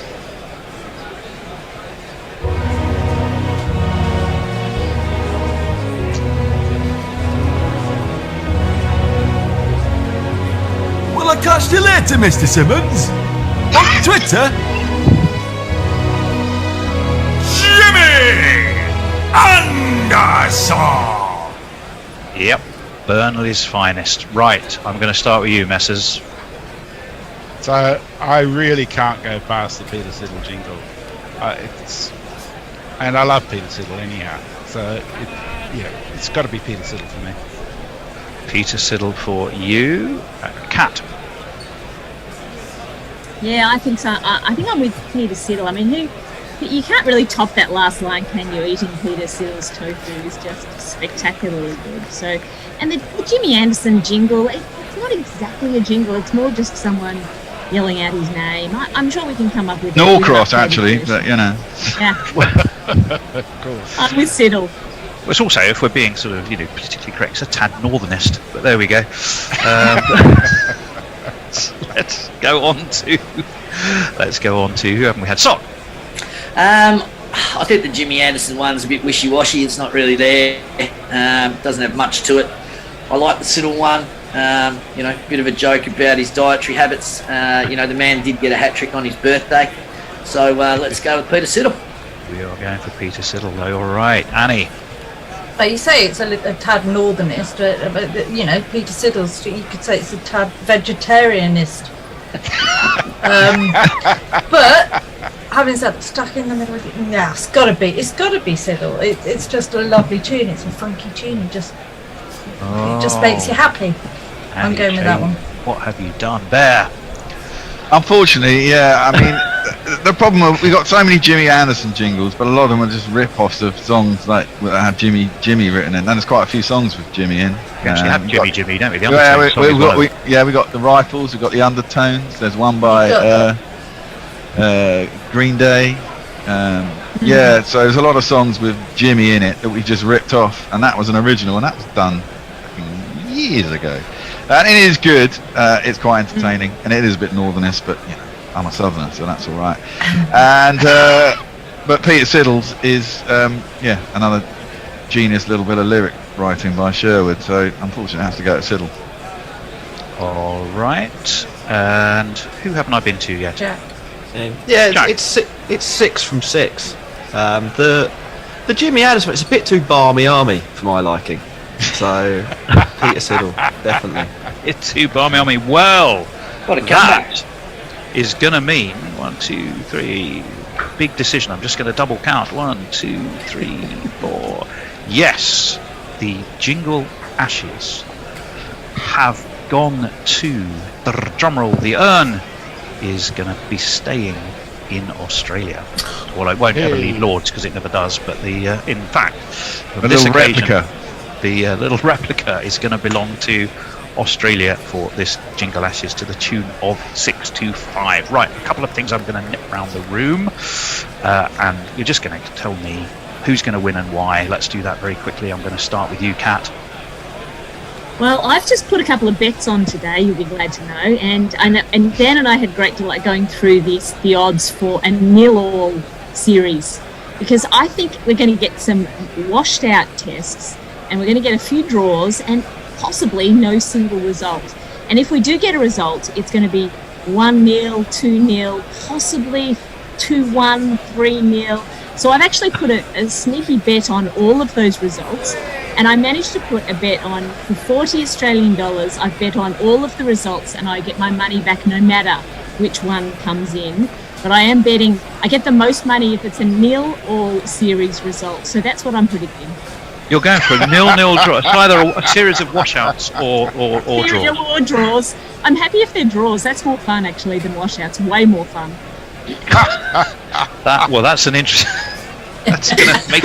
You weren't expecting that. Don't get me wrong. I love a ground out attritional draw, but 5 in a row might be. Especially when we're staying up all night. It's all right for you lot over there. But there you go, Messers. So that's a very 60s result, and they'll all draw in a 5-test series, isn't it? I actually think that it's going to be a 2-1 result, one way or the other. And I've done a little bit what Kat's done. I've bet on Australia winning 2-1 at $8 and England winning 2-1 at $17, because I think inevitably the weather's going to be shit. It looks like there's going to be plenty of rain in Brisbane, although it does dry out really quickly, but it may well be a draw there. I wouldn't be at all surprised to see a draw in Melbourne. And a result in Adelaide is likely, but England could win that. Sydney, probably a result. And then I think the last test likely to be in Hobart. That can always be a draw down in Hobart. Past pitches there are anything to go by. So yeah, I'm going 2-1 Australia is the most likely result, but who knows? Okay, and Sol.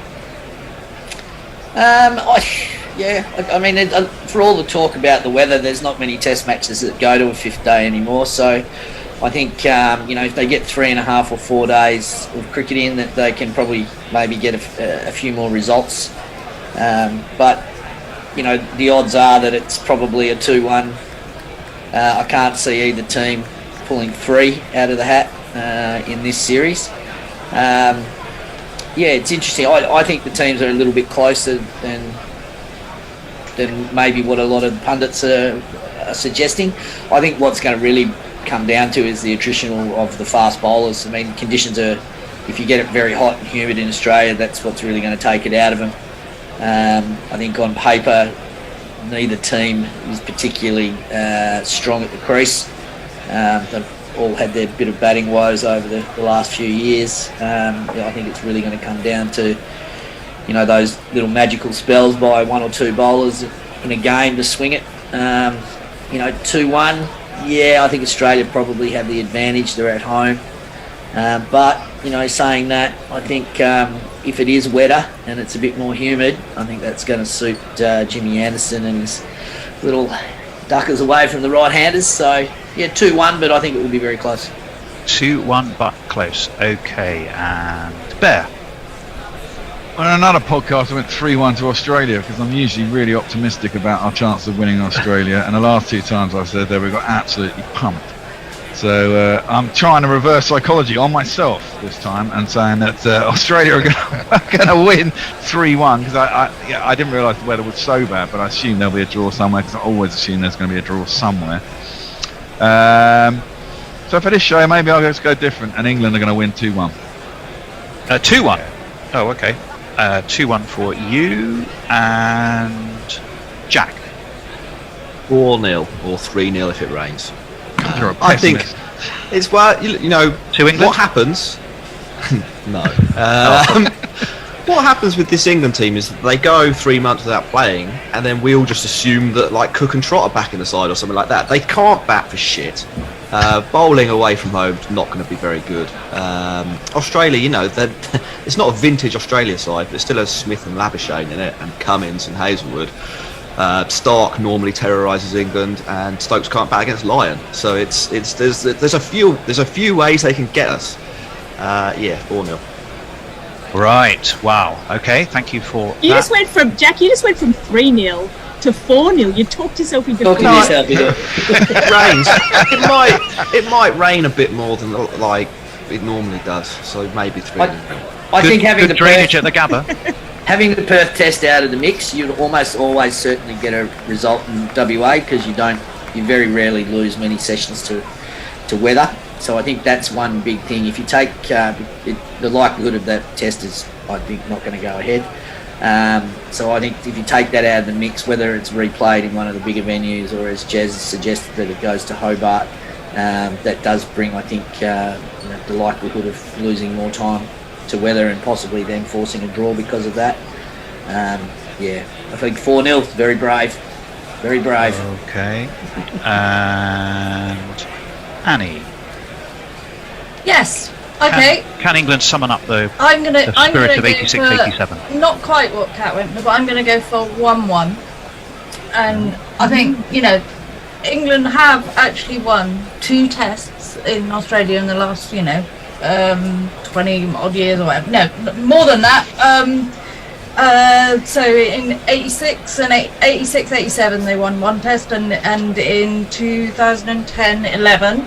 So it's about time we won another 1, I would say. I think, just going on that logic. And I think there's going to be quite a few draws. So I think we will have 1 victory, and I can't see Australia getting past us too much. So I'm gonna go 1-1. You get good odds for that, Annie. It's 26-1 if you want to put a bet on. I've never put a bet on. I wouldn't know how to do it. We can teach you. Could you? I bet you could. Just wire the money to Kat. She'll do it for you. That's all right. I've already got a bet on 1-all. So if it wins, I'm not going to send you the money, but I'll let you know how much I would have won. I will throw this spanner in the works though. Omicron. What happens? Yeah. We have the first test, and halfway through the second test, Omicron takes over the world, and the whole thing gets cancelled. Yeah, that's the other reason I'm staying low on like 1-1, because God knows what will happen. Yeah. Well, Omicron sounds like sort of the viral equivalent of a good all-rounder. It seems to be good at everything. Could defeat the injections. It looks pretty unbeatable. So Tony, this is one where you actually get to have a vote. What's your prediction? I probably am going 2-1 England. I've just got a sneaky feeling. I've been studying that 86-87 series a lot. The can't bat, can't bowl, can't field team. Yes, they had 2 spinners, but take the fantastic Graham Dilley out the equation. They only had 1 really quick bowler. Gladstone Small took 5 wickets at the MCG. Chris Broad was man of the series. Got 3 back-to-back tons, the first player to have done it since Wally Hammond and I think we've got a chance of getting a victory. I really do. I think they could look to that team for some inspiration, and it's going to be a bit closer than people are giving it credit for. And I've just got a feeling England could shade it. So I'm going to redress the balance a little bit. 16-1 for that, Tony, so you could make a killing. Well, I'm not going to put the house on it. Let's put it that way. But I think you should, Tone. I think you should. I think I should put my house on it. Okay. Well, I have to tell you then, for the secondary event, the Ashes itself, our gorillas seem to be going primarily for Australia, 4 votes for Australia, 1 for England, and 2 draws. In, of course, the big event, Australia have won the Jingle Ashes. Before I say thank you to everybody for this fantastic show, what I am going to do is remind you that if you want to help Guerrilla Cricket, you can go to patreon.com/Guerrilla Cricket, or you just go to guerrillacricket.com and you can find a great big link to go to Patreon. If you help us on Patreon, there are different levels of help you can give us. It helps to keep ungeo-blocked, free, internet-based commentary going around the world. Music, jingles, fun for all major test series involving England, and much more besides. You can get t-shirts, you can get access to our archive, you can get a bunch of fantastic things, but above all else you will be helping the show. So that's patreon.com/Guerrilla Cricket, and you can definitely help us. So with that, I am going to say the hugest of thank you to Cat Jones, Cricket Bat Cat. Cat, thank you. No worries. Returning Lazarus-like from somewhere. Sock. Thanks, Tony. Looking forward to it. And the Patriarch of Perth, the Papa Smurf of Western Australia, Messi Jez. Thanks, Tony. I've had a ball with everybody. Thank you all. Fantastic. And of course, the whispering Bob Harris of Guerrilla Cricket. None other than Jack Hope. I think I know that reference. Radio DJ? Yeah. I should tell you, by the way, I remembered Country Girls, Primal Scream. There you go, right back to the very first jingle. That's a callback. It was They Primal weren't a Scream. Manchester band, they're from Glasgow. Okay, so I got that wrong. There was, of course, the voice of the bear. We Good get to on be air along. because of the bear. And finally, Saint Annie of Exeter, who you will be hearing, of course, as well. Annie, thank you very much. You're welcome. It's been a joy. Enjoy the series. We will see you from the very first ball of the very first test right the way. Chairman Mao, Jamie Howe, Ho Chi Minh, Asif Din, Václav Havel, Graham Saville, No Surrender, Percy Fender, Guerrilla Cricket.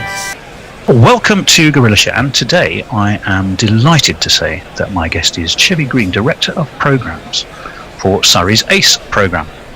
Now, a study by Leeds Beckett University last year found a 72% decrease in black players in the English game between 1995 and 2019. Well, just one English-born black player had played Test match cricket since 2004. That's prior to Jofra Archer. And it's not just in the professional game. In our recreational game, only 1% of players are from African Caribbean heritage. Now, the ACE programme was launched by Surrey County Cricket Club in January 2020 in response to this alarming decline, with the bold intent of doing something about it. And to help us understand what and how well it's doing, I am thrilled to say hello to Chevy. Hello, Chevy. Hi, Tony. Thanks for having me. Greatly appreciated to be with you this morning and talk around all things the ACE programme. Looking forward to getting stuck in with you. Well, fantastic. Well, let's lob you a gentle full toss to start with. Tell us a little bit about yourself and how you came into your current role. Yeah, so as you mentioned, Chevy Green, I'm now director of the ACE programme, but it started off for me at Surrey 7 years ago.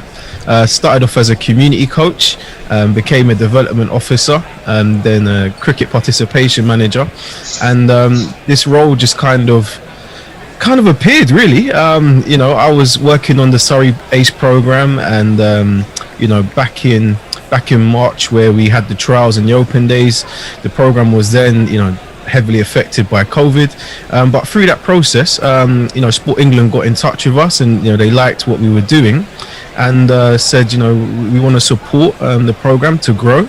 And initially, it just started off as an extension of my role at Surrey as a participation manager, where I helped, make the bid and, worked with Ebony and Richard Gould to kind of put a bit of meat on the bones to the program.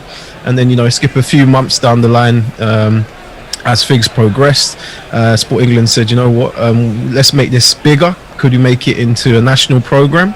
And we said, okay, yes, let's look at that. And they said, can you work towards making it an independent charity? We'll give you a year to do that. And between Ebony and I and a few others, we set up the charity in 8 weeks. And Wow. then the conversation said, who's gonna run the program? So then that's where the role came for me. And you were the only one left sat in the room. Yeah. They went, it'll be you. Pretty much. Yeah. So it's kind of looking around, and a few, there's a few rumblings of, Chev, you might potentially get to run this program, and then it happened. So then there's a bit of negotiation between the Surrey Cricket Foundation, the charity arm of the club who I was working for, and the county club and Sport England, and then it was decided that I'd be the director of programs, and I just thankful with everything that's going on this year, the past year or so, to still have an opportunity to progress and develop my career in something that I'm really, really passionate about. And it's exciting. Like, we launched in October as the independent charity, and I'd started on the 1st of December with my new role as director of programs, and it's been quite full on, juggling all the different stuffs with the lockdowns and everything else. And we went as soon as we could get back out in December. We had 3 sessions before Christmas with the current scholars that we've got on the program. And then, we had plans to do some more stuff this month, and we was going to have another open day in February. And, we launched in Birmingham this month as well. And, due to like everything else, it's kind of been put a little bit on the back burner, but there's still a lot of things, going on and taking place. So, just excited. We'll come along and we'll talk about all of those things in good order, I think. So Ebony Range-Brent is chair of the charity, isn't she? Was she directly involved in your appointment? Yeah, she was. She kind of founded the program. There was a few people at the time actually having a lot of separate discussions, but Ebony kind of pulled it all together and kind of led from the front on this. And she, I've known Ebony for quite a number of years now, and as we was kind of working on the bid and putting everything together, and as everything landed, she was quite pivotal in having the confidence in me, putting my name forwards to be director of the program. So I'm thankful that she saw something in me and other people at Surrey, like Richard Gould, the chief exec, and my ex-employer Chris Coleman at the foundation, all saw something in me and believed in me, and that I could be the director and take this charity forward. So just positive, and can't thank them enough for that's fantastic. Great for you and great for them. Let's ask another simple question, just for everyone's understanding. We have a very international audience, not just the UK, I might obviously. So it's a fairly simple one. ACE, is it an acronym? I could see African Caribbean potentially in there. Is it just a statement of intent? Tell us about ACE, the word itself in this context. Do you know what, Tony? It's a bit of both, if I'm honest. It started off as the African Caribbean Engagement Program, and that's what ACE stands for. And I remember we was in a meeting, and I kind of just said, how can we simplify it a little bit, and that's where ACE came.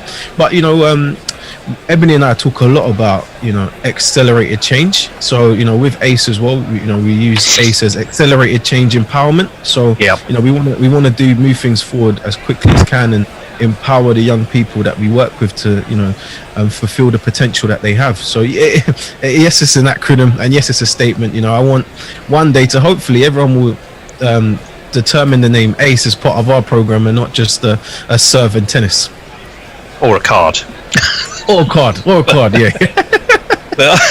but yeah, I get. Well, it's funny though, because when I looked at multiple articles about you and social media and your own sites, because you got a lovely section on the Kia Oval Surrey site, but then that links to the charity site. You don't ever actually use the 3 words in full, or if you do, I missed it. So that's why I asked that. It's very rare. It's very rare. I think it's just to simplify it a little bit. But yeah, I just want get to a point where everyone knows that it makes sense. Well, the mission statement, bold and clear and absolutely restated everywhere, is supporting diverse talent from grassroots to the elite. And you kind of, I think, cite 3 objectives within that. So to sort of get everyone kind of understanding where we are and what we're talking about, I'm going to read those out, if you don't mind. But then perhaps we'll go back to them one at a time, and you can tell us what's going on behind those and what some of the success measures are. So supporting diverse talent from the grassroots to the elite, sitting within that 3 big objectives, which are building grassroots programs, talent pathways, and a better ID within black communities.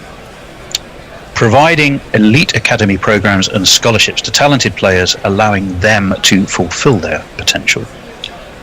And the development of a diverse coaching and volunteer scheme through targeted training and mentor programs. So that's a pretty clear agenda of things to be done. Let's look at them one at a time. Maybe the first one, building grassroots programs, talent pathways, and talent to open up to the black community opportunity. Tell us a bit more what's behind that and what's been happening and how you do it.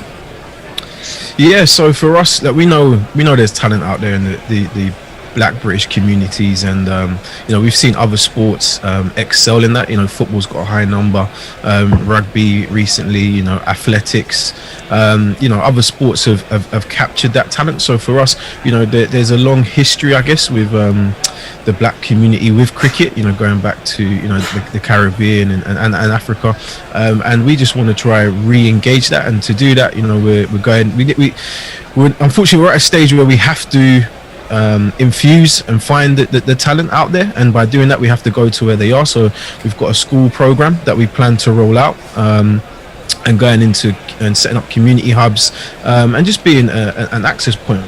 So we've got to really try and get to where the kids go, working with schools and youth clubs and community groups, and doing a series of different skills and challenges that are cricket based but also a bit fun. And then from that we'll be able to draw some key denominators that we can say that they've got potential or a bit of talent, and then put them into our academy program if that is required. I saw one extraordinary stat, I think, from one of the things Ebony had said. It was 33,000 black children walk past the gates of the Oval every day. Was it every day, every week? But the point I suspect was, the just massive, untapped, probably unmotivated, not currently interested but could be of talent that potentially is out there right on Surrey's doorstep. It's quite sad when you look at it, because there'll be many kids and families that are in the vicinity of the ground that are from the community that we want to attract, but some of them wouldn't even know that the Oval is a cricket stadium. Imagine that for us as cricket fans, the Oval is iconic, but people living on their doorstep some of them wouldn't even necessarily know it. Is it a football stadium? Is it rugby? They wouldn't necessarily know that it's a cricket stadium, which in some aspects is very embarrassing. So part of the thinking at the start was how can we infuse the communities that the Oval is in, Lambeth, the heart of got a big history of black communities. We need to be more, the Oval needs to be more reflective of that, and unfortunately for many years it hasn't. So by having this program, we hope to change that and make the community feel a lot more that open to coming into the ground, whether it is to watch, to play, and just be a part of it. And a lot of the areas that we plan and hope to go into, and by launching Birmingham is all targeted boroughs that have a higher population of the black community. So for us, it's as part of our talent pathway. The only slight difference is where we'll be doing the school stuff and the community engagement program and the community hubs is for young black boy and girl who's got African Caribbean heritage, we'll look to kind of accelerate them into our academy if they've got a bit of talent, to give them some additional support. And if they're any, we're going to be working with all ethnicities. London is multi-diverse and loads of other areas are multi-diverse. So talented young Asian or white children, they will still get the opportunity to be part of our program at the kind of school and community level. But if they've got a bit of talent, we'll put them into my colleagues at Surrey to facilitate their development that way into the existing program there. All we're doing is through the ACEs providing a bit of extra support and coaching for young black British children. I saw an interesting quote. I don't think it was that recent, but it was by Daniel Bell Drummond, I think, and he was talking about the different challenges between African Caribbean and South Asian communities. And the case, or the argument he made was, or the challenge he put forward was, in the case of South Asian communities, there was the massive interest in playing the game, but working them through to the professional system was the harder part. But in the case of the African Caribbean communities, the kind of the interest in cricket has waned to the extent that it's getting them interested in the game itself. So it has a different set of challenges. How do you kind of gear up to address those challenges? It's one thing to promote being in clubs and things like that, but you're actually having to almost reignite the interest of a whole generation in the game of cricket, or certainly be part of that. How do you see that as a sort of a different set of challenges that you've got? Yeah, first and foremost, I have to say thank you to Daniel anyway, because Daniel's a good supporter of us at the charity. He did a good Zoom with us, our young scholars, so that was quite inspiring.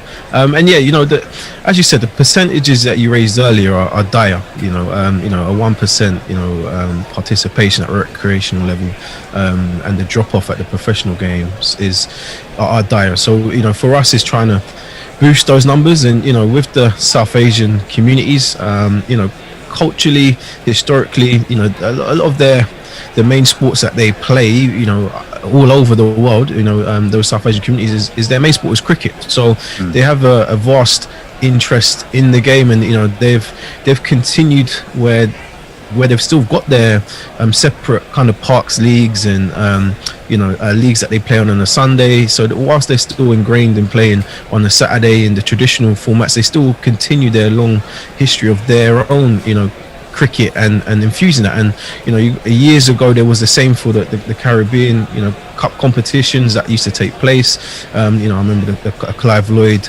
Cup and all those kind of things, and unfortunately for the black British community over here, that kind of stopped and didn't continue. A lot of let's say the forefathers of the game, who are now probably grandparents and parents, didn't necessarily pass down that same love for cricket, and potentially there was a few barriers in there, time, finances, many different potential aspects that could happen. But ultimately, that love for the game necessarily wasn't passed down as massive as it was within the South Asian communities. So for us, we've got to try and make a change. We're kind of, as you say, starting afresh in some places, but it's exciting that we've got somewhere to start, which isn't that high, and hopefully through this program we'll be saying that we can get the numbers up to one day just as much as the South Asian communities have had over the years in this country. And the journey, it's all part of a journey, and our journey starts at one point, and hopefully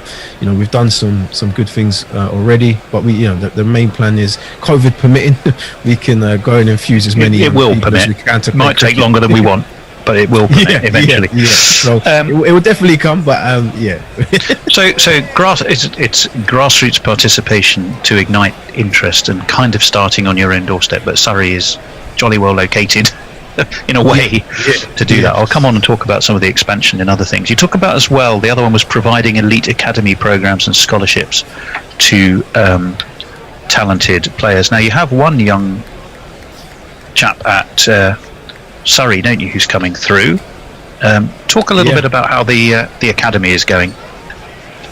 Yeah, the academy's good. We've got 26 scholars at the moment, from all all up and down the country. Actually, we've got a couple players from Bristol that travel down, one from Hertfordshire, one from Cambridge. A young lady travels down from Cambridge. So we've got players coming from all over. We unfortunately the program has been heavily impacted, like anything else. So we didn't have through the summer as much training sessions and matches as we'd have liked. But for us, like you mentioned, a young man Idris, was already a talented young player. And for whatever reason, didn't make it, and all we didn't make Idris a talented player in the summer. The 2 training sessions and 2 games that he played in, he was already talented. All we did was expose him and give the opportunity in front of the right people.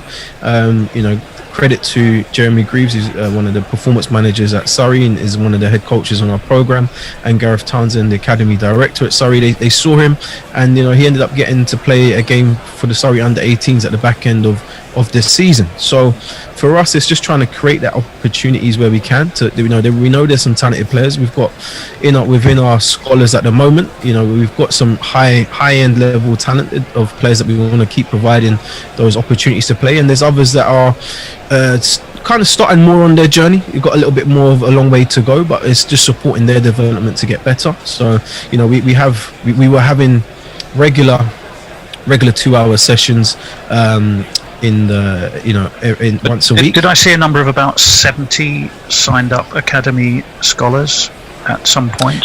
We had at our trial, so we had at the open days we had 70 people attend the open days, right. And then we whittled it down to 24, and then over the course of the summer we took on 2 extra as well. So yeah, we've got varied levels in the current scholars of abilities, some at the higher end, some at the lower end, but yeah, we're just trying to support them to be as best players as they can, and whether that is to continue their ambition to become to get into a county age group, and for others it might just be a better club player. So we're just trying to manage everyone's expectations best as they can. And in the past couple of weeks, we've had some interest from a lot of parents and players that are currently at some existing county age groups across the country, and feel at times slightly isolated, being one of the only black children playing, or one of 2 within their respective counties, and they've faced, unfortunately, some of them have faced some on the field and off the field racism, and felt that sometimes the support that they've received from the county wasn't enough, and they've reached out to say, what can ACE do for them. So we're kind of working on a mentoring type program to support those existing players at county age groups, and their parents, just being not necessarily on the playing side. If they need some extra assistance with the playing and coaching, we'll do that, but it's more on the mentoring side, just being a support mechanism for the parents and the players, when they face these issues. So yeah, for every promising sports person going through age groups, there's a parent that gets them where they need to be. Trust me, I know. Okay, so that's very much about the academy and bringing on talent. Then the third thing you talk about was development of diverse coaching and volunteering scheme to actually bring through the training and mentoring.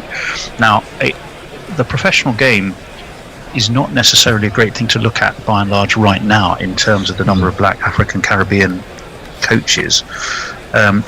So is it a question of really sort of starting at grassroots level to ultimately change that?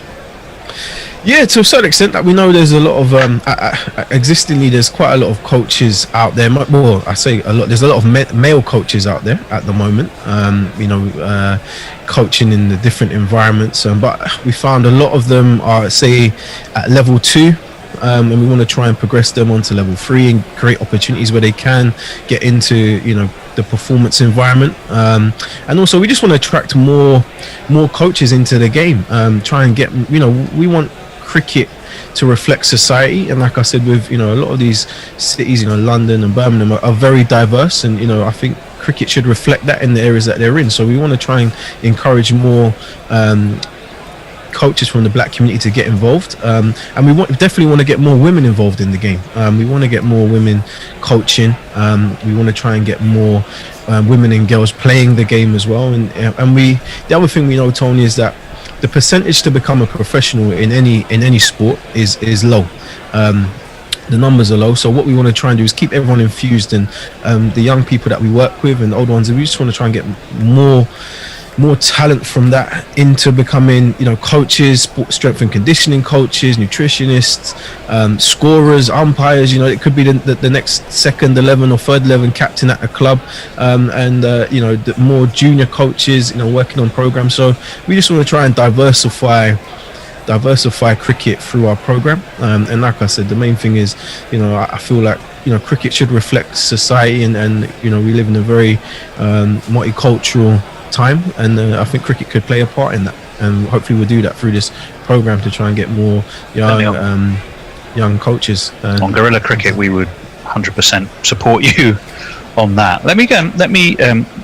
So you talked a little bit about the 3 objectives and some successes that we're already seeing there. One of the things you've mentioned the phrase, actually, and certainly Ebony has spoken about it in sort of various interviews I've seen that she's done about accelerating change. Yeah. Let's try and put pandemics to one side if we possibly can. Give that just imagine for a second we could. If you project yourself forward 3 years of accelerated change from where we're going to be having this conversation in 3 years' time, either in a studio or at the Oval or somewhere around the world, because you've gone global. I don't know. Yeah. What are you looking back and saying we have done? What does success look like 3 years from now? 3 years from now, that percentage you first spoke about is going to go way up. I don't want to put a number on it just yet to sabotage myself at the moment. But no, definitely more young Black, British, African, Caribbean heritage children playing the game, infused. We've got plans to do that by, looking at some of the key national programs the ECB do, All Stars, Cricket and Dynamos, and, working with other partners like Chance to Shine to try and spread the awareness and going into targeted boroughs and places and cities where we know the higher populations are. So by naturally doing that, we believe that we will be able to get the numbers up, and then not just getting people playing. We want to really transition. We want to transition players. So I'd love to say to you that in 3 years' time, some of the ones in our academy scholars at the moment who are maybe at the moment say 14 or 15, by the time 3 years down the line, we could say they're 18, 19, and hopefully would have had an academy contract, or playing on a rookie contract somewhere at a county.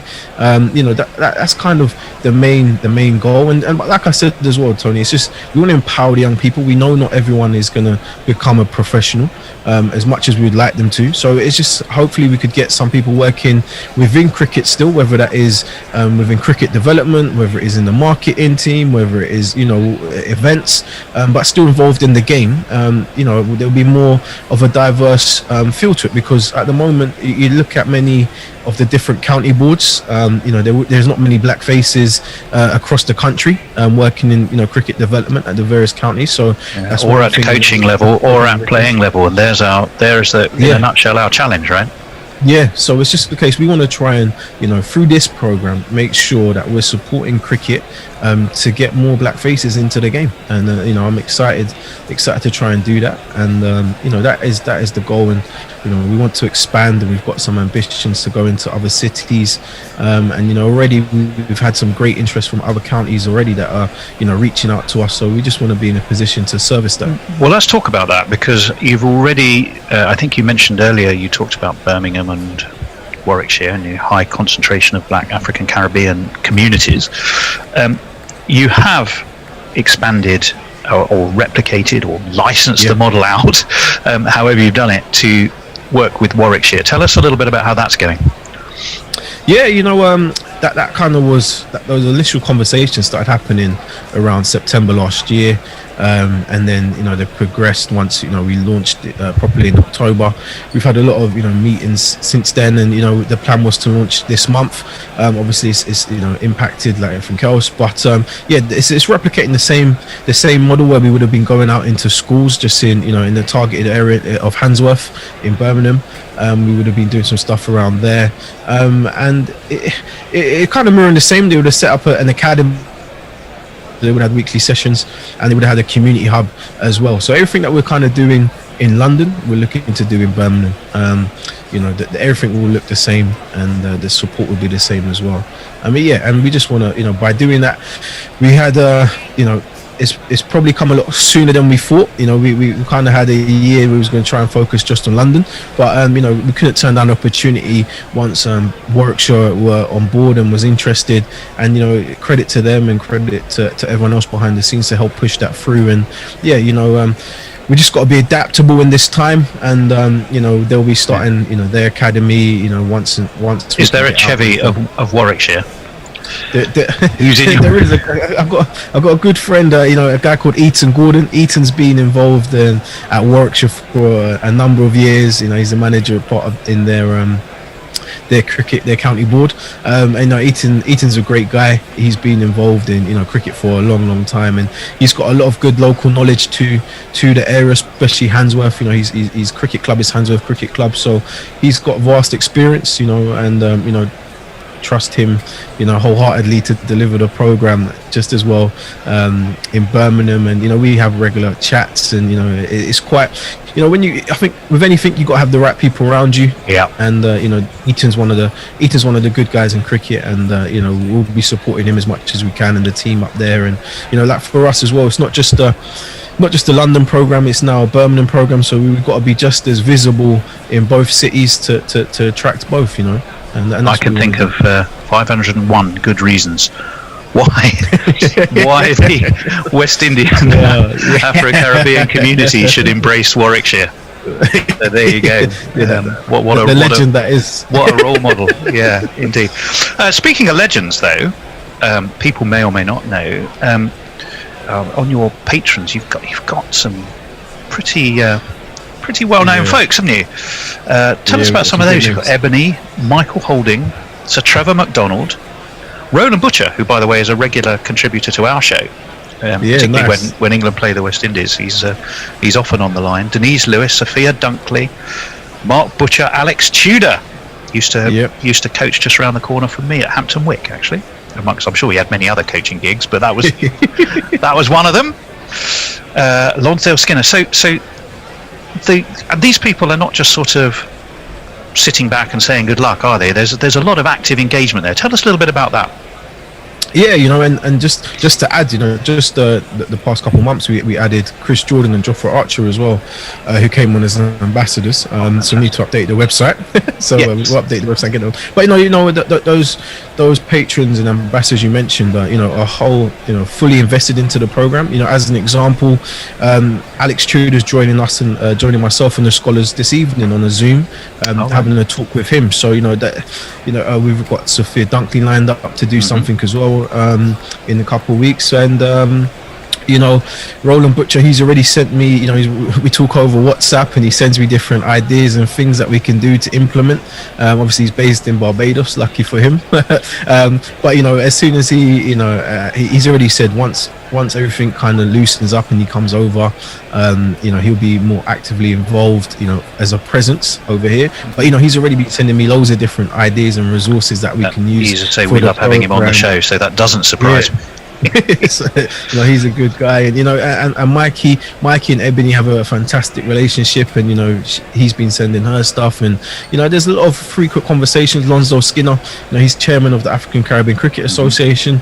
At times I speak to Lonsdale more than most people, so there's a lot of connectivity there, and looking forward to working more with Sir Trevor MacDonald and Denise Lewis over time, and Mark Butcher as well. So it's all, I think, and through all the ambassadors and patrons we've got, there's a lot of kind of personal connections there already through Ebony and myself, and once we had that conversation, they're all fully on board to be part of the program, and it's very exciting to have these people, these names, household names, involved in the program, and it does help with certain conversations and brings a greater exposure to the program. And for them as well, a lot of them have said, we wish Ace was here, wish he was part of something like this 20, 30, 40 years ago. So there wasn't a decline in the drop off, but we are where we are, and just using their expertise where we can to help develop the program as best, and show the scholars and the parents that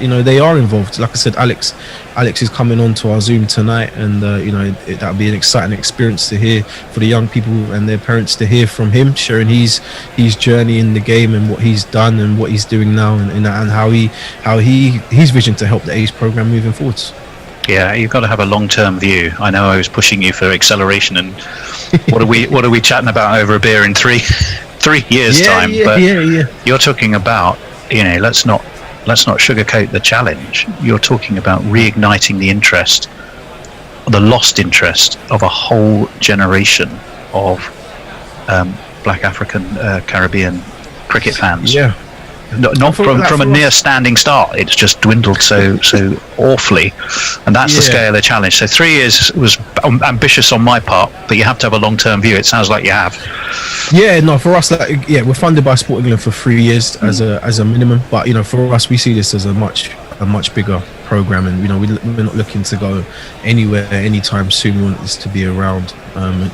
For me, as well, I want to take the charity as far as I can, and within how many years, I could pass this down onto maybe one of the Ace scholars that came through as a player and now work their way up within cricket to become my kind of level as well. So that would be a fantastic journey where you could have players coming through our program that went on to play professional cricket, but then went on to work professionally in cricket development as well. Mm-hmm. So that's the dream. You have young Nico Reifer there at Surrey, don't you? Did he come through the program, or has he just been an active supporter? I saw him speaking passionately about it. Was he a direct result of the program? No, I can't take credit for Nico. Okay. as much as I would like to, I can't take credit for Nico. Nico, he's from Barbados. He came over here a few years ago, went to Whitgift School. He's been part of the Surrey program. So he was part of the Surrey program, and naturally, being a young black man himself, he heard about the program, wanted to kind of be involved and was interested. So he's been a supporter of ours, and he's looking to start his coaching journey as well.